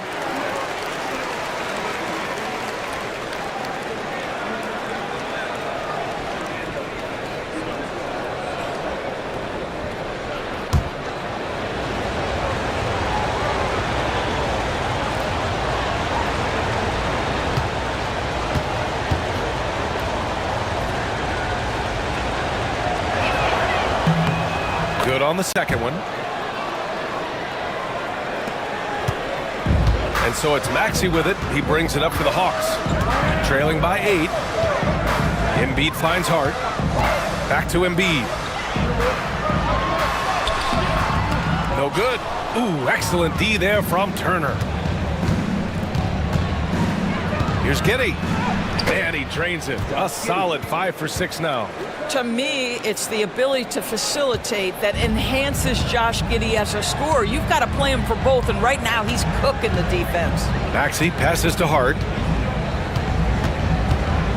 Embiid, a screen on Banchero. Here's Hart. Deflected.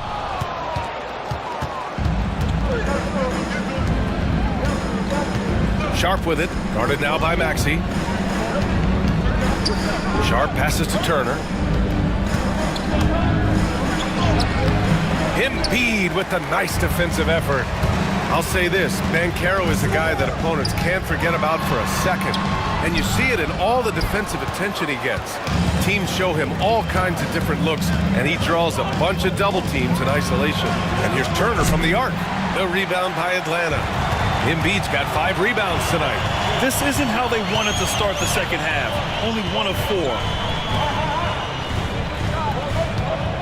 Here's Maxey. And then Embiid with the dunk. And that's the hunger that Embiid plays with. He just gobbles up the miss and goes back up for the score. Outside Sharp. Back to Giddey. Kuzma outside.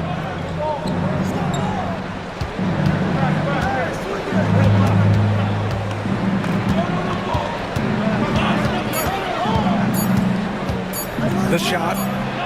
And he gets the jumper to drop. Kuzma's got 12.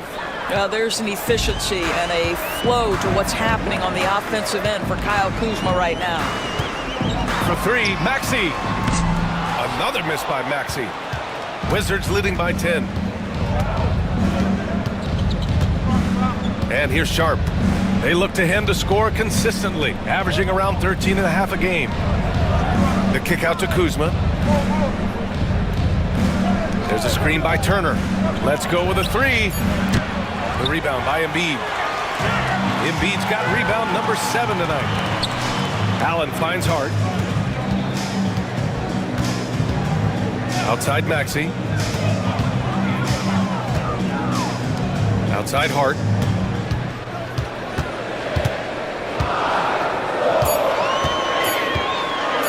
From downtown. Washington with a rebound. At one point, they led by 16. They host the Pistons after this one. It'll be a quick stopover at home before they have to get back out on the road. Well, I absolutely love the way this guy has controlled the pace tonight. They've been able to play the style they want. This is his second trip to the free throw line in this one. Atlanta making some changes. Eubanks, he's checked in for Embiid. And it's Dick in for Allen. Mind the lanes. One shot.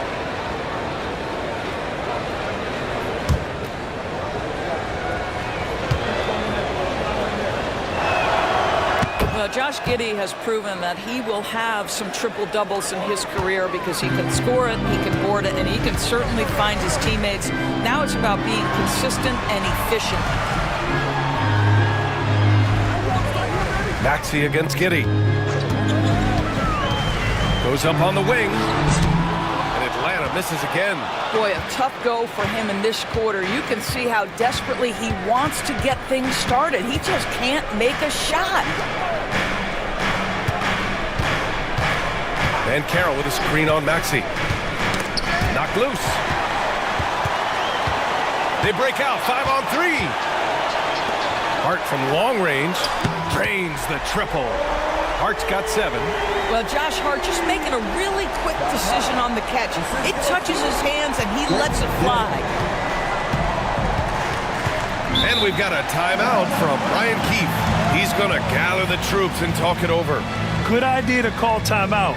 It looked like the guys were getting some heavy legs out there.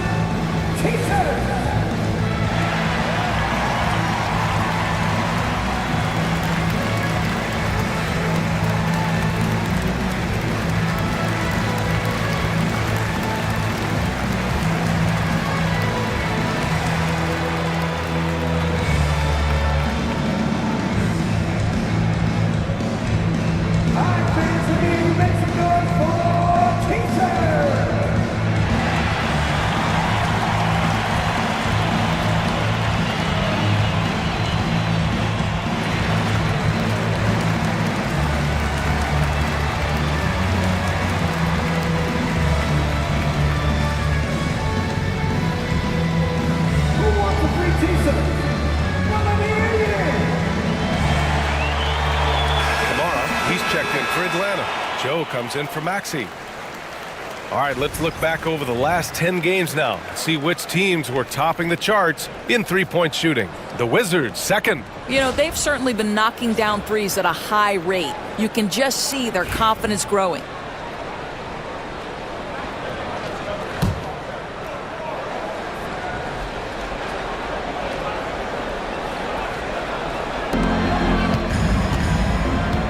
Anthony in the post, covered by Joe.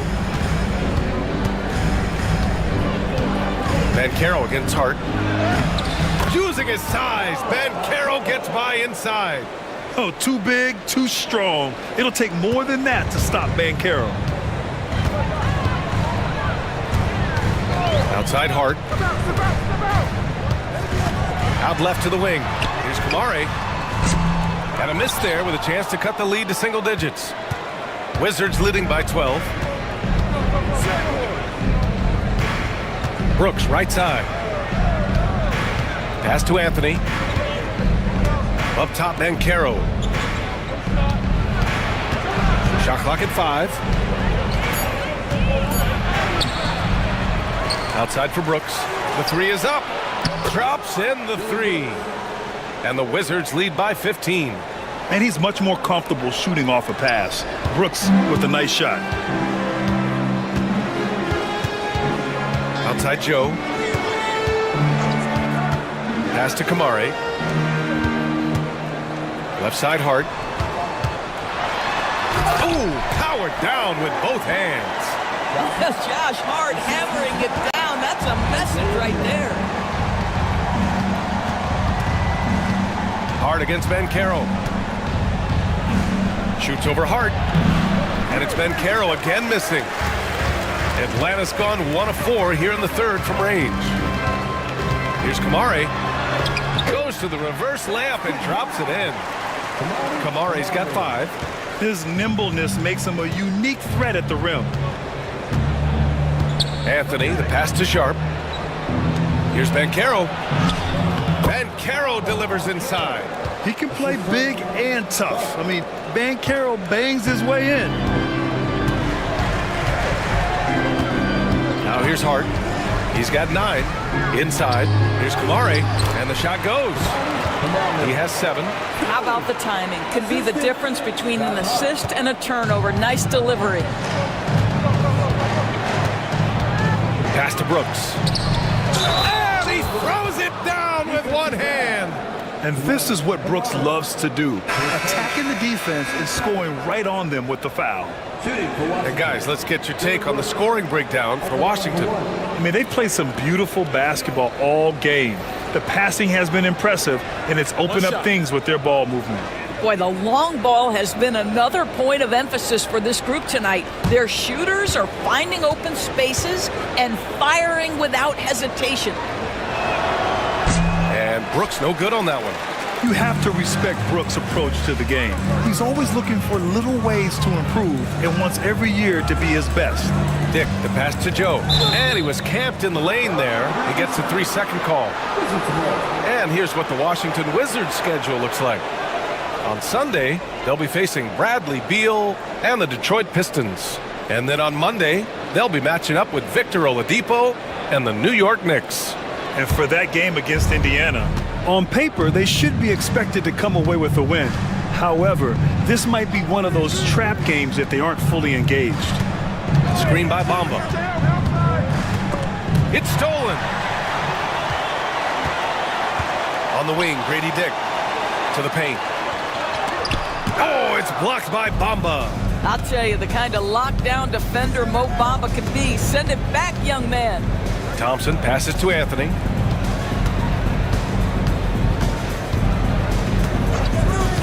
Back to Thompson. Takes the 3. Sinks the tray. Thompson's got 9.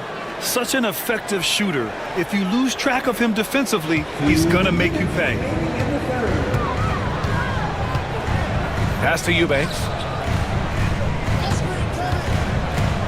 Now here's Dick. Releases. Offensive rebound. Here's Kamare. Joe with the ball. He's guarded by Anthony. Goes back up. Joe misses. And so Thompson will bring it up for the Wizards. 16-point lead, the largest margin in the game. Well, you know, it's already tough to play like this at home, but it's even tougher to do so on the road. Boy, just sheer dominance, the ability to step into enemy territory and flat out take over. This is impressive. Can they get it? It's rebounded by Washington. Osman's got his 5th rebound in this one. Brooks outside. Now Anthony. 9 points in the game. There's a screen. So it'll be 2 free throws. He was fouled in the act of shooting. Well, Cole Anthony mixing it up on the interior. Nice job drawing the contact. This guy is unafraid. He's got his first free throws of the night right here. 2.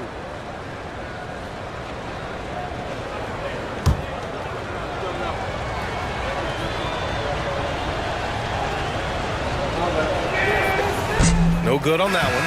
Their lead could be even bigger right now, but their efficiency from the line has dropped off a little. Embiid, he's checked in for the Hawks.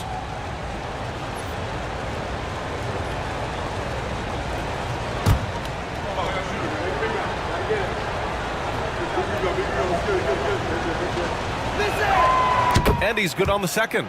There just seems to be this innate, nuanced understanding of the game when you grow up around it. That is Cole Anthony in a nutshell. Pass to Kamare. Embiid is screen on Brooks. Here's Kamare. And he got the whistle on the way up. So he'll be headed to the line for a pair. It's going to be on Dylan Brooks. No debate there. He got hammered. 2 shots.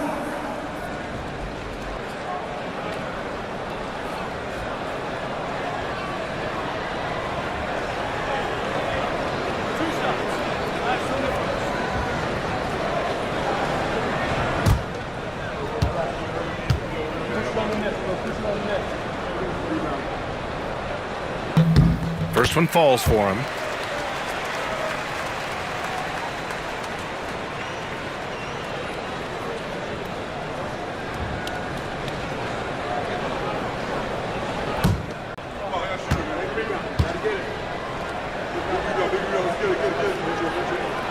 That one falls, so he hits both of them. Wizards leading by 17. Pass to Osman. Anthony outside. Back to Osman.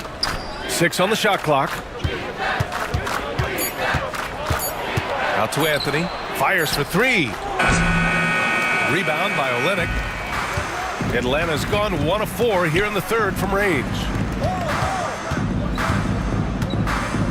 Embiid against Anthony. Olynyk with a screen on Anthony. Embiid from outside. Here's Joe. No good. Would have counted had it gone. And so it's Washington leading by 17 at the end of the period. They're getting quality looks, and that's why they're shooting at such a high clip. More NBA on 2K Sports right after this.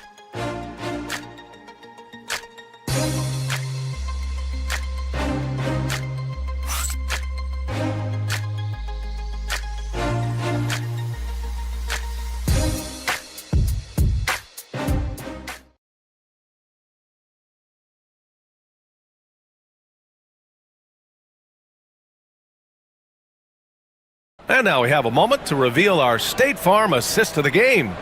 And he definitely deserves the award.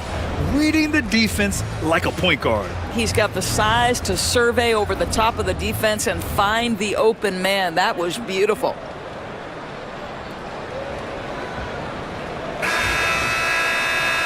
And we reach the fourth quarter in a game that may already be out of hand. Hawks trail by 17. Fourth quarter on the court for the Wizards. They've got Josh Giddey, Miles Turner out there with Jetty Osman. Then it's Klay Thompson. And it's Kuzma in at the 3, the small forward. Maxey doesn't go for him. Ooh, excellent D there from Turner. Giddey passes to Turner. Here's Osman. Thompson left side. Here's Osman. He's covered by Hart. From deep, Giddey. The rebound by Atlanta. Embiid's got rebound number 8 now. Here's Maxey. And that one is stuffed right through. Only 6'2", but Maxey got some spring in his step. And Carroll's checked in for Osman. Defensive foul. Jetty Osman. His first. Team's first.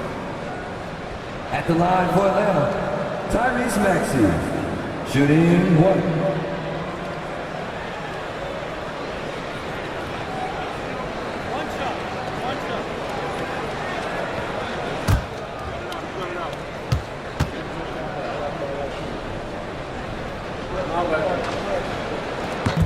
And that one misses. You really can't understate the energy Maxey brings to his game. Not just effort level, but his attitude and how that spreads to his guys out there. Maxey against Giddey. Turner, a screen on Hart. And Carroll passes to Turner. Uses the glass on the layup. And the Wizards lead by 17. This is what makes Banchero a difficult cover. His ability to pass it well in screen and rolls. Outside Hart. Maxey with a screen on Banchero. Hart from long range. Good. 5 for 9 shooting so far. The defense had him confused early on, but he's responded in the second half with some assertive play. Giddey against Maxey. Thompson scanning the floor. Banchero the screen. Here's the 3. And Thompson gets the 3. Klay Thompson is not about to let a 3 go unanswered. Big time shot. To the wing, right side. Embiid passes to Wells. Count it. Good. I love the throwback basketball. Work it down low and set up your teammate. Wizards leading by 15. And Carroll with it.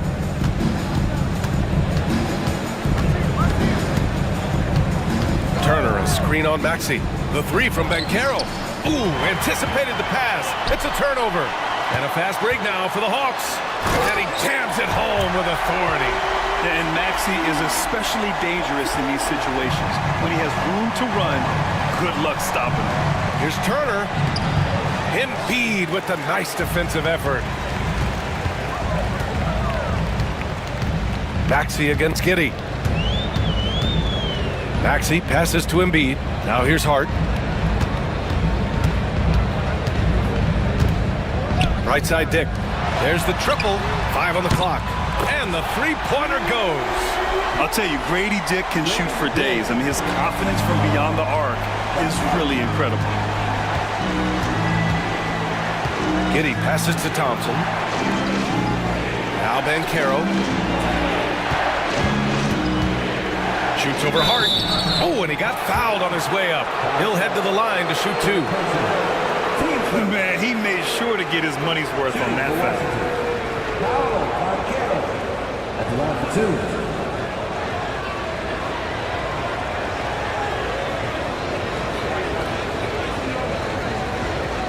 Shooting 2.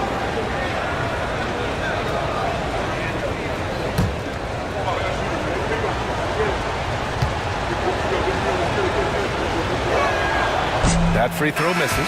Paolo Banchero, a guy who not only has the frame, but he's got the mind and the work habits to be great in this league. Can't wait to watch. Allen, he's checked in for the Hawks. And the Wizards making a change here as well. Sharp, he's checked in for Thompson.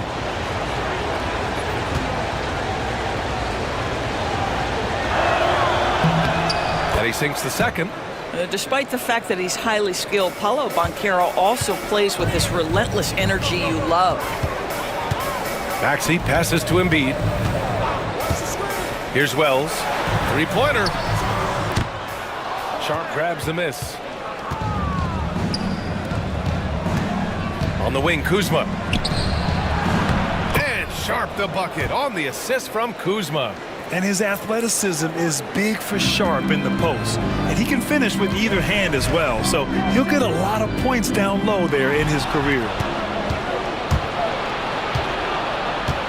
Maxey against Giddey. And he banks in the layup. And the Wizards lead by 15. And trying to put the game away, he's been nails all evening. And he hasn't forced much tonight. I love the efficiency he's giving to them. Pass to Wells. Here's Embiid. He can't get that one to fall. Ooh, excellent D there from Turner. And it's amazing. Their slim advantage on the board seems a lot larger than it is. Here's Banchero. And he was fouled while in the act of shooting, so he'll take 2 free throws. It goes on Josh Hart.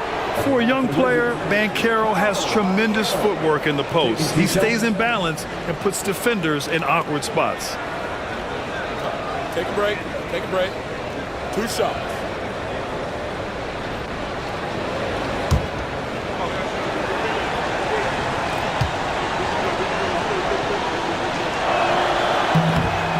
That free throw, no good.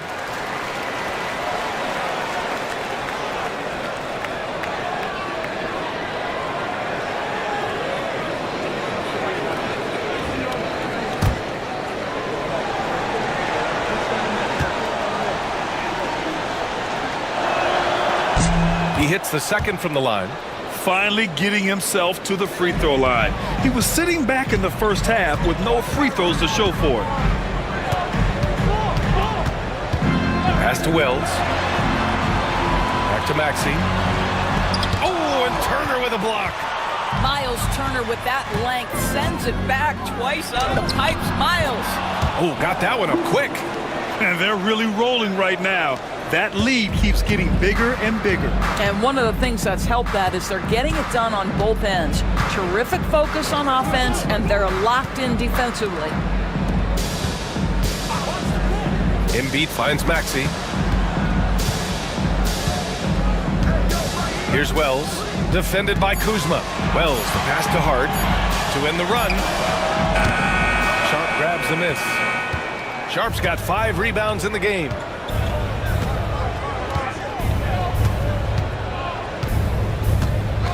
Pass to Kuzma. Now Banchero. He's covered by Hart.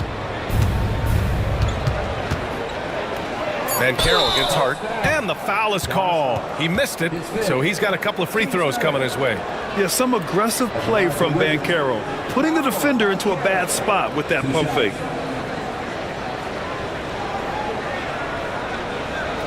Take a break. Take a break. 2 shots.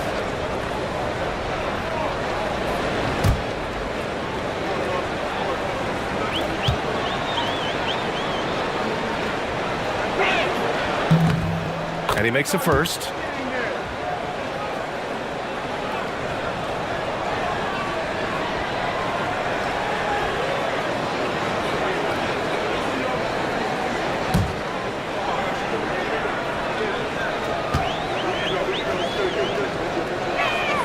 And so he hits both.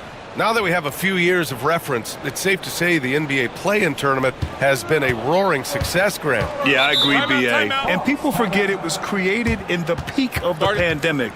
The league set up a lifeline for teams that lost key players to COVID, but it has turned into something much, much greater. And Quinn Snyder decides to call timeout. He wants to make sure they're purposeful with the game plan.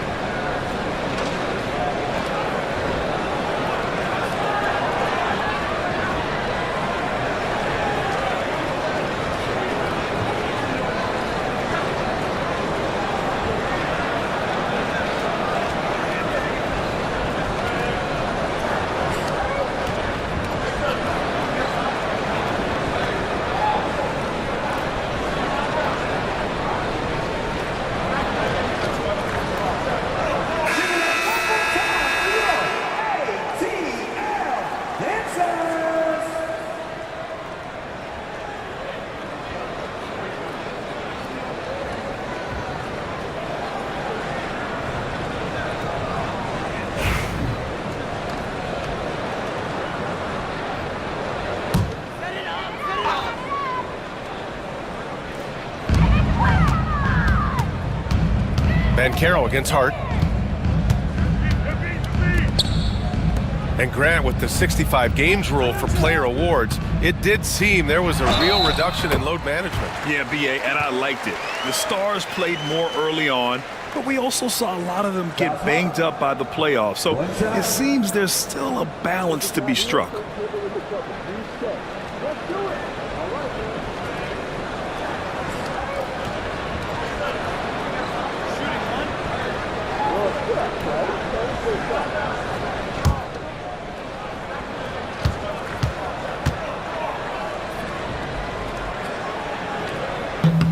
Free throw good. Hart.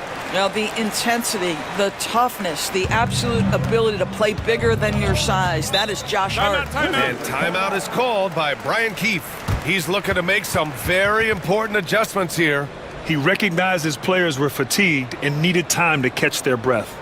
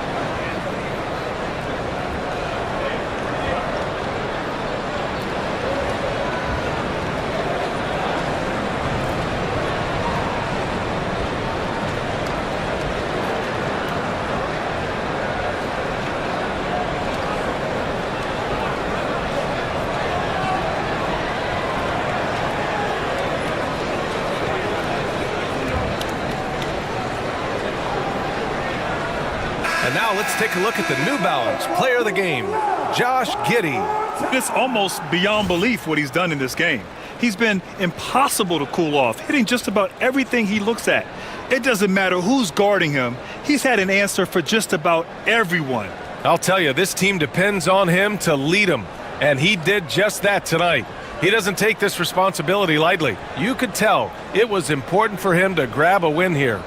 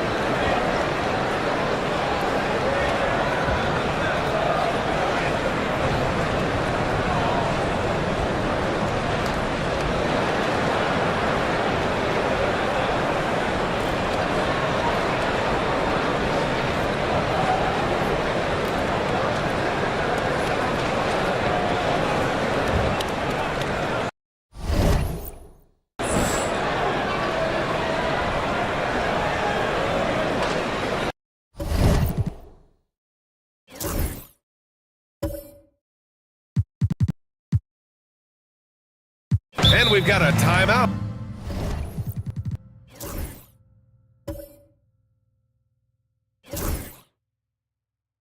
From Brian Keefe, looking to get everyone dialed in and engaged.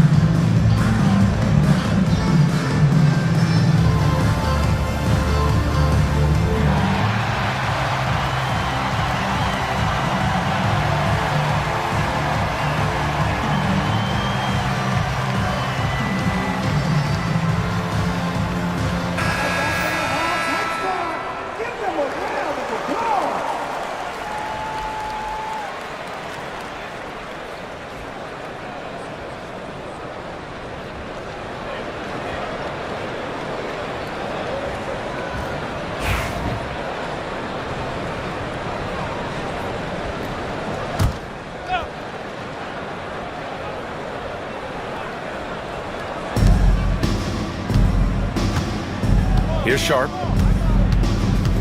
Outside Giddey. And Joel Embiid pulls it down. Hawks trail by 17.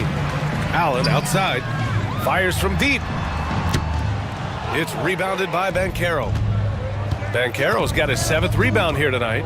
They really have a commanding lead, not just in points, but in rebounds as well. Pass to Kuzma.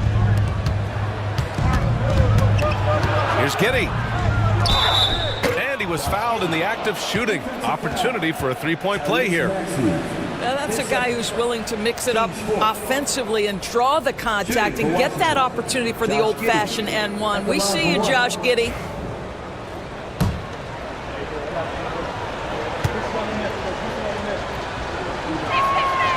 Well, Doris, there's no doubt who the face of the NBA has been for a while now. Who might that be in 10 years, though? This is such an intriguing question to me, Brian, because some of the guys that come immediately to mind, Luka, he's been a presence on that first-team All-NBA almost since the onset of his career. Victor Wembanyama and Holmgren are now 7-footers who are multidimensional. One guy that I don't think is talked about enough is Anthony Edwards. Highly skilled, highly charismatic. Doris, coaching is a difficult job. You think they're judged unfairly? I do, PA. I think they go into any circumstance and it's largely contingent on what is the strength of the organization. What's your ownership like? What is their commitment level to winning? What is your front office and the decision-making process like? But we all know this. Like, the coaches ultimately are the ones who are judged by wins and losses. They know that going in.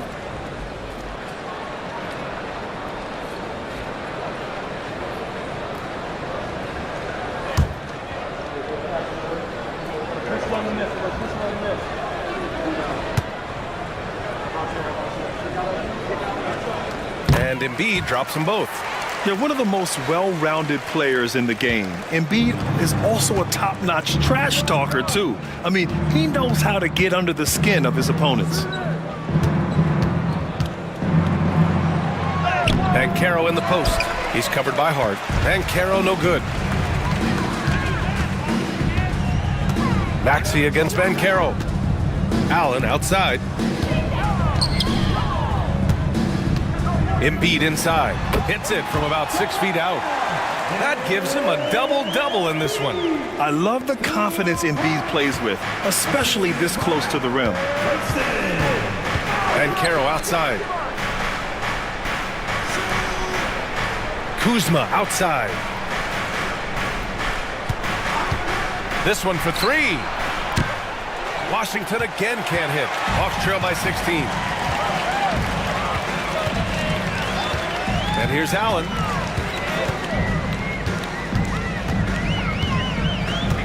Pass to Maxey.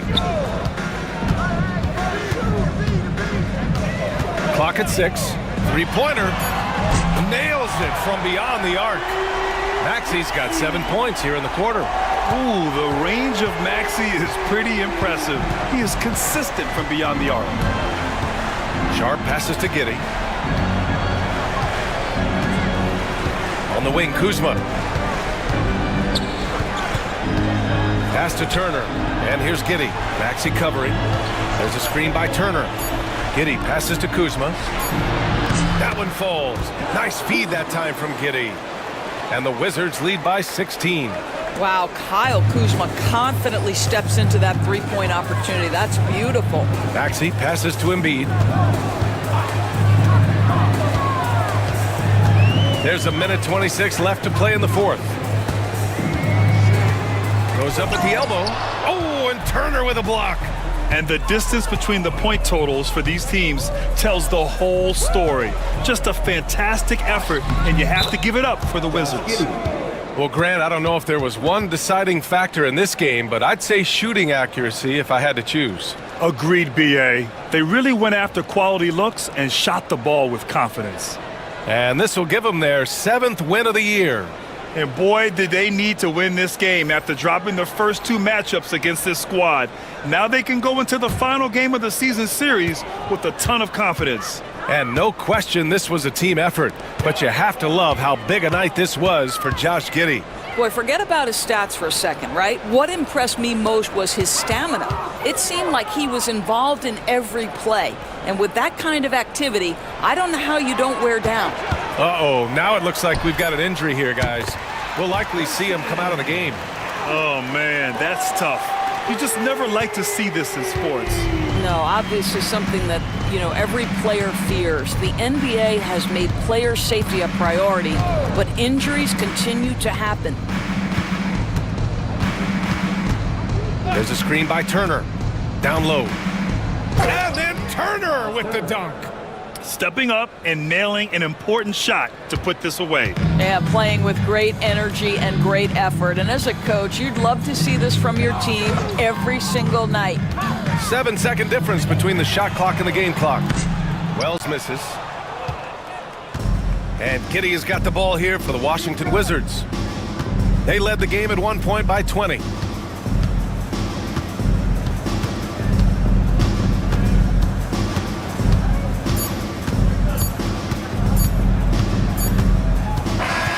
And so it's Washington easily grabbing this one. And remember, tonight's win means they're 1-0 in the NBA Cup. A great start to the group stage.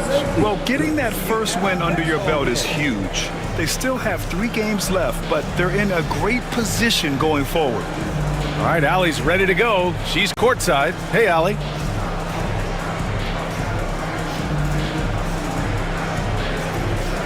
Thanks so much, guys. Well, Miles, a shootout in the first half. Were you happy with the effort overall tonight? Yeah, no, the effort was great most of the night. I think that no team was playing defense in the beginning, so second half I think we came out there and really established our defense as we needed to do. And you have to work on getting your team going earlier in the next matchup. Congrats on the win, though, tonight. Thanks, Allie. Great interview once again. Thank you for joining us. That'll do it for now. For Allie LaForce, Grant Hill, and Doris Burke, this is Brian Anderson. Thank you for watching tonight's game.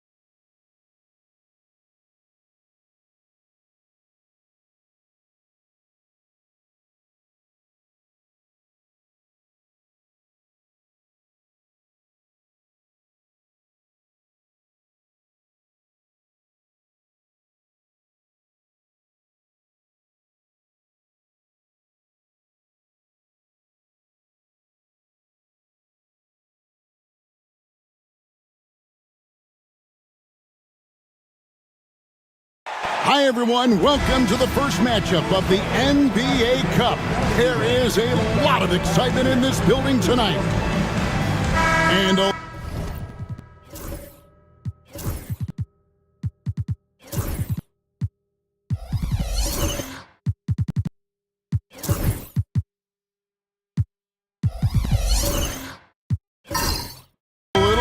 at stake tonight, as this is the first game of the NBA Cup group stage for each of these teams. And both coaches want to get that first win under their belt. With only 4 games in this stage, the tournament doesn't give you much room for error. Let's check out Chicago's starting lineup. They've got Trae Young, Nicholas Claxton out there with Filipowski. Then it's Bridges, and it's Howland in at the 3. Boom, he jams it straight down. He takes advantage of them in every way possible. And Greg, he lures them into a trap on the steal, and then bang, straight to the bucket. Turning great defense into great offense. That's the kind of stop you're looking for. 6 to shoot. Dinwiddie passes to LeBron. A kick out to Bain. A three-pointer off the mark. Dinwiddie against Young. He can't get it to go. Let's check in with our reporter, David Aldridge. Well, Kevin, Kenny Atkinson did give me a few minutes to catch up with him. Now, we both had the same topic, Mikal Bridges, and the impact he can have on a game. Coach told me he's someone we've talked about for sure. We can't let him out-hustle us. That's when he does the most damage. We'll see if they can match Bridges' energy. Guys? Thanks so much, David. And he gives that rim a good tug on the way down. Well, that's how you drive your point home right there. No one near James as he lets it go. Off the mark there with the three-point shot. For Chicago, they've gone 2 of 3 here to start out the game. Young pass to Filipowski. Claxton a screen on Dinwiddie. Traps in the Trae. Well, you got to get out on Young when he's roaming around the perimeter, especially from these corner spots. Well, last season, the Cavaliers won their first playoff series since 2018. That's when LeBron was with them, Greg. And it was their first series win without LeBron James since 1993. So it was a huge deal for the organization as they continue to take steps in the right direction. Pass to Claxton. Here's Young. This one for 3. Rebounded by DeAndre Ayton. LeBron against Young. Can't get it to fall. Yeah, and he had the D tangled up there with that patented crossover. Just couldn't convert the finish. The teardrop falls in. Young's got 5 points so far. This is as good as it gets for a first quarter in terms of shooting the basketball. And Kenny Atkinson calls timeout. He's made the decision. He wants to huddle up with his guys. Let's give a huge wave of welcome to the Cavs Crew Hot Squad. On the court, your Hot Squad.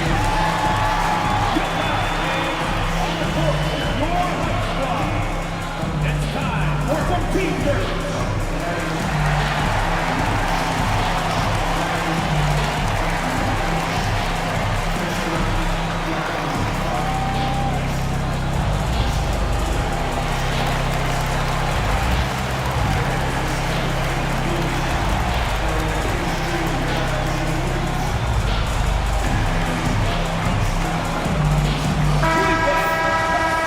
Look at some numbers for Desmond Bane. And you can see the surge in his level of confidence lately just by looking at that true shooting percentage. It's been moving straight up in the past 5 games. I think he's feeling it.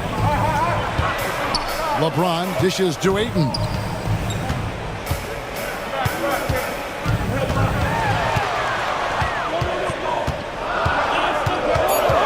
Cleveland needs to get a shot off here. From deep, Green. Yes, and it's LeBron picking up the assist. And great offensive instincts from Green. Goes into the shot the moment he catches the ball. Pass to Filipowski.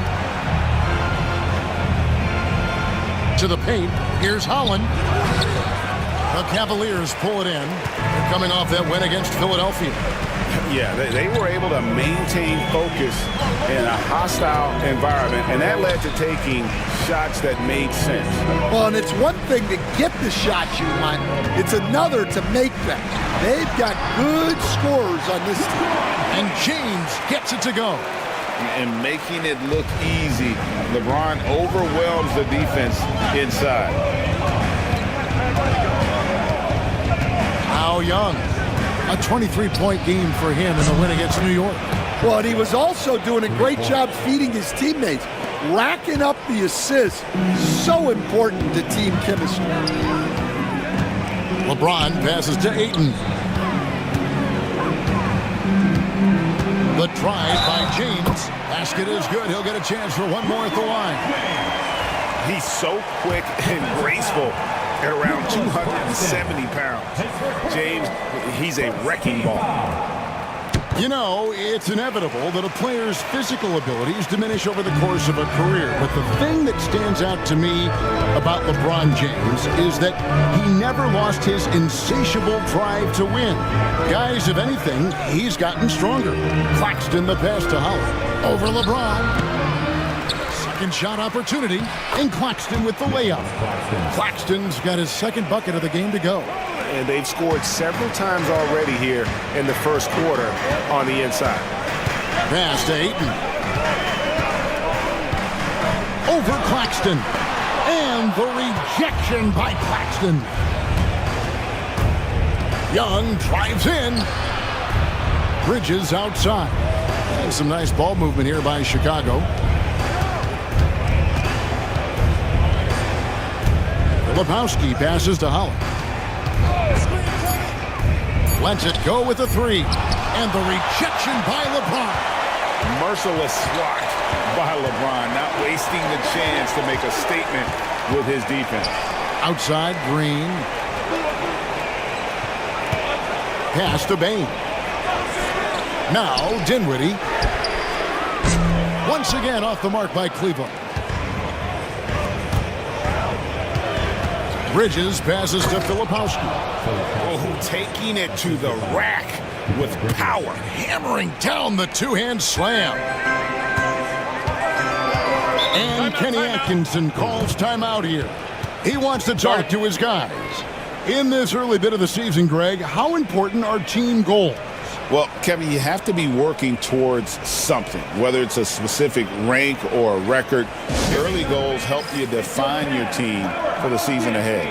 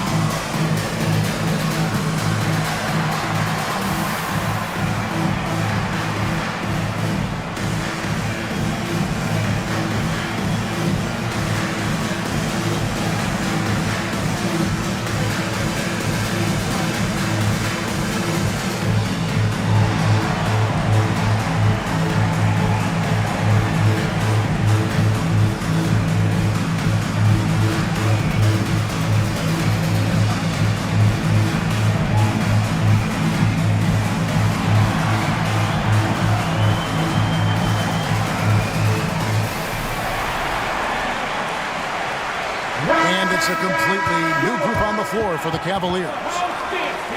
Here we are in November, and let's see how things are going out east in the early season. You look at Cleveland, they're sixth best right now, looking to make a move up in the standings. And of course, Chicago, they find themselves in the 8th spot. Checking out Cleveland, this season has been, it's been solid, but they just need to maintain their place in the standings and get 100% prepared here for the postseason.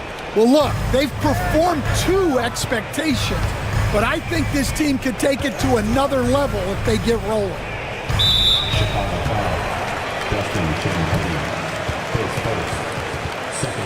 And now let's take a look again at that incredible rejection.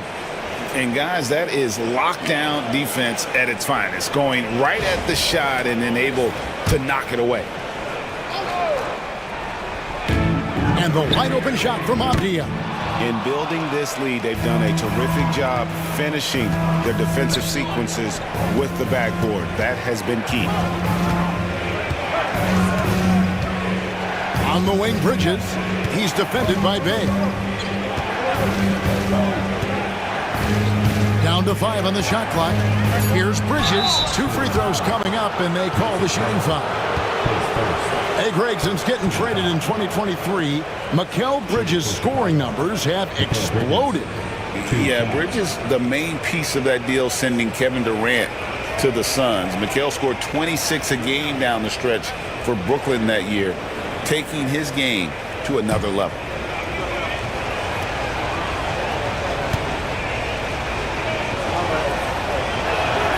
And that one falls for Bridges. And a talented swingman. Bridges is someone to keep an eye on as he continues to round out his game.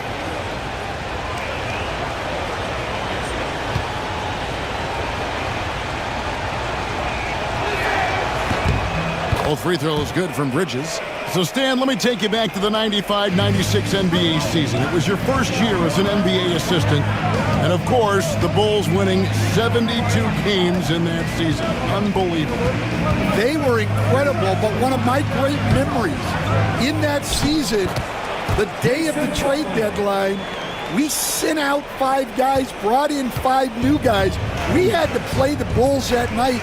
Only one of those players made it in. We had only 8 guys available, some guys who had hardly played for us. Rex Chapman had an unbelievable game, and we beat Michael Jordan's Bulls on that night. Oh, what a great story. And a moment here to find out what the news is out in the Western Conference. Shams Charania is on the line. Shams, what do you have for us? Thanks, Kevin. Right now, the story is with Sacramento as the Kings front office is executing early season deals. They made a deal for Tyler Hero, a guy who plays with absolutely no fear. He's ultra confident, but he almost always backs it up. And from everything I hear, he's a fiery competitor who brings a lot to the table for this team. Hey, Shams, we appreciate the report. Always some interesting news to find out about the NBA. And let's head over to the sideline and catch up with David Aldridge. Hey, Kevin, Bulls coach Billy Donovan keeps perspective. He says, I used to come back from a tough road loss, go straight to the office and pull an all-nighter, trying to figure out what went wrong. My highs were too high and my lows were too low. You have to realize so much of it is just luck, the breaks of life. Kevin? That's right, D.A. We respect Billy Donovan as much as any coach in the NBA. But a good outlook there, you're right. Hey, thank you. Bulls making a switch here. Beauchamp's checked in.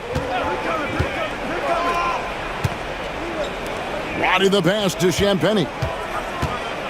2 minutes remaining. Plumlee with the rebound. They've been beating them to a lot of those loose balls and rebounds here to start. And Green gets it to go. And they've done well at taking advantage of some late defensive rotations and getting the ball in the paint. Outside Williams. To the wing on the left. Beauchamp passes to Champagnie. And some nice ball movement here by Chicago. Here's Beauchamp, guarded by Green. And Beauchamp gets it to go. And so it's Avdia with it. He brings it up for the Cleveland Cavaliers. 7-point differential. Pass to Green. Uses the glass to finish the layup. Green's got his second basket of the night. See, now that layup isn't possible without the help of the pick. Outside Williams. Here's Roddy. No good from outside. And they had some botched coverage that turned into no cover. Here's Green. And foul on the shot, so he'll get a chance at the line. And Greg, the Cavaliers in recent years establishing a defensive identity. They do a great job of locking down the paint, Kevin, forcing teams to shoot over the top and just vacuuming up those misses.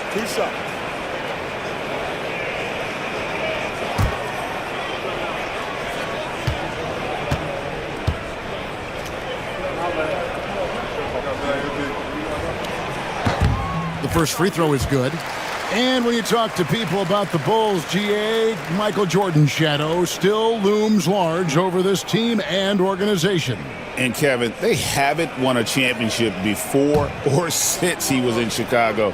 They've had plenty of good players, Derrick Rose and MVP, Jimmy Butler as well, but the results haven't been there. Both free throws good from Green. Clock management, this is where they can get a 2-for-1. And Kevin, every opportunity counts. Here's Hood Schifino. He's defended by Alvarado. Pass to Roddy. Just 5 on the clock. Chicago needs to get off a shot here. Here's Hood Schifino. No good with the triple. And it's going to be out of bounds. The Bulls will take it.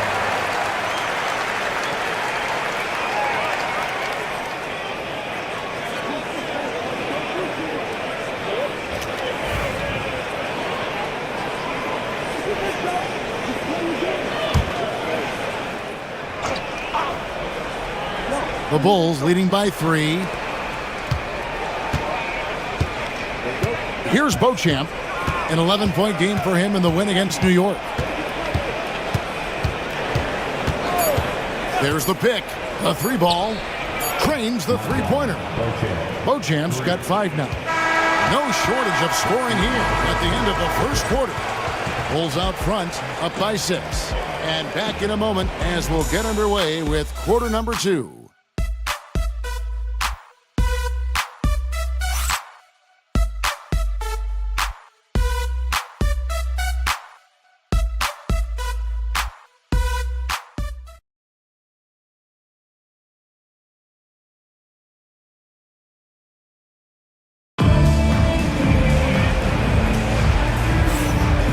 Hope you've enjoyed the broadcast so far. Halfway through the first half in this one. And guys, let's get your take on the scoring breakdown for the Bulls. Well, the coaching staff's game plan is very clear. Move the ball on the perimeter and shoot the shots with no hesitation.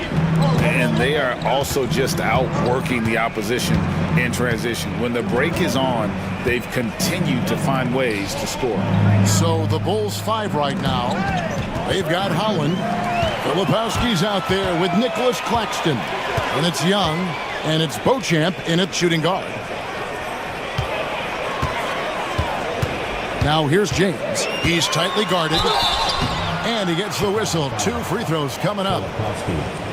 That one on Filipowski.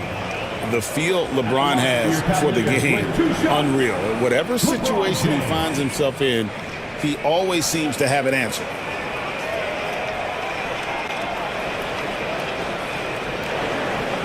Shoot 2.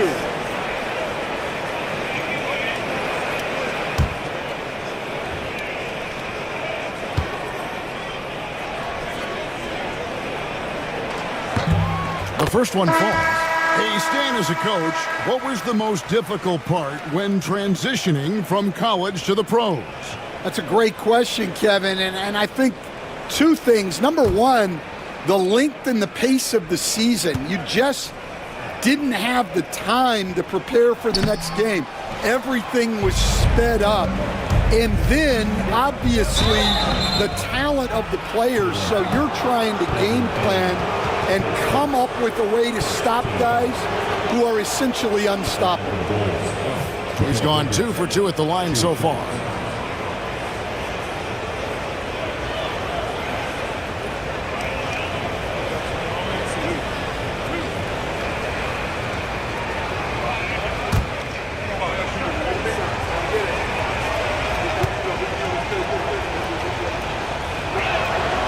He's off on the first.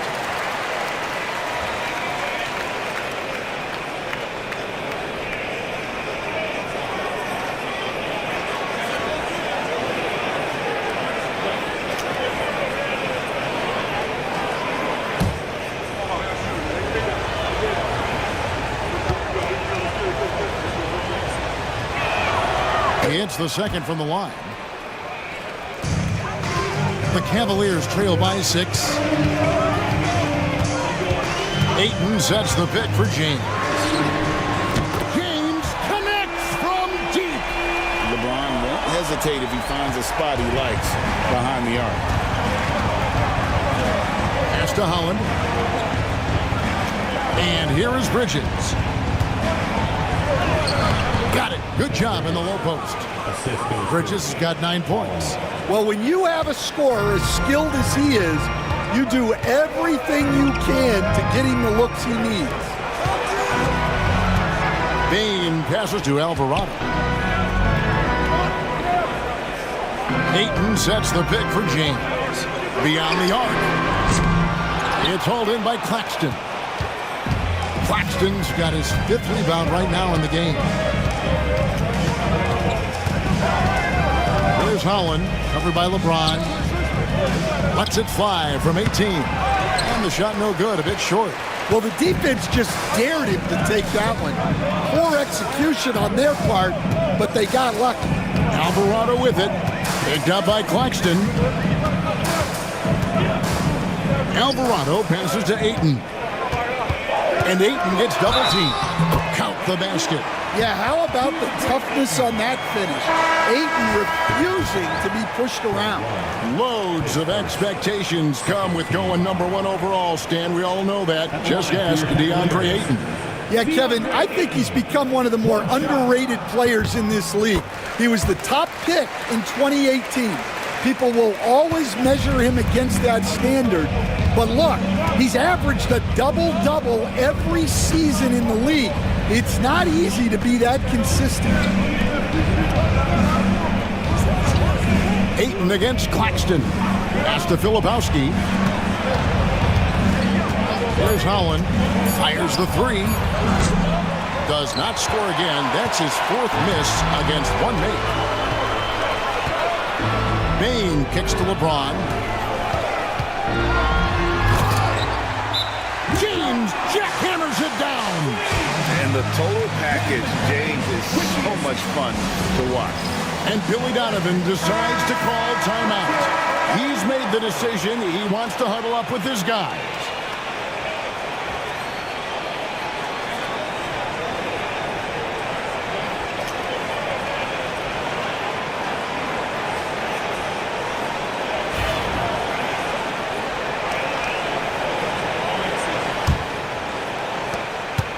And we're now a little over 2.5 minutes into the second quarter. Young passes to Claxton. Bridges with it. Hollins kicks to Bridges.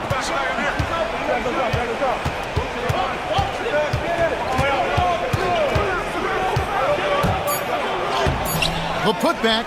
Claxton on the follow.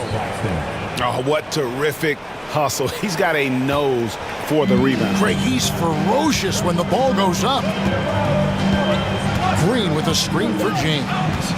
Outside, Green. 3-pointer. Yes, it's James picking up the assist. Green's got the lead up to 1 now for the Cavs. Bridges against Spain. Pass to Filipowski. Scored the basket, his 2nd of 2 attempts. Yeah, heads-up aggressive play right there. Saw the smaller man on him and took it straight to the basket. James left side. Oh, LeBron's just too strong inside. Well, when you look at what he's provided them on the offensive end, it's been an important part of why they're leading. Bridges outside. Young passes to Bridges. And staying a positive for the Bulls over the last couple seasons. They've really done a good job of taking care of the ball. Yeah, Kevin, that's been an emphasis for them. You don't want to beat yourself. So you look up and down the roster, it's a pretty disciplined group, but it's also the kind of thing that can change from year to year.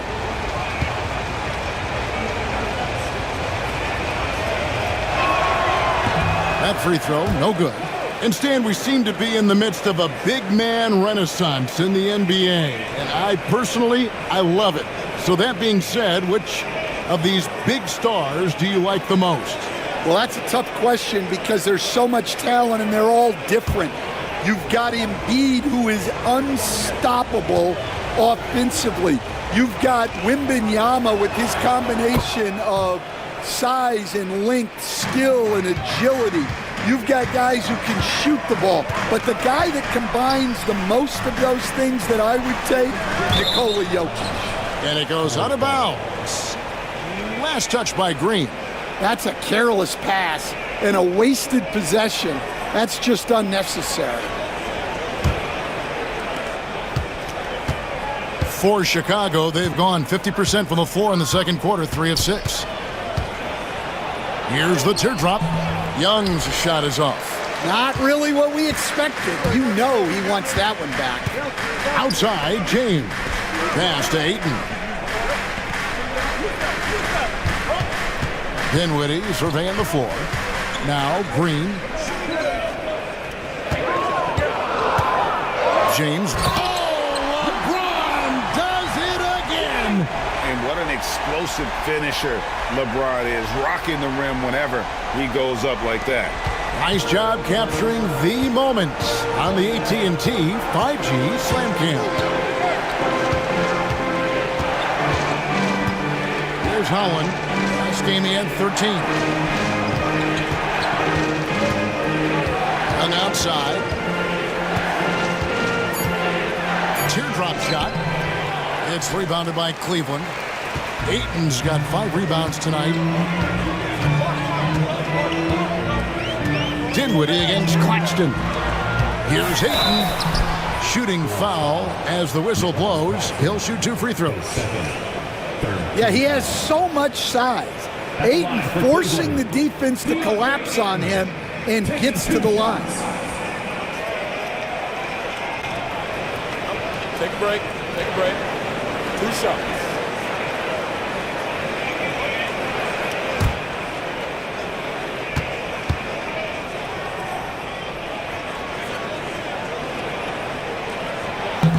That one is off. Well, Ayton is a very skilled player, and he has the physical tools. You just want to see him put it all together consistently. Diaz checked in for the Cavaliers. Green comes in for Bain.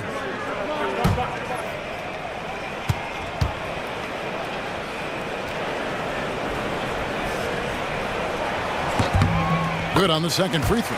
And you just have to be enticed by the skill set of Ayton, a 7'1" behemoth who plays with a lot of physicality and skill on both ends.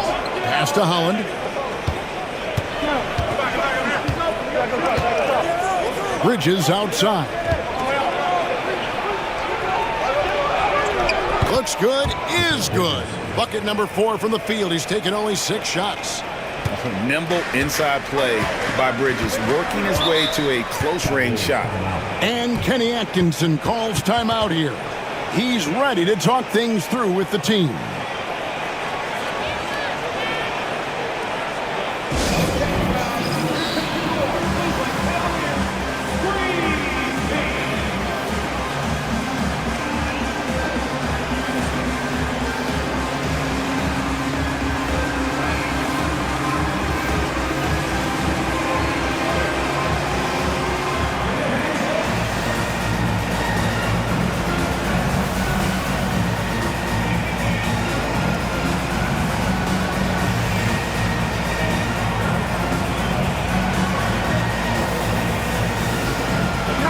Plumlee's checked in for Cleveland. Bay comes in for Green. teams value the three so much nowadays. Let's check out the best at it. The Cavaliers, number one. The threat of deep shooting makes everything easier offensively. They've been incredibly accurate from long range.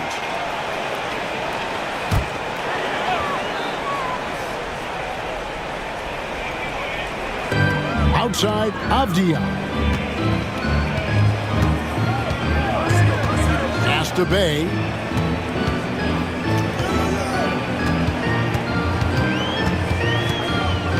Five to shoot. Here's Avdia. It's rebounded by Roddy. Yeah, loose coverage by the defense, but he just couldn't make them pay. Always going up for the alley-oop here. Out of bounds. Cleveland will take possession. And a moment now to check out some of the numbers for Denny Avdia.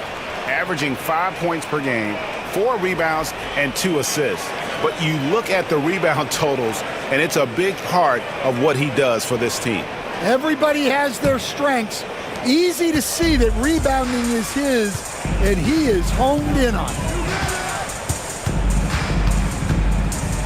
Dinwiddie outside. Plumlee sets the pick for Dinwiddie. And it's slammed in by Plumlee.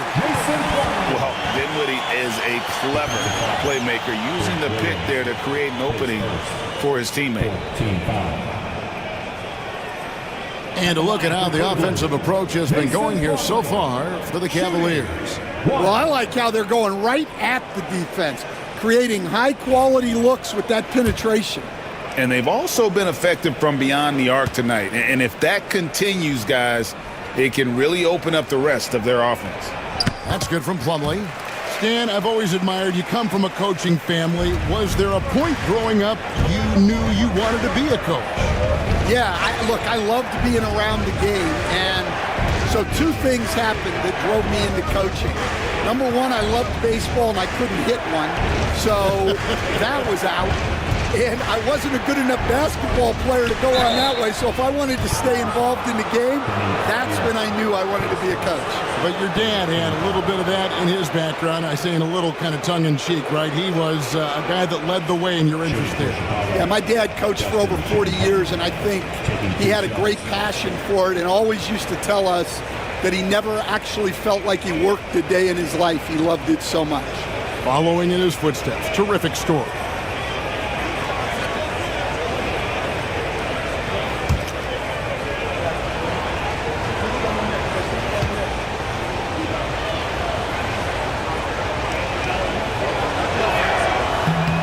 First free throw is good.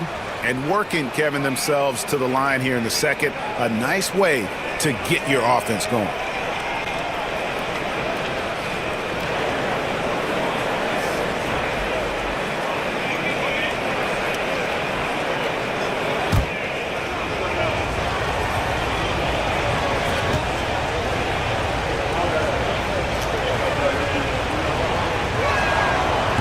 That one falls, so he hits both of them. And it's Dinwiddie with the ball. Bringing it up now for Cleveland. They beat the Bulls during their last encounter in Chicago. Yeah, their long-range artillery hit the mark more often than not. A great equalizer when you're on the road. Well, they shot it well because of how selfless they were. You need that kind of chemistry and cohesion on the road. Jose Alvarado, he's checked in for the Cavaliers. Here's Hood Schifino. That doesn't go on the chance to tie. Something that's kept this game close is the fact that the rebound stats for both teams are almost identical. Plumlee finds Bay. Cleveland moving the ball around.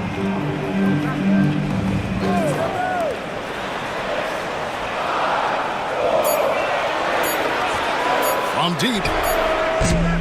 And Hood Schifino pulls it down. Bulls have gone 4 of 10 in the second quarter from the field. Outside Williams.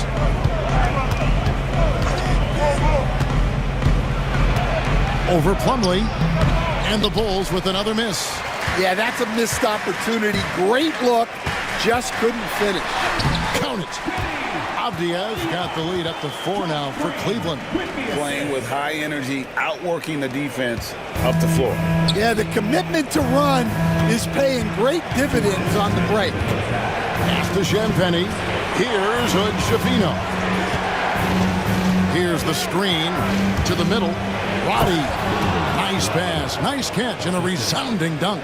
Go into the rack with energy, and the D afraid to cut him off. Yeah, gotta chalk that one up to some shaky defending. And with the score as close as it is, these are the opportunities you truly can't allow. And stolen by Williams. One-on-one fast break. Here's Champagny. And foul on the shot. He'll shoot 2 at the free throw line. Denny Avdia picks one up. And this is his second trip to the line tonight. Finished the season last year around 80% from the stripe.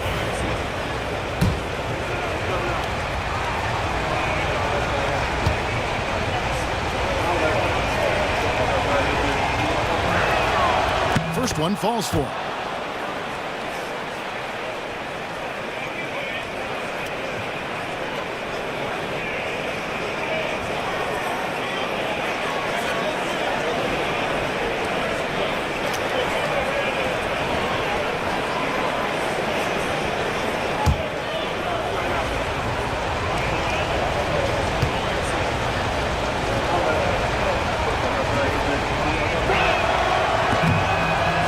And so he's able to get 1 of 2. Cavaliers have gone 8 of 11 from the field in the second quarter. Really flowing here. Back to Avdia.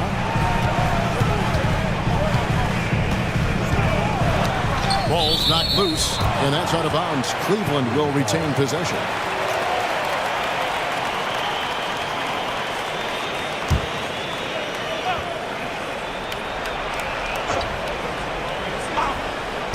.115 left in the first half. And the basket by Alvarado. Assists like that have typified their effort today. Terrific ball movement.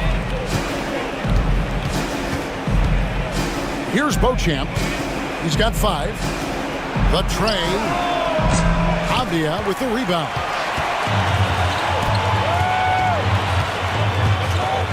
Pass to Alvarado. 44 seconds left now here in the second. And a lot of contact on that one, so he'll shoot 2 here. And he's got his first free throw of the game. And take a look at what he's been able to do at the free throw line. 82% more than acceptable. Shoot 2.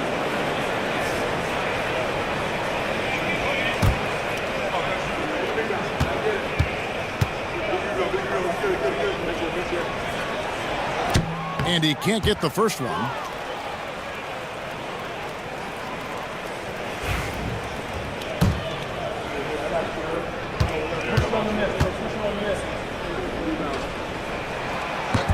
And he sinks the second. So the Bulls, their last game, a win against New York. And really showed their depth when they needed it most. On the road, having to manufacture points. And those are the games you need as a squad. Proving to yourself you can go win in a hostile environment. Clock at 6. Out left to the wing. Here's Hood-Schifino. And again, no good by Chicago. Not sure what the D was doing there. Clearly a breakdown. You can ill afford to give a guy like him that good a look. And they're on the break. Here's Champagny. The fast break ends at the rim with a jam. That's a stomach punch, guys. Turn it over and give him a free run to the bucket. Oh, you're so right. No question who has the momentum now. A sequence like that really does sting. I'll tell you that much. And that'll do it for the first half. A competitive game so far. Cavaliers lead by 3. And now we'll send it over to David Aldridge, who is standing by courtside. David. Thanks very much, Billy. I heard you tell the guys to take it to them and play with more physicality offensively. What did you mean? Well, just I think when we're getting the ball inside around the basket, at times we got to go up a little bit stronger and play through the contact and go to the rim. Tough sledding in there, but you got to get there. Thanks, Coach. Appreciate it. Back to you. Thanks, David. And we'll be back shortly following halftime to get the third quarter underway. Please bring your attention with 7 points. And get ready for the fan half-court shot. Drum roll. They're measuring up the shot. Nice shot. It's all good. Give it up for the participants.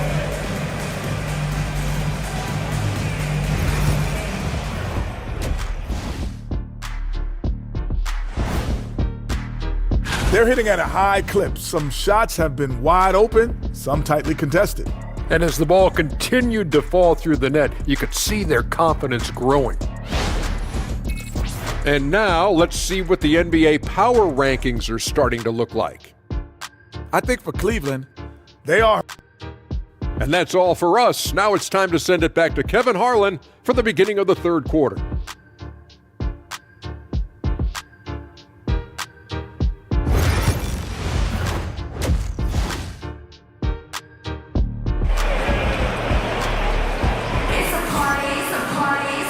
And in that first half, we saw a pretty tight battle. We'll soon find out what sort of adjustments were discussed during the half. It's been a clinic out there by James. Yeah, and just look at the numbers from the first half. He has been very efficient. Yeah, it's not like he's getting everything at the rim. He's playing smart and just taking what the defense gives him.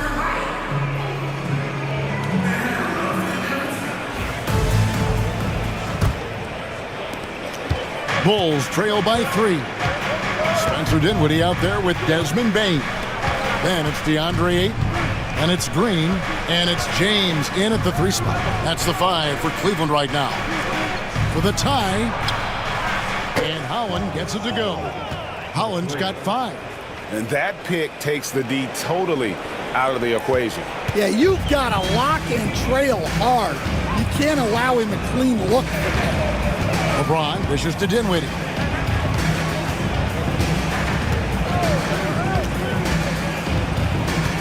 Pass to Ayton. And that one clearly a foul. Gets the whistle and 2 shots coming up. It's on Nick Claxton. Well, he was fearless there against tight defense. Ayton not scared of getting sent to the line. Free throw drops for Ayton.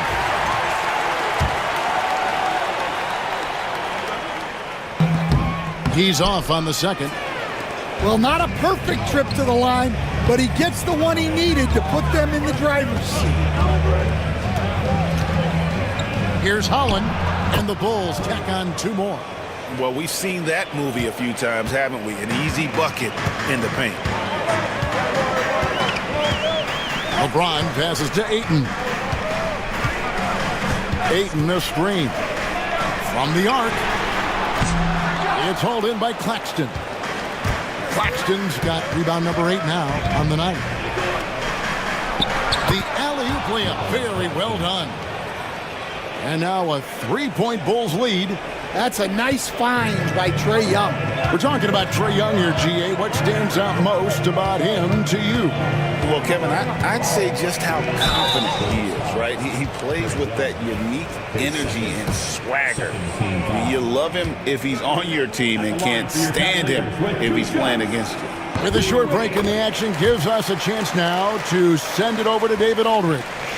Kevin, last season, Draymond Green got his 3-pointer going again.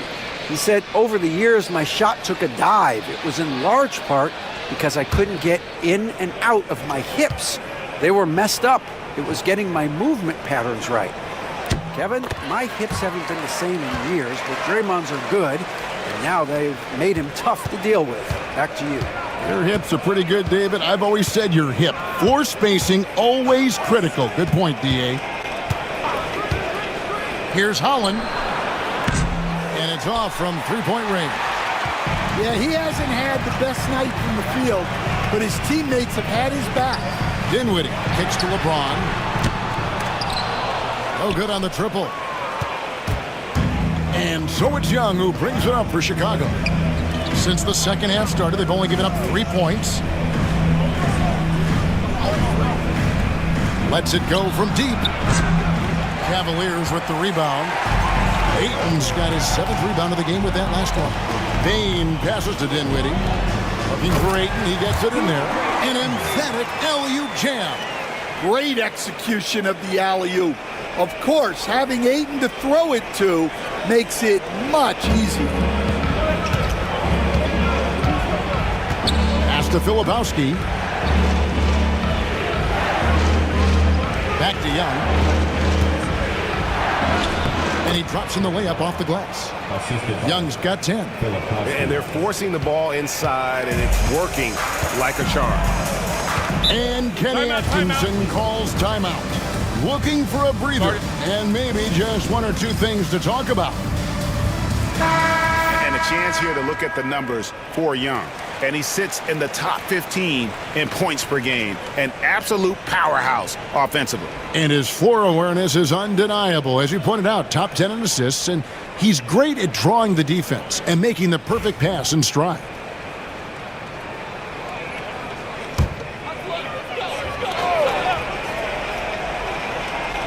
Here's Dinwiddie. He gives the team some steady offense, a bit under 10 points a game. Here's Green. And it's Chicago with the rebound. And they're 1 of 4 here to start the second half. Hollins kicks to Young. For 3. That's in for his 5th make of the night. Now shooting at a 50% clip, 5 for 10. One of the elite scorers in this league. Trae Young with another big night. He is relentless. Here's LeBron. Filipowski grabs the board. Filipowski's got his 4th rebound with that last one here tonight. In the third quarter with just over 3.5 minutes off the clock. Pass to Bridges. Down to 5 on the shot clock. Young with the ball. Defended by Dinwiddie. The shot's good from Claxton. Yeah, they're going to have a nice little run here. The Cavaliers trail by 6. Outside, Green. Dinwiddie kicks to Bain. That falls. Nice feed that time from Dinwiddie. Dinwiddie's got 5 assists in the game. Bridges outside. Back to Young. Pass to Holland. Young inside. Dinwiddie covering. Young, good. Young's got 15. Cavaliers have gone 2 of 6 from the field here in the third. Here's Ayton. Tanked in off the glass. Well, at his size, Ayton can absorb contact easily. The Bulls leading by 3. Young with the ball. He's got 15. Pass to Bridges. Down low. Holland, no good. Cavaliers have gone 3 of 7 on field goal attempts here in the second half. The basket counts and 1. They'll go to the line with a chance to make it a 3-point play. Yeah, Bain is a strong dude. He's built to play through contact. And a closer look here at the scoring breakdown for Chicago. Well, they've clearly been focused on getting the ball inside. And up to this point, the defense has not had an answer. And also, guys, the confidence to keep taking the 3. It's been falling, so they've got to keep going back to it. Looking at who's out there now for the Cavaliers. Plumlee, he's checked in for 8. Bay comes in for Draymond Green. Josh Green's checked in for LeBron. And it's Jose Alvarado in for Dinwiddie. And every year, and Greg, we agree, Bain seems to get better and better as a playmaker. Doesn't overdo anything with his passing. Looks more and more comfortable creating off the driving kick. He's become a large part of this offensive engine. For the lead. And Bain with the layup. He's got 8. Yeah, I love seeing Bain finish in transition. Easy buckets like this really help him get going. Young passes to Filipowski. Back to Young. It's deflected. Here's Holland, guarded by Green. 6 to shoot. Will it go? Holland no good. It's almost like he's trying to make things hard on himself. You know, he's just got to slow the game down, try to get some easy ones. Plumlee finds Alvarado. Plumlee sets the pick for Bay. To the paint. Fast break. Here comes Chicago. Here's Roddy. Throws down the breakaway jam. It almost feels like 2 buckets coming off the steal like it did.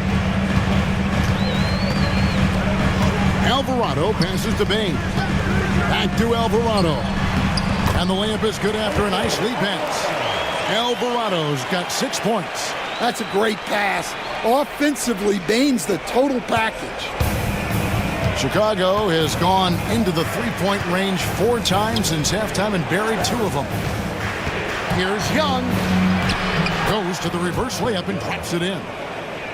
Young's got it all tied up now for Chicago. Man, he's got such a great touch and feel around the basket. He made that reverse look easy. Outside, Bain. From outside, off the mark.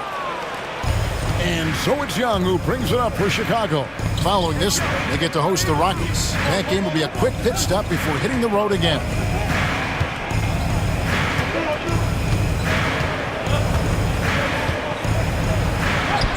Basket number 8 for him on 13 tries. That's 62% so far. And he's starting to show that killer instinct this quarter, looking to extend the lead. Alvarado passes to Plumlee. Bay with it. Green, the screen. And that'll be 2 free throws coming up. Officials on the call with the foul. And a guy whose stand brings a lot of energy to the floor, Saddiq Bey. Yeah, Kevin, you really like all the intangibles with him. Hard-working guy, confident, tough, great guy to have in your organization and in your rotation.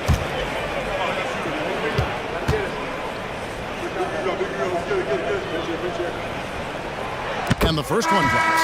You gotta like how ready Bey always seems to be, prepared to seize the moment whenever his number's called. Cavaliers making a switch here. Diaz checked in.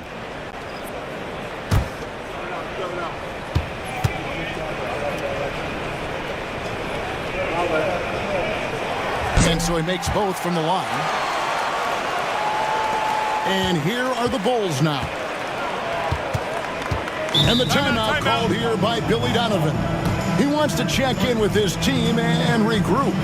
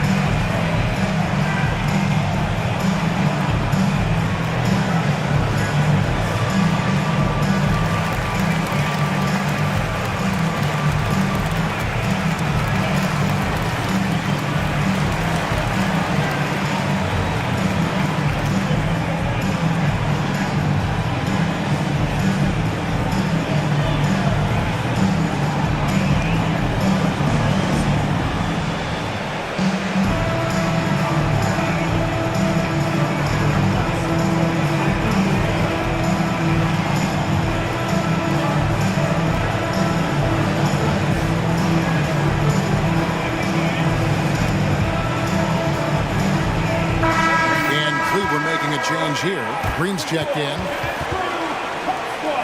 And now let's turn to the 2K leaderboard for a look at the squads that have the most points in transition over the past 10 games. The Bulls third. I mean, tough to maintain this kind of pace over an entire season. But let me tell you, they are really running right now.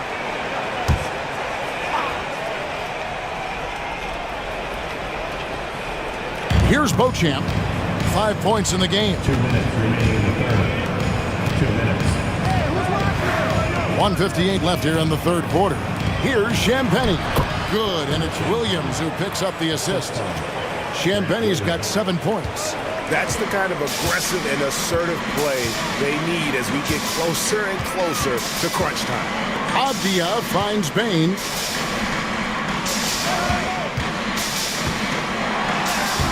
Good, nice job down low.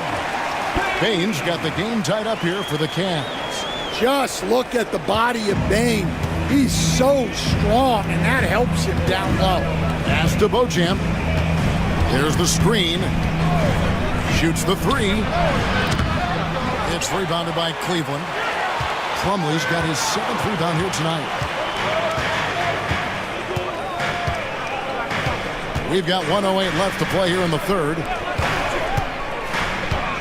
Payton for three. That's another one for him. His 5th in just 7 shots. Well, they just need to keep getting him the ball. He has been terrific this quarter. Here's Hood Schifino. Still yet to score. Can't get the bucket from 20 feet out. Now Cleveland moving it up. And it's Green with the jam.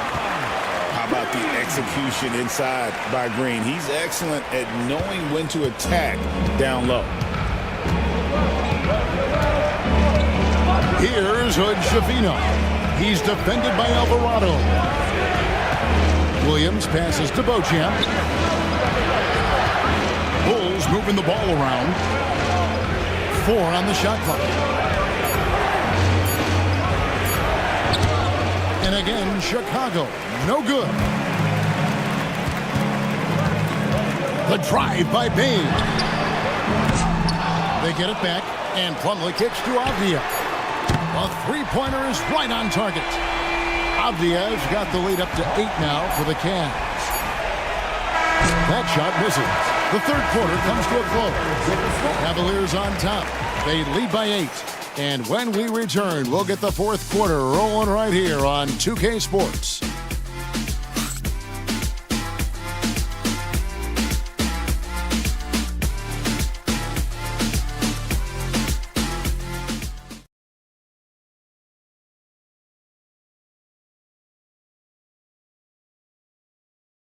And how about a look now at our assist to the game? Brought to you by State Farm. And the definition of teamwork right there, guys. I mean, what great communication between them, and what a beautiful feat. Well, it's one of the core parts of the game. Reading the defense and creating an easy bucket for your teammate. That is pretty. The fourth quarter has arrived. So good to have you with us. The Cavaliers leading by 8. On the court for Chicago to start the fourth. We've got Williams. He's out there with Nicholas Claxton. And it's Hood Schifino in at the 1 spot. Well, he hit a couple of threes in the first half, but none since then. Bridges deciding where to go with it. Williams, a screen on Green. Bridges shot, good. One tough customer. Bridges fighting for the basket in close. Here now is Dinwiddie. Now here's Ayton. Ron right side.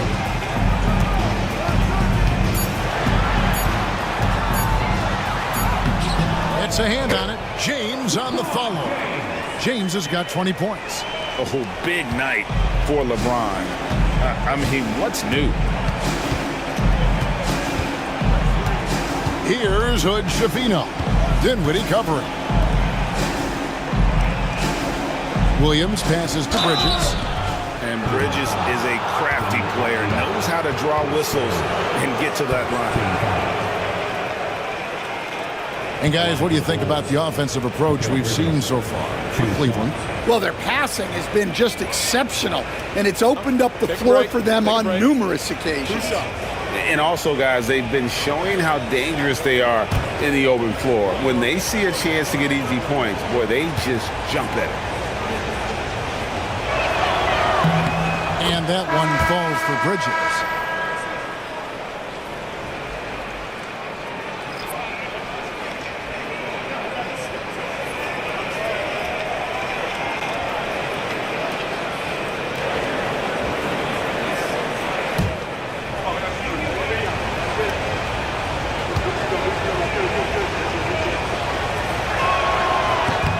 Both free throws good from Bridges.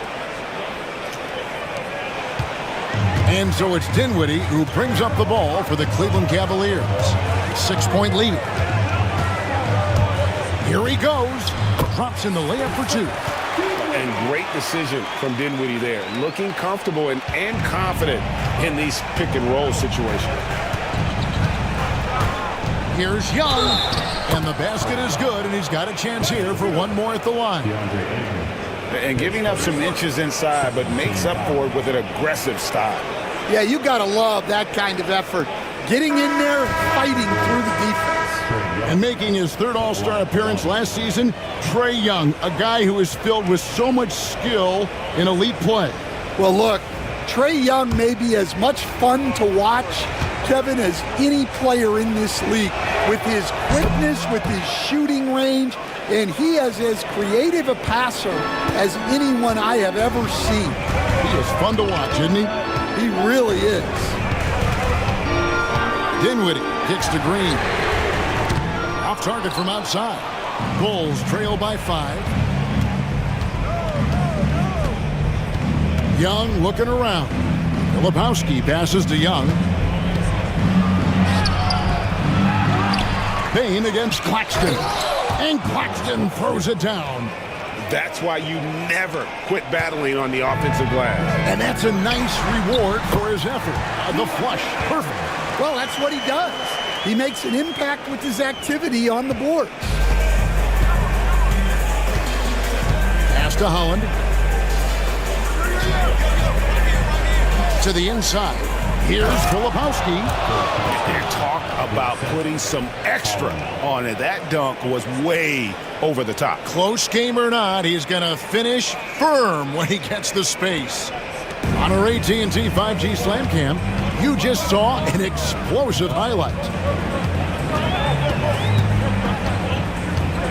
Now LeBron. Inside. Here's Ayton.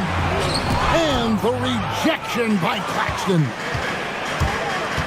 Looking to end his cold spell. Count it. And the Cavalier lead has been cut down to just 1 on the bucket from Holland. And you don't want to allow too many of those short ones with the game right now in the balance. Payne finds James. Now Green. Pass to Bane. Shot clock at 6. Buries it from 3-point range. And the Cavaliers lead by 4. And after a scoreless first half, you're starting to see signs of life here in the second. Here's Holland. Young, a screen on Bane. To the middle. Here's Filipowski. And it's Ayton with the rebound. Ayton's got rebound number 8 here tonight in the game. Payne for 3. And it's Chicago with the rebound. Filipowski's got 6 rebounds in the game. And a chance now to look at the schedule for the Bulls. On Sunday, they'll go up against Devin Booker and the Houston Rockets. Then on Monday, they'll go up against Bradley Beal and the Detroit Pistons. And for that game against the Hawks, there aren't many other meetings that are as evenly matched as this one. Both teams can give and take punches, and this one, I think, is going to come down to the wire.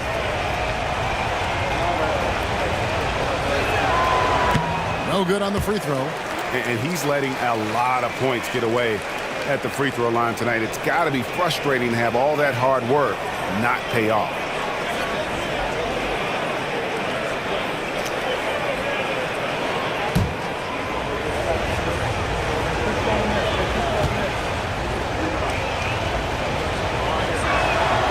And the second free throw, good. And one of the problems in the first half, that shoddy work at the free throw line. They needed to fix that, and they've been much improved since the break. James outside, takes a 3. Filipowski grabs the board. No doubt it's been a bit of a struggle for him here in this quarter in terms of scoring. Young outside.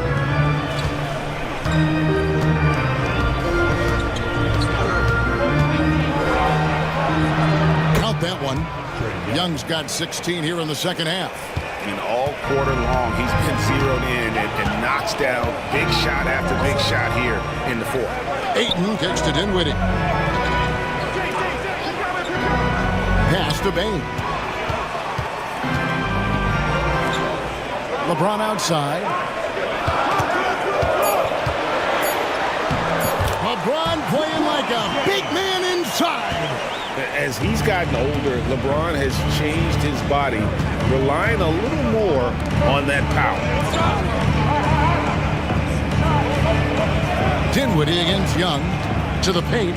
He's looking for Claxton and finds him. For a center, he's maybe undersized, but his ability to get in the air to make a play balances that out. Dinwiddie outside. On the wing, Bain. Ayton sets the pick for Bain.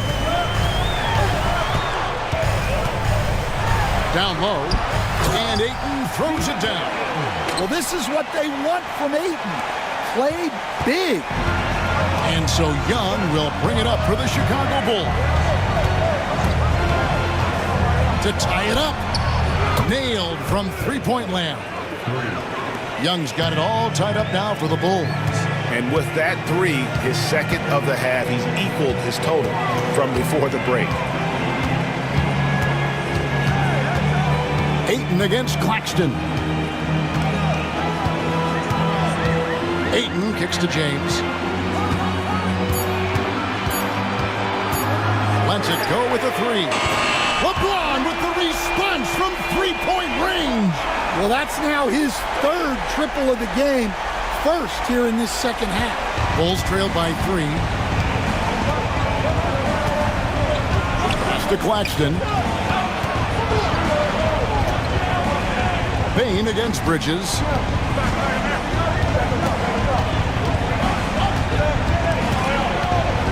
The 3. The Cavaliers pull it in. Over in the corner, Green. Filipowski grabs the board.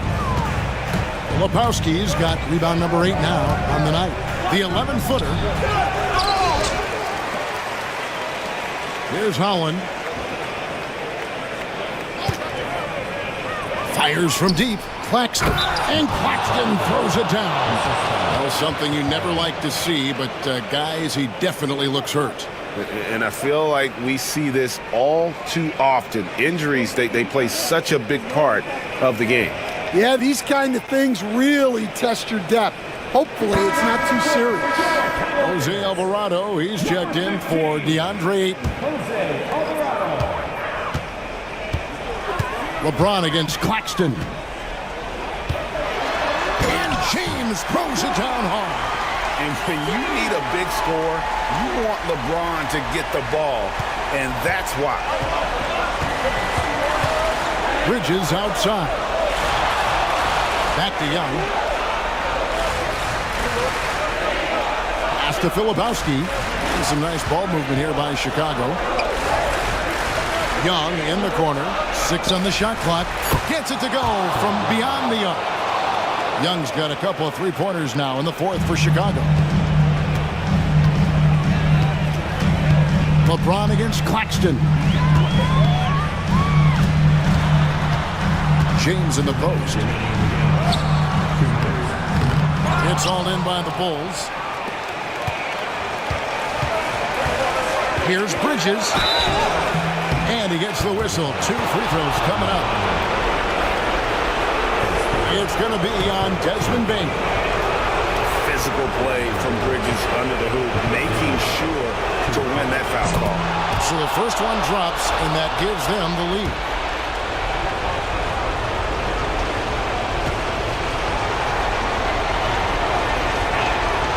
So he goes 2 for 2 at the line, and it's a 2-point ball game.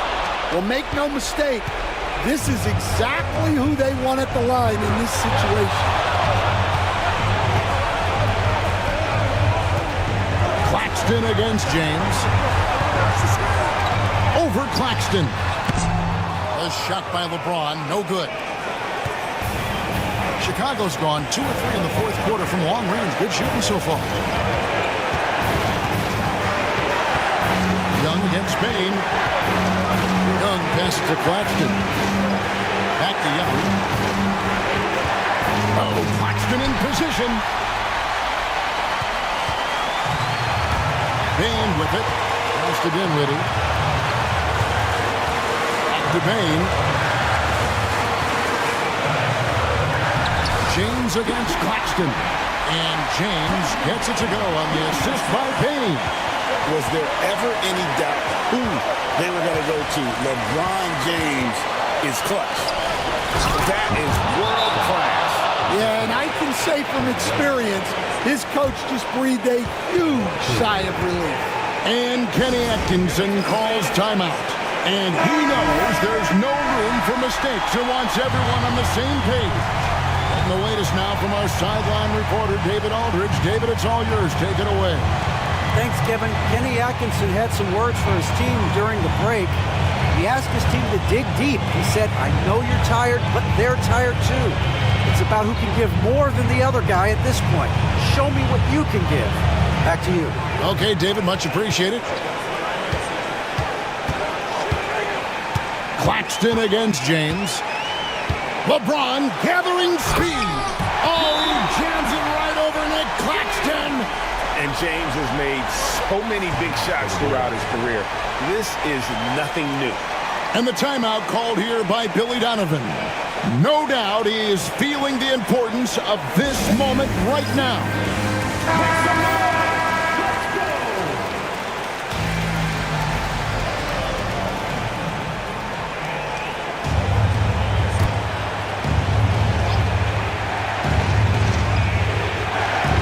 There's 42 seconds left here in the fourth quarter. Bridges passes to Young. Misses the three. And so Green will bring it up for the Cavaliers. Pass to James.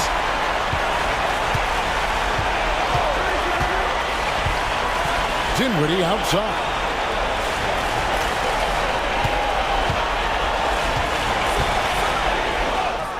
It's in! And showing you can trust Dinwiddie in the clutch. This guy's confidence is off the chart. And Billy Donovan decides to call timeout. Pivotal moment in this game. He's not taking any chances. He'll call time. And talking about the approach now, what are they looking at? And they've got plenty of time to get a basket. No doubt, but they might have to draw up something that the defense isn't expecting. On its way from Young for two. Got it! Oh, amazing! Perfect timing there. Gets the big-time shot to fall, folks, and now we're headed to OT. And that's going to do it for regulation. So we are headed to overtime. And we'll be back with you right after this.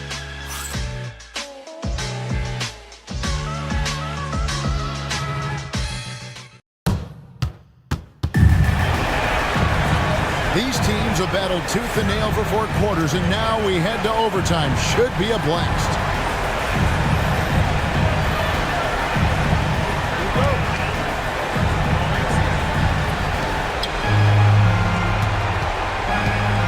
You've got Bridges. Holland is out there with Filipowski. Then there's Nicholas Claxton. And it's Young in at the point guard position. Oh, just solid on the one-handed slam. And guys, when it's a tight ball game like this, he's the guy they want with the ball. Dinwiddie against Young. Just 5 on the clock. For the three. Dinwiddie's shot is off. The Bulls leading. Young left side. Pass to Holland. Here's Filipowski. Funded by Green. Bridges for three. Draymond Green with the rebound. Green's got 4 rebounds in this game. Stolen away. Fast break. Here comes Chicago. Collins kicks to Young.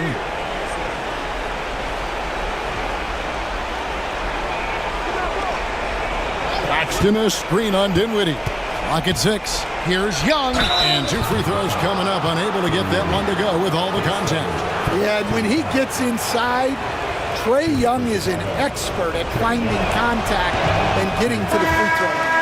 Plumlee is checked in for Cleveland.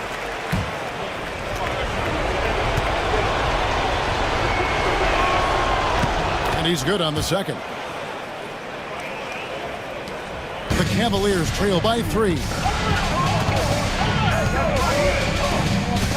About 90 seconds off the clock here in the extra period. From James. Rebound by the Bulls. Lepowski's got double-digit rebounds now in the game. Hollins kicks to Young. Pass to Holland. Young, a screen on Dinwiddie. There's the 3. Shot clock at 6. Tries from 10. And Bain pulls it down. Cleveland's got neither of their first 2 3-point attempts to fall here in overtime. Dinwiddie outside. A kick out to Bain. That falls. Nice feed that time from Dinwiddie. Bain's got the game tied up here for Cleveland. The Bulls have gone 1 of 3 from the floor since the start of overtime.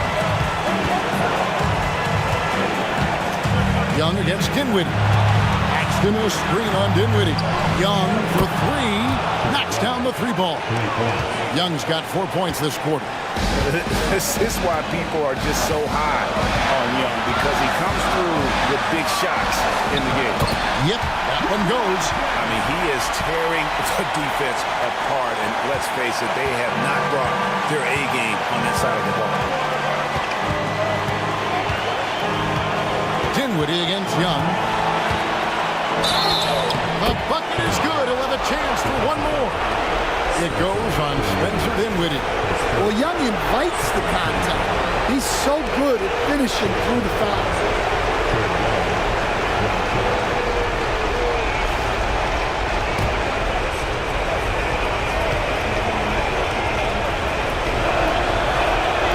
That's good from Young. Yeah, terrific and one on that one. Those are the kind of plays, guys, that win basketball games.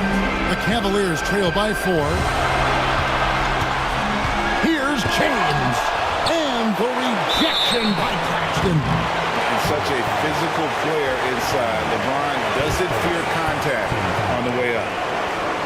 At the line for your Cavaliers, LeBron James. Taking 2 He hits the first one, and that narrows the lead down to just 3.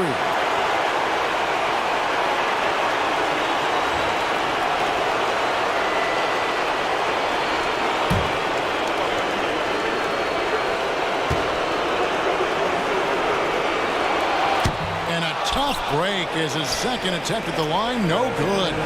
If he hits all of those, they're feeling a lot more comfortable. But now, still a one-possession game. And coming down the stretch here, both teams still on fire. Yeah, in hopes that your opponent is just going to go cold. That's not going to happen, it doesn't look like in this one. This might go down to whoever has the last possession. 9 feet out. No good. No room for them to make a mistake here. You got to almost play perfect from here on out. Count it! What a beautiful shot to bring him to within 3. And nice touch from the inside. I'm a fan of when LeBron just burrows his way inside and takes it back. Here's Young. And foul on the shot, so he'll get a chance at the line. Yeah, easy call. And he misses the first one. Boy, he wanted that one to fall.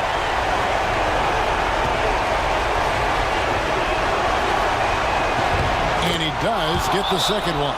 And that gives them a 4-point cushion. And Kenny Atkinson calls timeout here. The magnitude at this juncture in the game clearly warranting a timeout.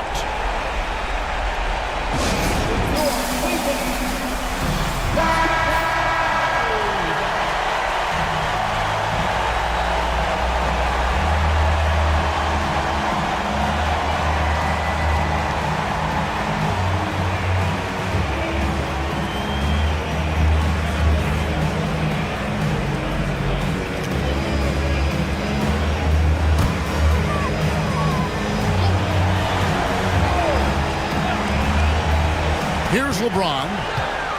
3 seconds separate the shot clock and game clock. Wow, he got whacked on that, which shouldn't be much debate there. Second team foul.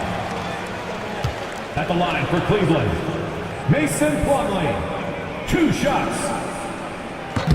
And no good as the first free throw, missing for him. We'll see if he can nail the second.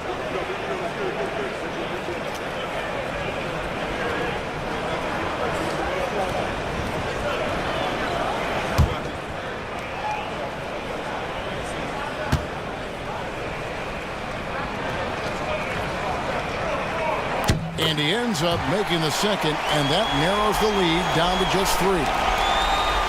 And there's the call. It's on Spencer Dinwiddie. And so he's picked up his final foul. And he will sit for the rest of this game. That's right. No other option but to foul and hope for some misses. Yeah, and luckily they've got terrific depth at that position. If there's one spot on the floor where they can afford to lose somebody, that would probably be it. So he gets them both, and it's a 5-point game. Great work at the line under pressure. They're that much closer to putting this game away. And the Cavaliers call time here. There's 21 seconds left to play in the first overtime. Any ideas on strategy being discussed right now in that huddle? An uphill climb. They need everything to break their way. Well, I'm sure they'll run a play they believe in. If it works, I say try for the steal, and if you don't get it, immediate foul. And every miss finds its way to his hands. Well, what an impressive performance. Yeah, he's been a beast on the glass. A monster night for him. 2 shots. He drops the first one, and that increases their lead to 6.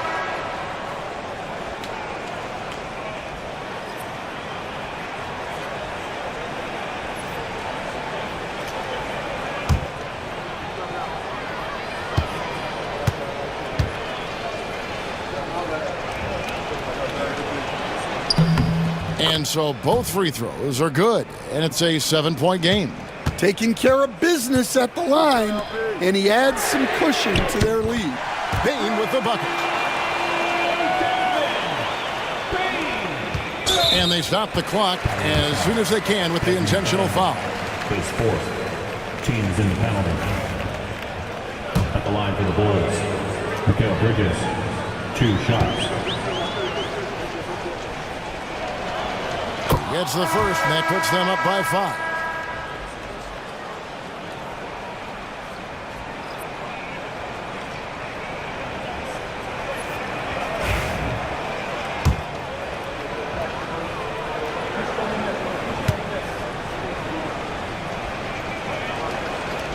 And so he drops them both. It's a 6-point ball game. Great composure there. Calmly knocks them down to put this game out of reach. So the Bulls win it. And tonight, not just a regular season win, it also counts in the NBA Cup standing. All right, David, thanks so much. Thank you for joining us. That'll do it for now. For Stan Van Gundy, Greg Anthony, and David Aldridge, this is Kevin Harlan. Thanks for being with us tonight on 2K Sports. So long and good night, everyone.